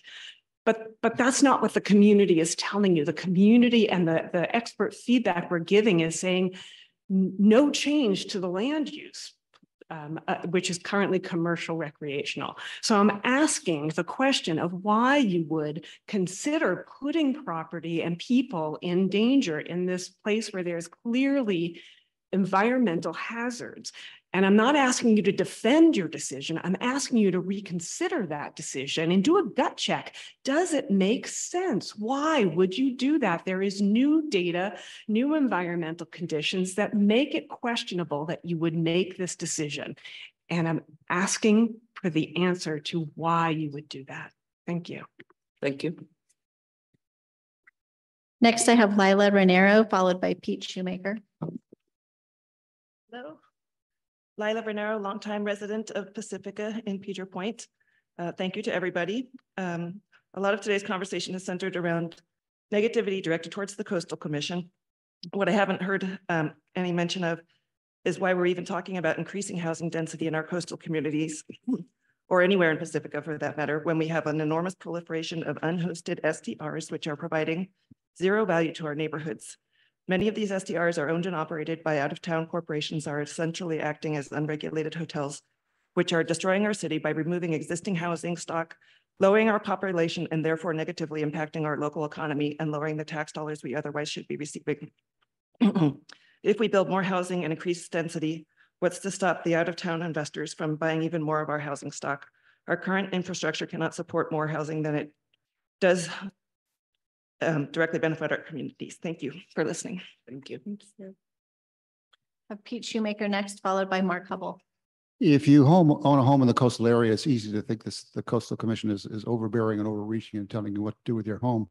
But as a little perspective, I'd like to cite a study done by Jim Kramer right here, who cataloged over the past 50 years all the projects that have been proposed for Pacifica, the large-scale projects, and you would not believe it.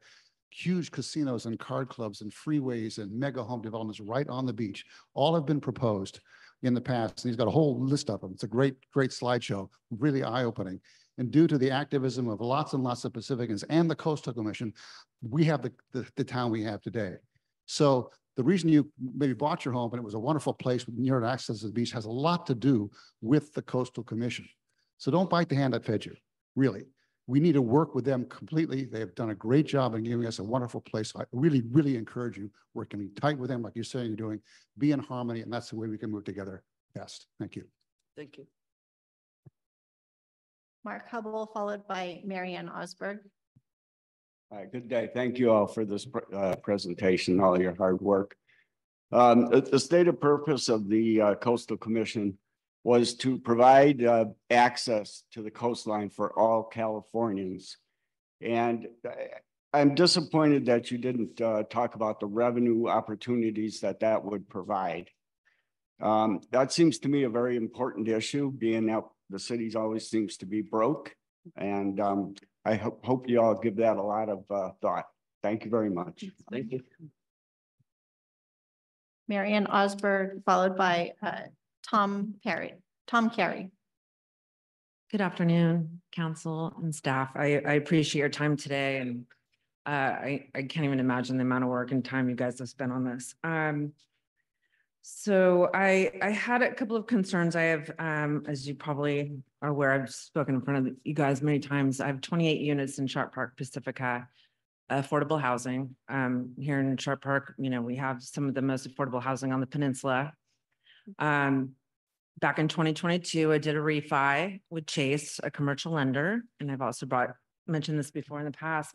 Some of you may not know this. I had a hell of a time getting a loan, a refi with an existing lender, with Chase, who is a commercial lender. And I've had a very long relationship with them because of red line maps that they have found on the internet based off of what's happening right now.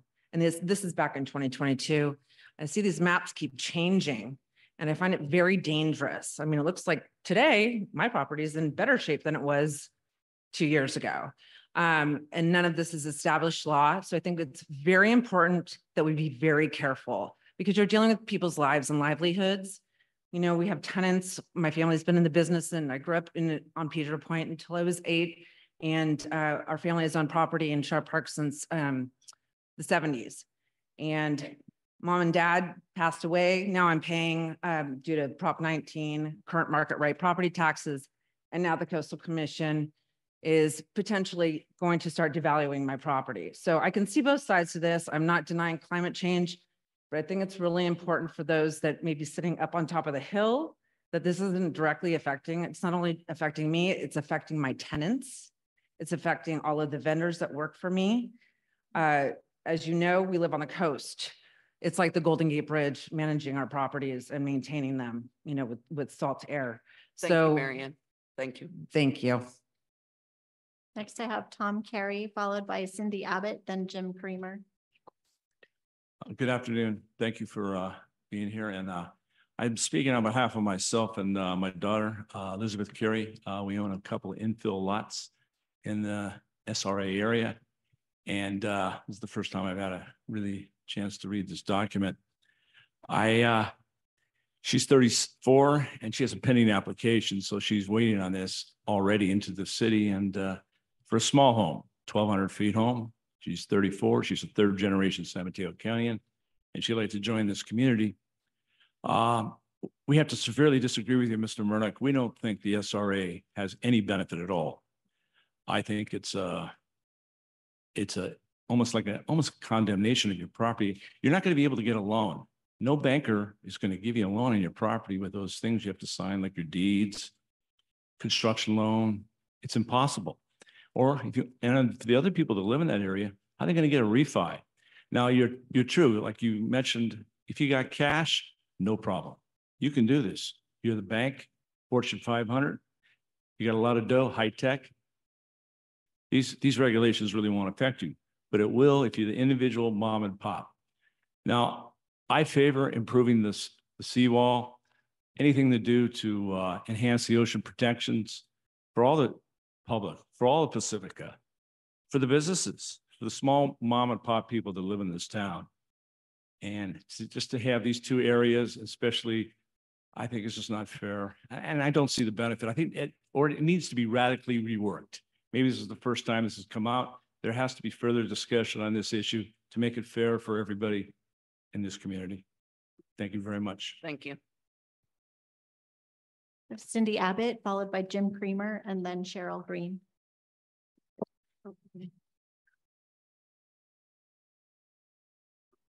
Here we go. Okay. So Cindy Abbott, West Sharp Park. It's okay. Oh,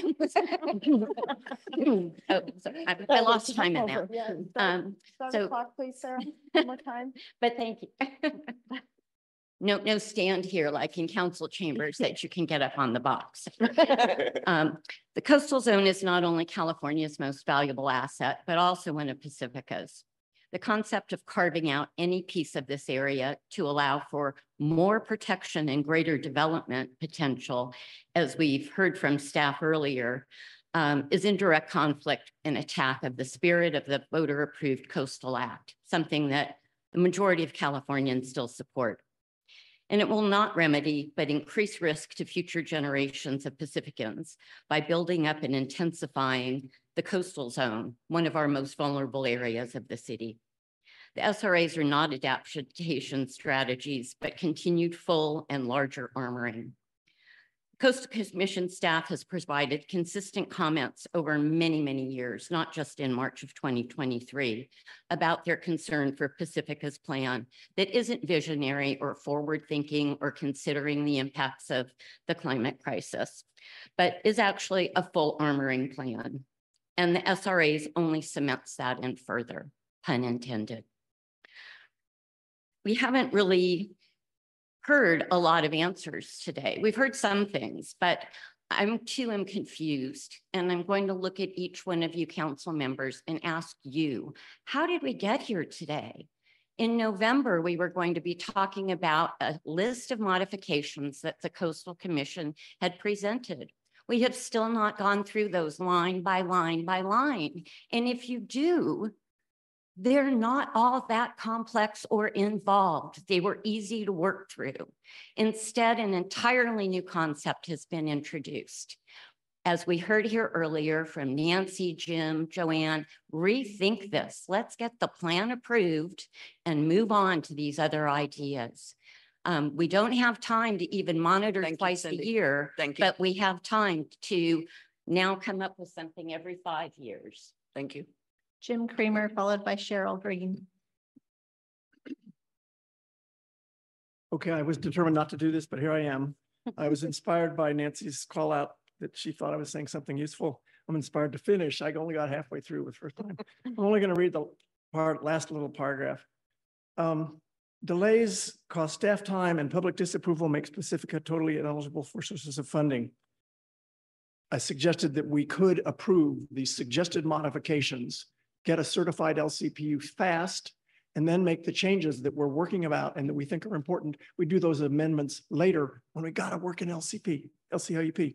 There is a so are these can we really afford to the protracted discussions that will be required if we go forward with the path to pursue the SRAs and all of the alternative modifications?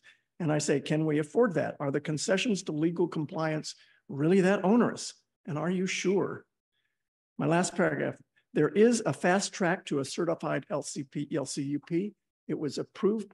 It was prepared to be approved by the Coastal Commission. It will be stamped as soon as we say, okay. City governments moves ahead, stays in the game to argue for future amendments that we make a strong case for. Some points will reach agreement, but everything will take time. Put that time after we have an approved LCP so the city can move ahead with all this other pressing business. This is a trade-off we should embrace. And then I want to say, we haven't mentioned the public trust. I finished the BBIRP meeting a week ago with a comment that the public trust doctrine, which is one of the most well-established legal precedents, federal and state level, says that the protection of public trust properties, which is the coastal zone, preempts all other claims to rights. Private property rights, municipal property rights must yield when the ocean wants to move in. That's the law. Thank you, Jim. Sorry, but you don't have those rights. You think you have. I see my time. Okay, next I have Jeff Guillet. I think that was Cheryl Green speaking. So next I have Jeff Guillet, followed by Kata Gomez. Okay. I'm Jeff Guillet, West Fairway Park. Random stream of consciousness here, plus some questions. A new SRA boundary. Wow. I mean, we just learned about that in February, December 5th, and now it's changed again in the next meeting. Incredible. The berm. Because it's part of San Francisco, is that why it's not considered something that we in West Fairway Park can plan against? That just doesn't make sense to me. There's a warranted distrust of the Coastal Commission, and that's because they're punitive. They make, when something happens that doesn't go their way, they go out of their way to make it miserable for somebody. There's a house that has to remove the top half of its house because the permits weren't done right. That's down in Southern California.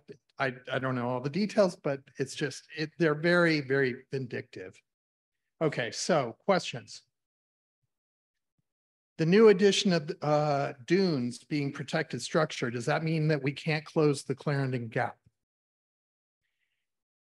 When we say at the bottom of the SSM, the very last sentence, that 50% or more of incremental changes constitute an SSM, what does that mean? That's not just structural. That's like remodeling a kitchen, doing bathrooms.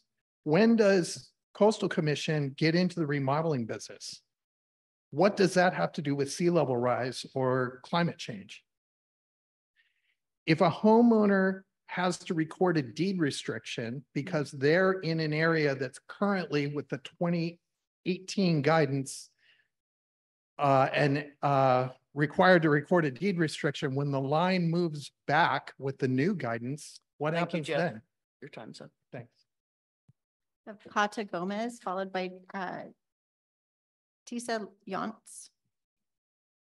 Hersha Puhi.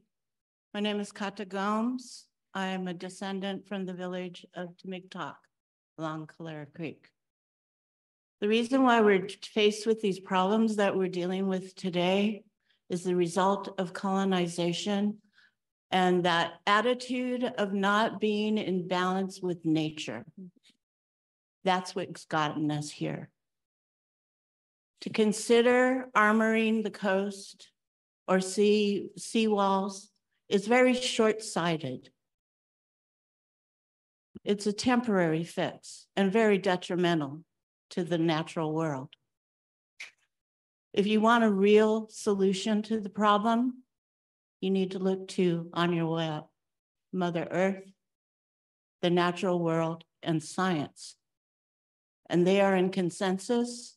The best solution is restoration of our marshes, restoration of the dunes, restoration of the natural world is the best solution to sea level rise and the crisis that we're faced with today. Take a look around, get in balance with the natural world. Don't try to fight it. You're going to lose. Thank you. Tisa Yantz, followed by Elizabeth Bowles. Hi, I'm Tisa Yantz. I live in the Lindemar area. So the state of California's sea level rise guidance has already given the scientific basis that we're going on for making these plans. And in it, they had a most probable, intermediate, and a most severe sea level rise prediction. And they suggested that we go with the most probable one. But what was adopted was actually going with the most severe. And also not only that, but it says that the scientists only agree. There's a lot of disagreements, it says in there, but it says they only agree up to about 30 years. And then there's disagreement. So I would say that that is evidence that what is actually being presented as their guide for science is not actually being recognized. So the conversation between Tiger and Mr. Murdoch about whether the Coastal Commission would reflect the changes in the updated science, I think you could look at what they've already done. They've disregarded what the science actually suggested be the best plan to pursue, and that was the least likely, the most likely plan. Also, in the discussions of seawalls and berm, I've not noticed any currently used engineering processes around the world in the discussion. And I'm wondering why that isn't included, as well as the differentiation between sea rise and erosion. That doesn't seem to be differentiated either. Thank you. Thank you. Next, I have Elizabeth Bowles, followed by Cherie Chan.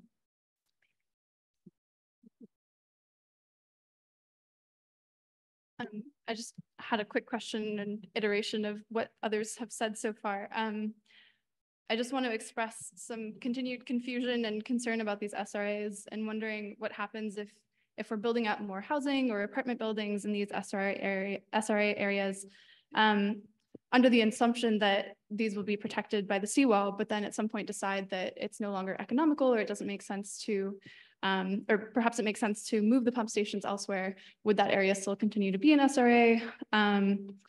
Are we making false promises to people who are choosing to invest more in their homes or in apartment buildings in this area, given that these might not always be areas that can be protected or should be protected? Thank you. I have Cherie Chan, and then I have another card by Kimberly Finale, but I think she spoke initially. Hi there, Cherie Chan. To the Q&A earlier, the city is based still, as Joanne Gold said, is basing a policy to change the land use designation on a known ESHA. We have the latest information, so let's just use that. Mayor Pro Tem Beckmeyer, at 2:15, you mentioned the importance of coastal access, and thank you for remembering that. The new version of the LCLUP erases existing coastal access at Pedro Point at the railroad berm that is in the certified 1980 LCLUP. I already filed comments on the last round several months ago on this, that this access was erased. So if you can please restore that, that would be excellent. And to Jim Kramer's comment, the public trust doctrine actually dates back to Roman law. So unless we've been in Pacifica since before Emperor Justinian, and the only person who can even laughably make that claim is Ms. Gomez right here. We don't have an inalienable right to just keep developing on the coast for perpetuity. So anyway, thank you for all your hard work on this. I know this is super difficult, and let's keep working together. Thank you. Okay, I have Marge Davis next. I've shrunk, but not quite that much. It was really disappointing. It's one of the things about getting old I'm not liking. I actually have a couple of questions, and I said, well, if no one asked them, I'd get up and ask. So I'm going to try and ask them in a way that there's not kind of an obscure answer that would fulfill it. So in general, what, and or maybe it's what feedback from the Coastal Commission prompted the city to come up with the SRA compromise? And I'm not doing that. I'm quoting what it's been being called. To me, a compromise is typically some middle ground between two different viewpoints. So I'm really curious what prompted the city to look at that compromise. Was it done perhaps at council direction? And as a sub question, what has the initial response and or reaction from the CCC been regarding the SRA concept? You've talked a lot about staff to staff meetings, and I don't know if it's been discussed, but if it has, I'd be curious to know if the feeling is that they're on board or what their feelings are regarding that kind of innovative approach. And the other thing, this is a personal comment. Ryder, I know he'd only been here for 24 hours, but he referred to the ocean as the beast that is chewing away at our coastline. I would suggest I see beauty in that beast. I think I view the ocean as the largest natural feature for Gaia to express herself to us on a daily basis, whether it's with beautiful calm or overtopping waves, and protecting some of the most calm, beautiful, peaceful, think whales, my octopus teacher, if you've seen that piece, species in existence.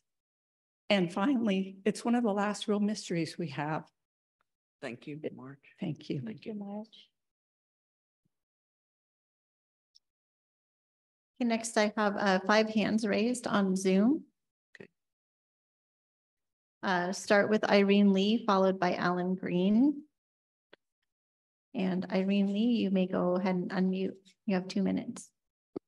Thank you very much. I want to know if these slides could be made available to the public through the website, because I like to review them again. And secondly, the SSM guideline, is that just for the SRA or is it for all area? And then the third question is just that, what happened if a house is damaged by storm? Let's say a tree fell over. Does the replacement of that house consider as totally new according to the SSM guideline, or is it a replacement? Thank you very much. Thank you.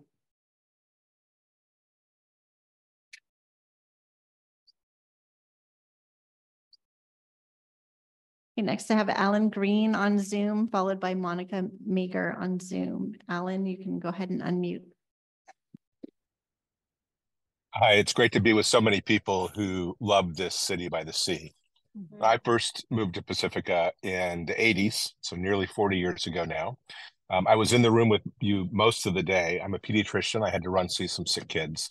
And I'm glad that you made this meeting available, and I'm glad you made Zoom available so I can have a moment to comment.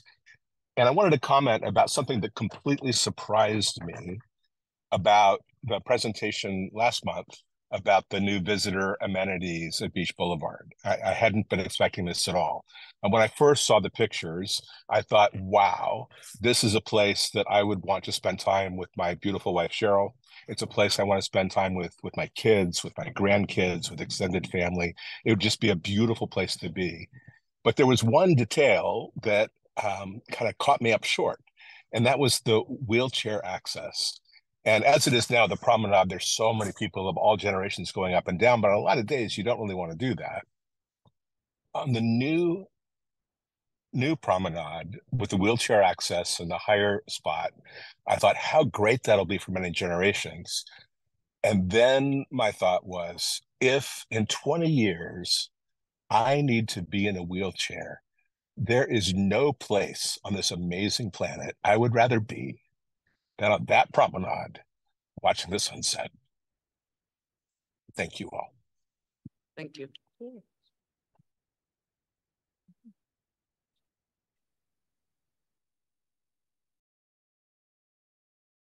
Next, I have Monica Meager, followed by David with the email starting with DWC1.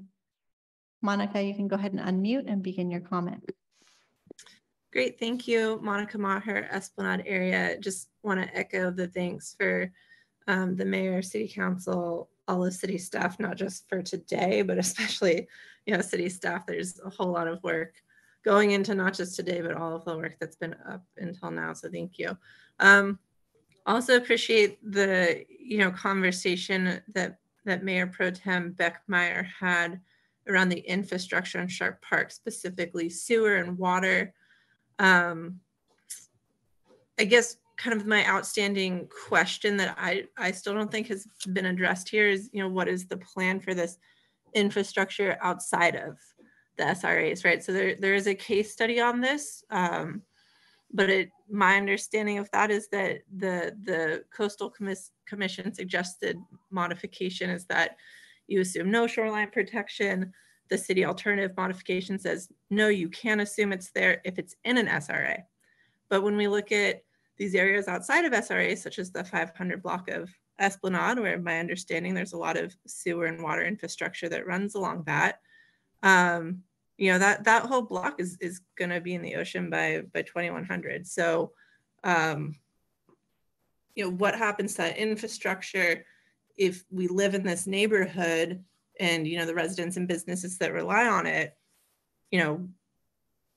how long do we have, right? What are our plans? How do we have to think about you know, when our house is going to become uninhabitable, not because it's going to fall in the sea, but we're no longer going to have supporting infrastructure to live here. So, you know, I do appreciate the case studies. It's much more clear what we can and can't do with our house as residents, but you know, kind of this larger picture is still not clear. And, you know, we need to be able to plan our own retreat personally if it's not being done at a community level. So thank you. Thank you.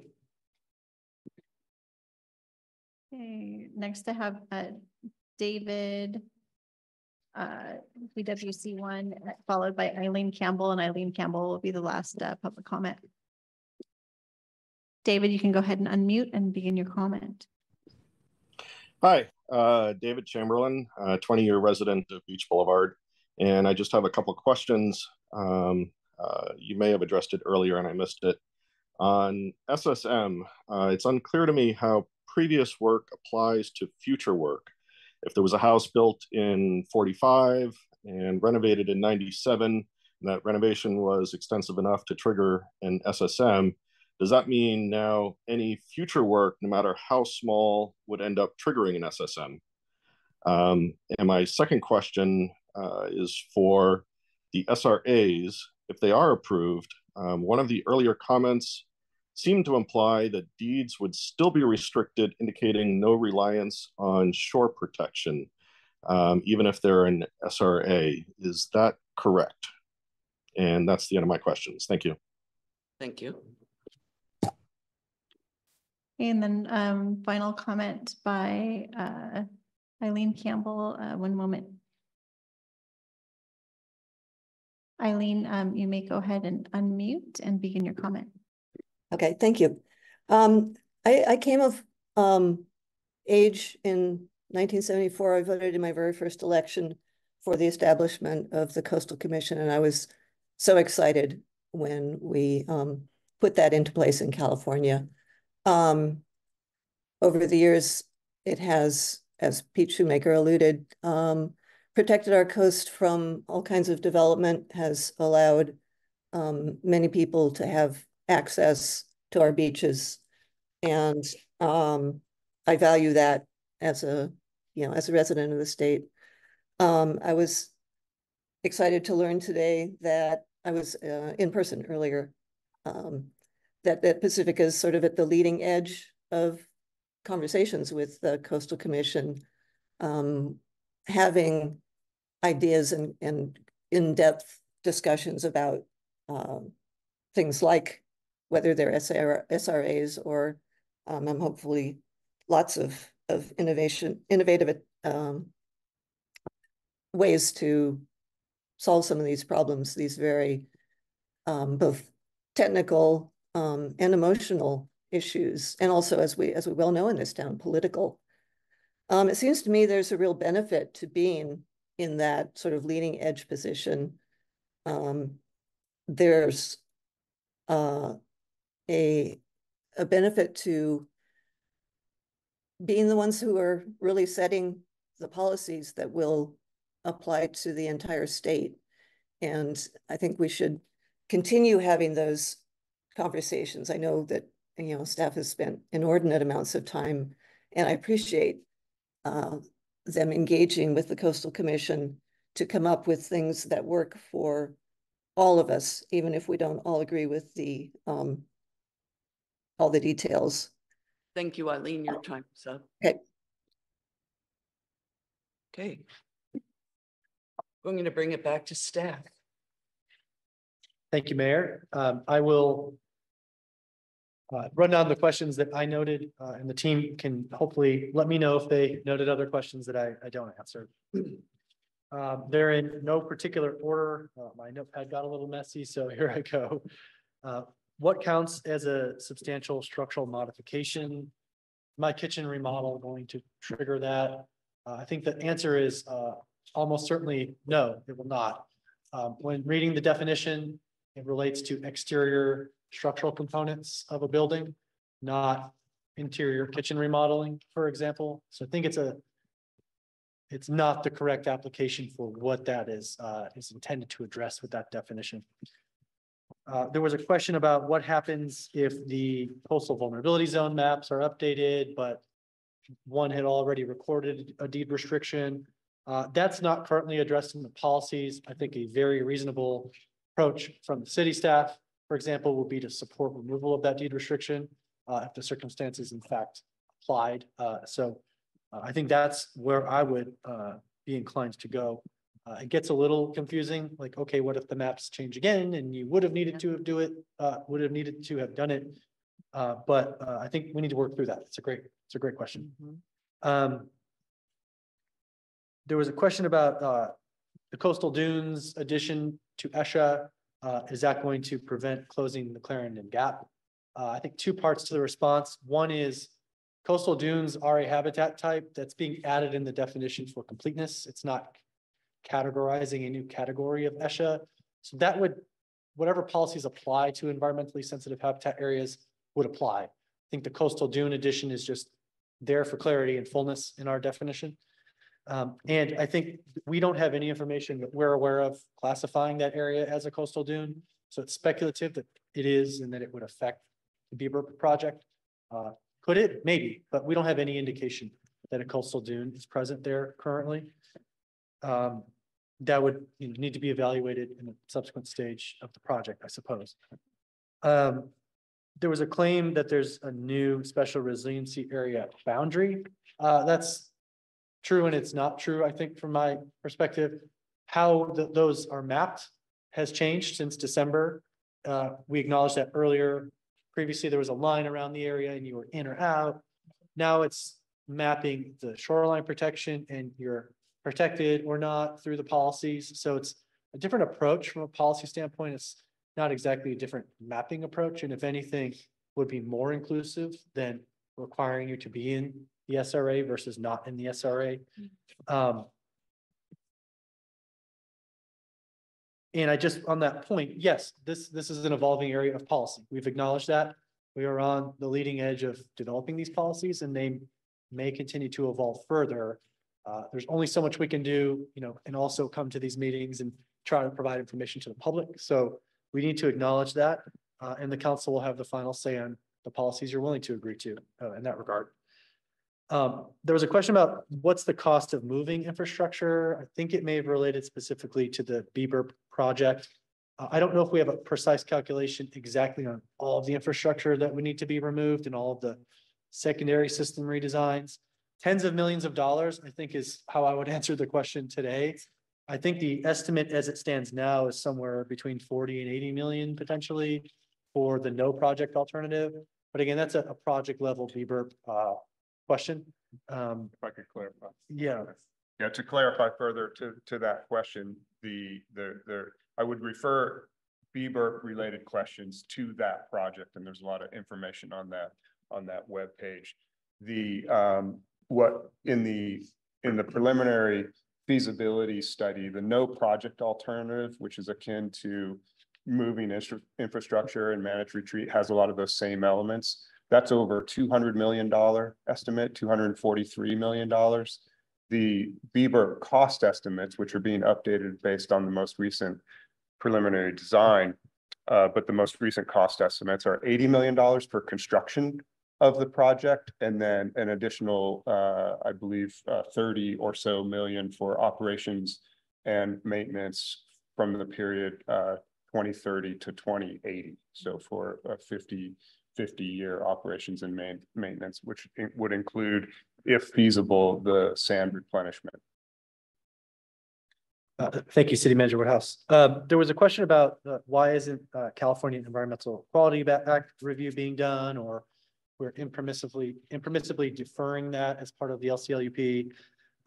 The CEQA guidelines clearly state that local coastal program amendments, such as the LCLUP, that the Coastal Commission performs environmental review. So I'm not sure where the question's coming from on that point. We've explained that previously. Does the Coastal Commission balance the cost of infrastructure relocation versus the cost of armoring? I would say in a sense, yes. One of the elements of a shoreline protection structure application process and review process with the Coastal Commission is evaluating various alternatives, including the least environmentally damaging alternative. And so that could be factored into that process, including the costs and other environmental impacts of that. But it's not the leading consideration for them, but it can be one consideration among several. There was a question, do SRAs provide mitigation for beach loss? It was a follow-up to an earlier question and answer. I think it's looking at it the wrong way. The SRAs are not promoting or approving shoreline protection structures. What they're saying is you can account for the protection provided by existing shoreline protection structures. So strictly speaking, there's no further mitigation because those structures are already there. And whatever mitigation was needed or required would have been effectuated already at the time of their permitting and construction. But what is coming with the SRAs that they're approved is other offsetting mitigations, like looking for shoreline protection structure removal opportunities in the city, or adaptation opportunities to include nature-based solutions to minimize impacts, as well as coastal visitor amenity improvements or opportunities to acquire public open space along the shoreline. So mitigation type activities, yes. Direct sort of beach loss or sand mitigation, no, because that's done at the permitting stage for those structures. Does the LCLUP deviate from the California Building Code? There's nothing that we've talked about that would call for deviations or exceptions from the California Building Code. So the answer is no. We were talking about how they may relate to one another in circumstances where one may be more restrictive than the other, for example, and you would need to follow, of course, the most restrictive policy approach. Does the LCLUP relate to the builder's remedy or make it worse for us as we're taking our time to get to the certification? The answer is no. The builder's remedy is related to housing element compliance and certification, not LCLUP certification. The undeveloped San Pedro Avenue site, why is the city considering changing the land use and allowing some sort of residential and mixed use commercial development and not keeping its current designation? As noted in the earlier response, the city council's considered that extensively and came down from its came down in a particular policy position, and that's not being revisited at this time. Do also need to clarify, it was mentioned the current land use is CR, commercial recreation. That's mixing up the zoning and the land use. The land use designation in the LCLUP, the 1980 version, is commercial, the broad single commercial designation. That would allow up to 22 units per acre of housing development. The council has indicated 3 to 5 units per acre. So it's a policy decision and placing the balance of that land use in light of all the other considerations. Recognizing any project, again, that will come in the future, we'll need to do those environmental and hazard determinations and see what type of development can even be permitted there. What happens in the SRAs if the seawall, if a seawall is ultimately removed? As we talked about earlier, the development that's approved in the SRA or subject to the SRA policies would need to record a deed restriction, waiving rights to future shoreline protection. So they will be making a choice to proceed with that development, knowing in the future they will not be able to construct their own shoreline protection, but being allowed to rely on the protection provided by the seawall or shoreline protection structure that's there for as long as it's there and as long as the SRA policies are in effect. There was a question, what feedback from the Coastal Commission led to the SRA quote unquote compromise? As I mentioned, there's a broader statewide conversation about neighborhood level carve outs to find alternative approaches tailored to local needs.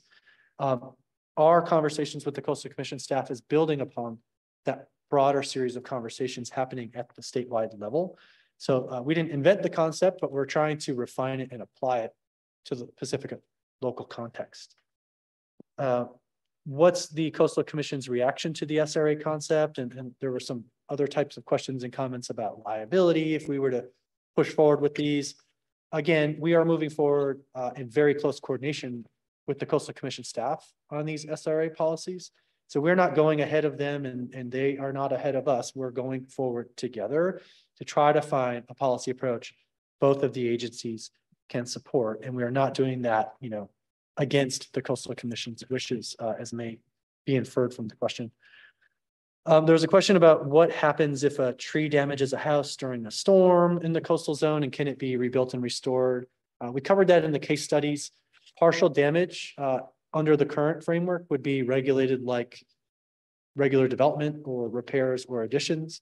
And so it would largely depend on whether it's exempt entirely from a coastal development permit, 10% or less of the building area or bulk, or is it a 50% substantial structural modification that would trigger those broader policy upgrades and compliance requirements. Question about substantial structural modifications. How does previous work apply to the SSM, and would any work even small then trigger it if previous work would have already exceeded it? We explained earlier, the answer is there is no trigger to come and make you do anything retroactively if you're not undertaking a new project.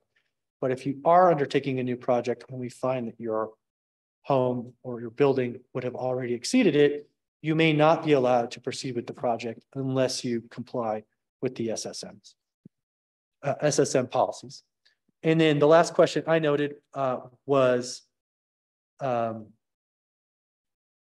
are you prohibited from relying on shoreline protection even in the SRA? I may have jumbled up the question, but I think there's two parts to the response. One is the benefit of the SRA is you get to use protection provided by existing shoreline protection structures in your hazard analysis, which generally will provide more development potential than if you could not account for that protection. But then the flip side of that is the deed restriction you would record, waiving your rights to future construction of shoreline protection on your own. So you would not then in the future be entitled to your own shoreline protection structure if, for instance, the city owned and operated shoreline protection structure were to be removed in a long-term scenario.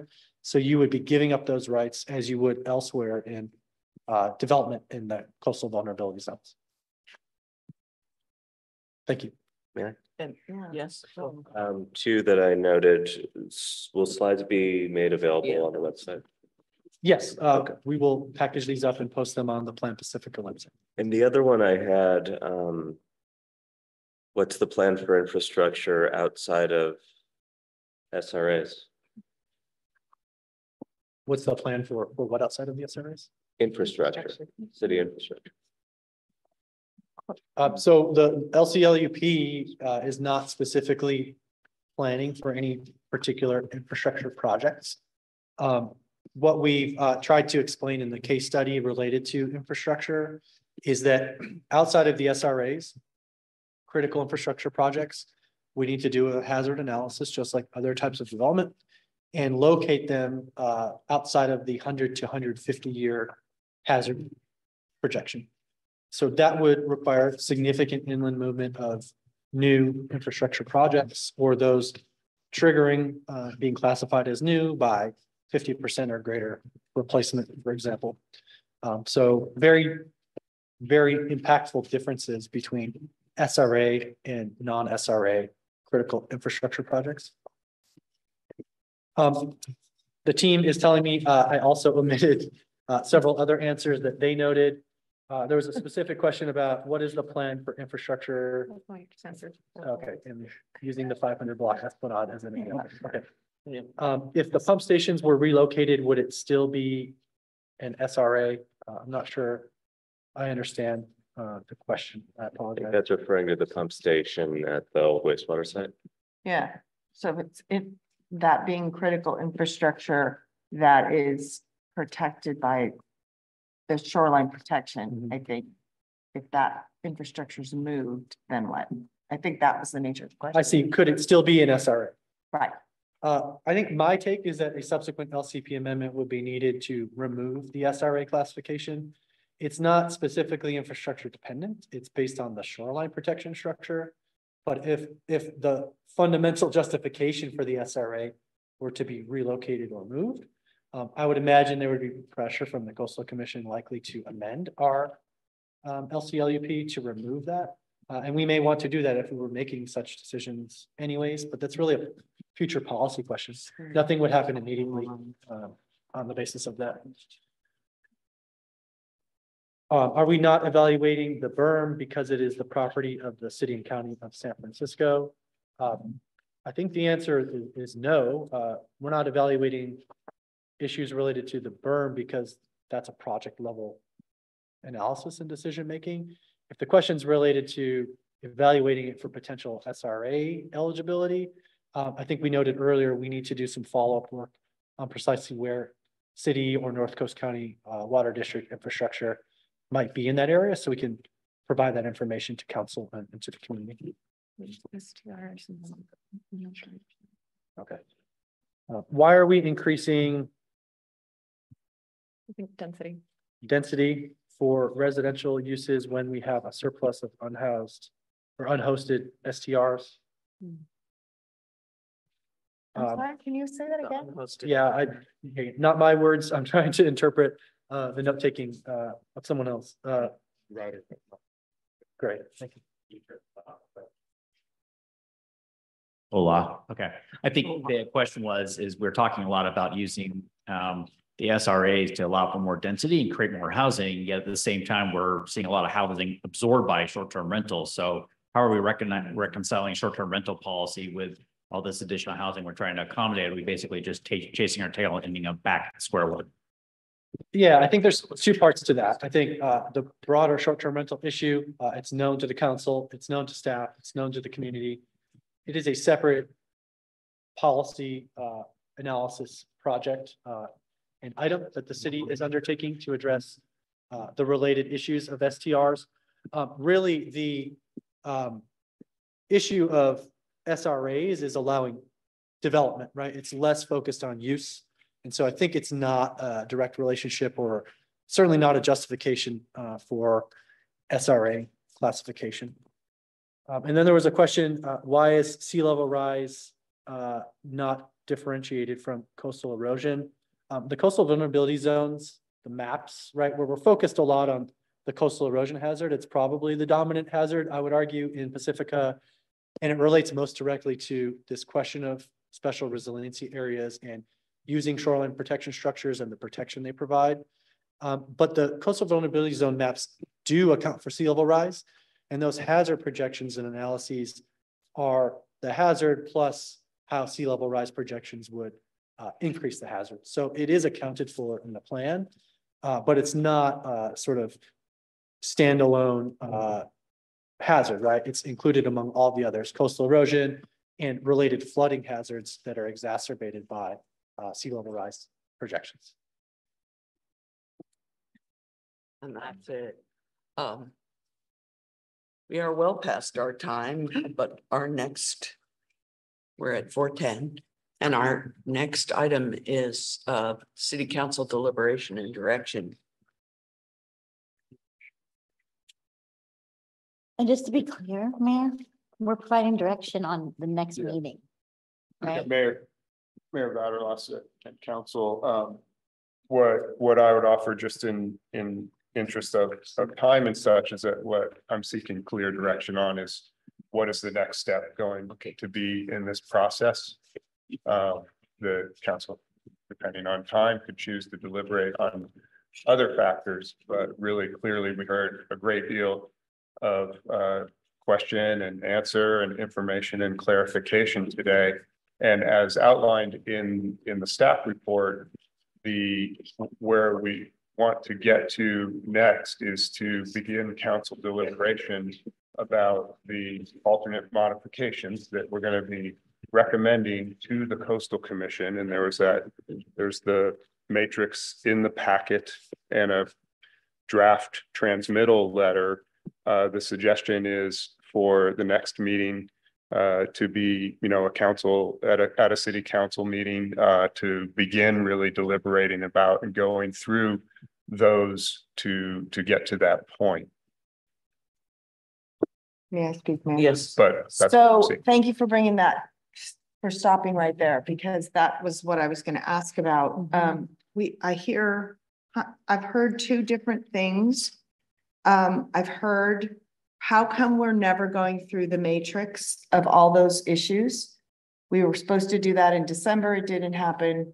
We didn't do it, last meeting. When are we going to do it? We didn't do it today. And when are we going to do it?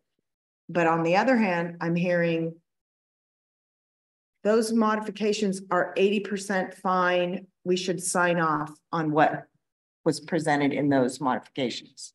So between those two things, I think we're gonna have to go through those very carefully. And I want to make sure that we make a commitment to that and that we're clarifying for the community that that's going to happen, because behind the questions, I hear some concern that maybe we're just not going to do that, that we're sort of bypassing that now in favor of discussing SRAs and such.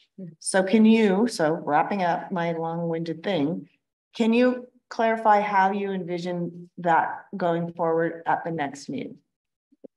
Yeah, well, we could start with, taking that matrix, and as outlined before, there's numerous that are more, administrative cleanup or whatever, like the less impactful ones. They're all open to discussion, and we want to go through and verify each of those, and the council will undoubtedly spend more time having now an understanding of the SRAs, having an understanding of all, substantial structural modification and all the case study examples that help explain this, be able to go through, especially the greenies, looking at the policy language that the council wants to transmit to Coastal Commission as this is our suggested alternate modification.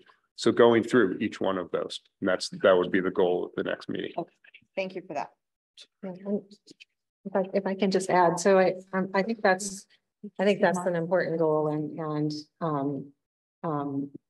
this will lay out the policies, right? And a lot of these are applicable in both the SRAs and in the rest of town.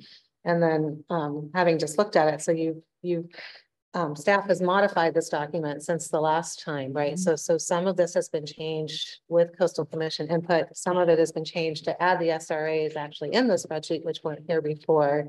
So if we just go down the line, then we're going through all the items. As some members of the public pointed out, I mean, there may be an option that we feel we don't need to do the SRAs, right? So, but we could go through all those first and make sure we understand them and understand the implications, and then look at the SRAs. So I think that's really helpful. What I'm struggling a little bit with this document is that I think it's important to read it in context with the red line version, because for example, there's some policies that if you just look at here, it sounds like they apply in the whole city, but then if you look at them in context, they're like for Shar Park in particular. So it's good to do those both at once. I'm a little confused. So just as a clarification, with the red line copy that includes all these modifications now, the previous time we saw this, all the red was the Coastal Commission's changes.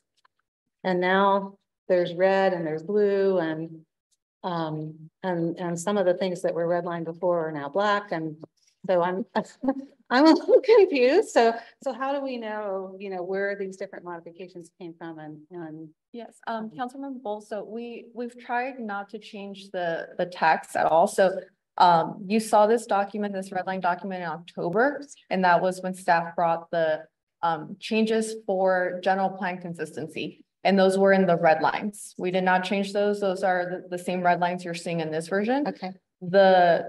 One of the previous staff reports had the red line version from the Coastal Commission staff suggested modifications. Those are the black text. We did not change those. Those are still black text. Okay. The new text that's in here, that corresponds to that third column in the summary table, that's green text. And so because we didn't want to change what you had previously seen in the red and the black, we added a new green color to coordinate with the green table. Okay. Okay, thank you. That's all. Yeah, and then I guess the question, I mean, if we all agree that that's the next step, then is this really just happening in a council meeting, or do we need a larger space where the community can come? Because there's still a lot that we're unpacking. Mm-hmm. Yeah, that would be my question too. Mm-hmm. And it's really important to me that I completely understand all the changes. And so going line by line is very important to me. And I don't think we can do that during a regular council meeting. Mm-hmm. So I think we need another special meeting to do that so that I can understand everything fully with or without SRAs, how this fits into the SRAs. There's just so much. One observation I'd offer regarding, whether it's a special council meeting or a regular city council meeting that is really dedicated to only this item. And the time frame we're talking about is probably early April, I believe, would be the feasible next step. That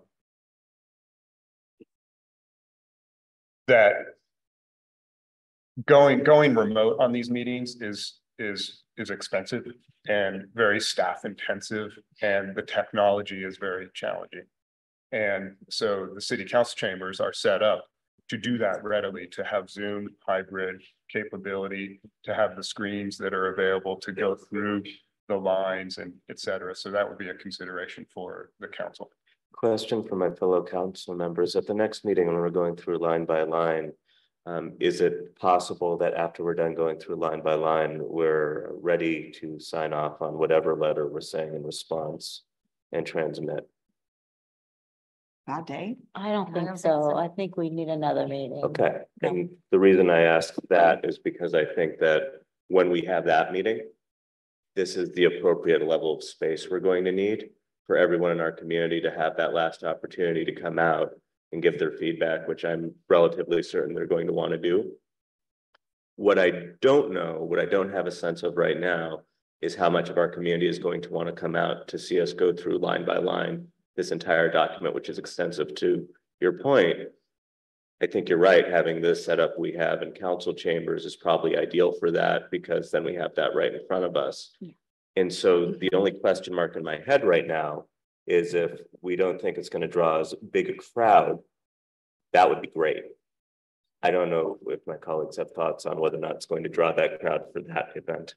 If we could do it in council chambers where everything is at our fingertips, where it's all set up, it would be a lot easier, where we could see screens. It would be a lot easier for all of us, for staff and council, in my opinion. Maybe we start earlier. Maybe we start the meeting at 6 o'clock and plan on going till midnight. 5:30 and going to midnight? Yeah, something to that effect, if everyone could get there. But just because I think we are going to need a little bit more time, but I think it would be easier in council chambers. And again, my only question of concern is the amount of turnout we think we're going to get from the public. One idea around that is, what if we had a room close by that was like an overflow room, like maybe the Shark Park Library, where everything could potentially be projected, but then people could walk over and give public comment and ask questions if they wanted to be in person. I'm just throwing something else out there. Because otherwise we're going to have to close the doors, right, for fire safety if they're eventually, In that downstairs room from the library in particular, I think would be the place to do something like that if staff finds it feasible. Well, we certainly And PCT finds it feasible. We certainly didn't fill it here. True. Right? So maybe the community center. But that doesn't work very well for Zoom. That's true. Yeah. And I think that's really important. In the beginning of the meeting, I do want pretty cool. Yeah, it was. Oh, so how many people want to do it at council chambers? It related to that before you comment on that. Just an observation. For example, today there were approximately 100 people in person here today, I think was our count, and there were 60 plus online. The council chambers capacity is larger than that. Okay. Is larger than 100 or? Yeah. Or larger than 100? Larger than 100. Okay. So I think it might be 150. Sarah, do you know? Not certain. Yeah, Do we have can check, but consensus it that might we be want to do it 120, in council chambers? Yeah. Yes. Okay, we do. Yeah, we definitely need the screens to look at all this fine print. Yeah. Okay, council chambers it is. I can't really say I have consensus. I would like to say I'm not sure doing an evening meeting only for going through the green line thing is, I just can't really imagine that. And maybe, I mean, what I guess I want to say is and we've seen this happen with planning commission before. When there's long, detailed documents to go through, they get as far as they can get, and then there's another, it's continued to another meeting. So it's hard to predict. Are we thinking of a all day long format and we're done? Are we thinking of a one night format? And if we're not done, another night format? Like, I don't know how to think about it. I just don't want to be hemming ourselves in to not thoroughly go through everything. Based on what you're saying, I think it would be charming to begin around noon and take it as far as we can take it, and hopefully with the intention of finishing it. And if not, then boy, howdy, did we try. On the weekend. Yeah. A weekend Okay. then. Yeah, oh yeah. Oh, yeah. Oh yeah. I think that's the only way that approach Yeah, would and work. then we'll have another meeting to come back together and, okay, good. Okay. Does that make sense to you? I think Or we we were can trying to weigh the options as you were Weighing thinking of the sort of 2 options? evenings versus one all day. I didn't hear where the council ended up on that. Noon, start at noon on a Saturday to try to finish it all in one day. I don't know why noon, maybe Yeah, we'll me talk either. about that. Because you like sleeping in? Because I do. Largely by Like to that, sleep in. that and the benefits of lunch and dinner rather than, no. Wherever consensus lies around it, I get it. I'm happy to. Okay. I guess maybe you were thinking it wouldn't take all I might- day and we start a little later, maybe? I don't know. Something like that, Okay. And Mayor, if I may offer, You so may. one reality is it's extremely difficult to schedule these meetings and everyone's availability. This meeting happened much later than the council had intended to happen earlier in February because of that. So finding a Saturday is very difficult. I do have the first regular council meeting in April kind of exclusively reserved for this topic in the tentative agenda planner. So I just wanted to make sure you knew that. And there's not a scheduling issue there because all the council members are scheduled for that meeting. We can shoot for a Saturday and see if there's something available. Or we could, start at a regular meeting and then continue if the council didn't finish the work. On a Monday, what's the earliest everyone could start? It's the public too, and a lot of them work. And Yeah, so I don't yeah, think yeah, that's fair. 100%. You're right.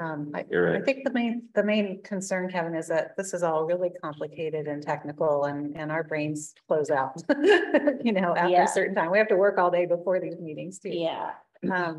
So, I mean, if we did it at a council meeting, I think we need to be able to set a reasonable stop time and then a continuation. Okay, well, do we want to just start whipping out our calendars now and start batting around dates, or do we want to wait for the inevitable doodle poll, blah, blah? I mean, we know we can't do it April 27th, because that's your birthday. I was isn't gonna it? say, that's my birthday, no, because that's lose and bruise. Bruise and bruise. Oh, Oh, whatever, which is also on my birthday. Okay. We know we can't do it April 20th because that's Eco Fest and Progress. Okay, 6th of the 13th. Wait, 6th of the I thought Kevin 13th. was still talking.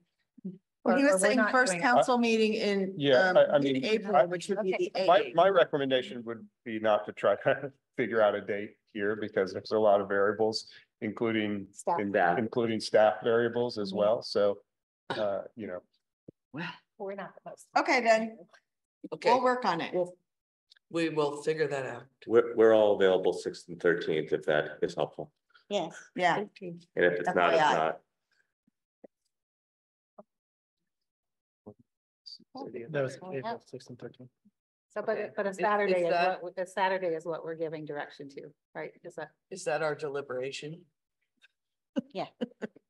Well, it's Okay, the council's on prerogative, with the up agenda. to whether you want to continue deliberation or not. I'll just summarize what I'm hearing is we're going to look for a Saturday meeting at the city council chambers to start the process of going through all the alternate modifications on this process.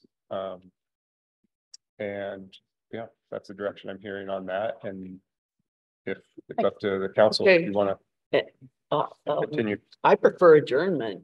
Does everyone agree? I do too, but I do want to thank, I want to Hey, thank yes. staff. Closing comments. And I do want to, if I Closing could, I did want to ask if our moderator, Ryder, wanted to make any closing comments on this. Not suggesting.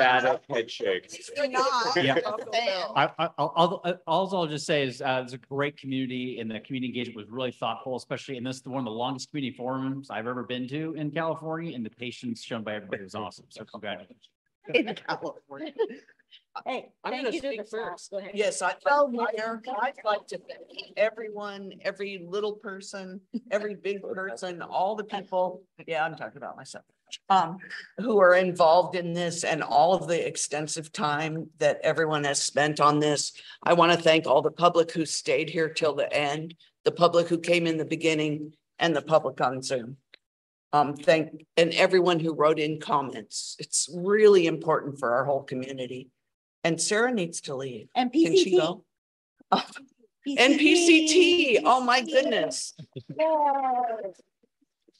Okay. All right, great. Anybody else? Great. Adjourn. Thank you very much.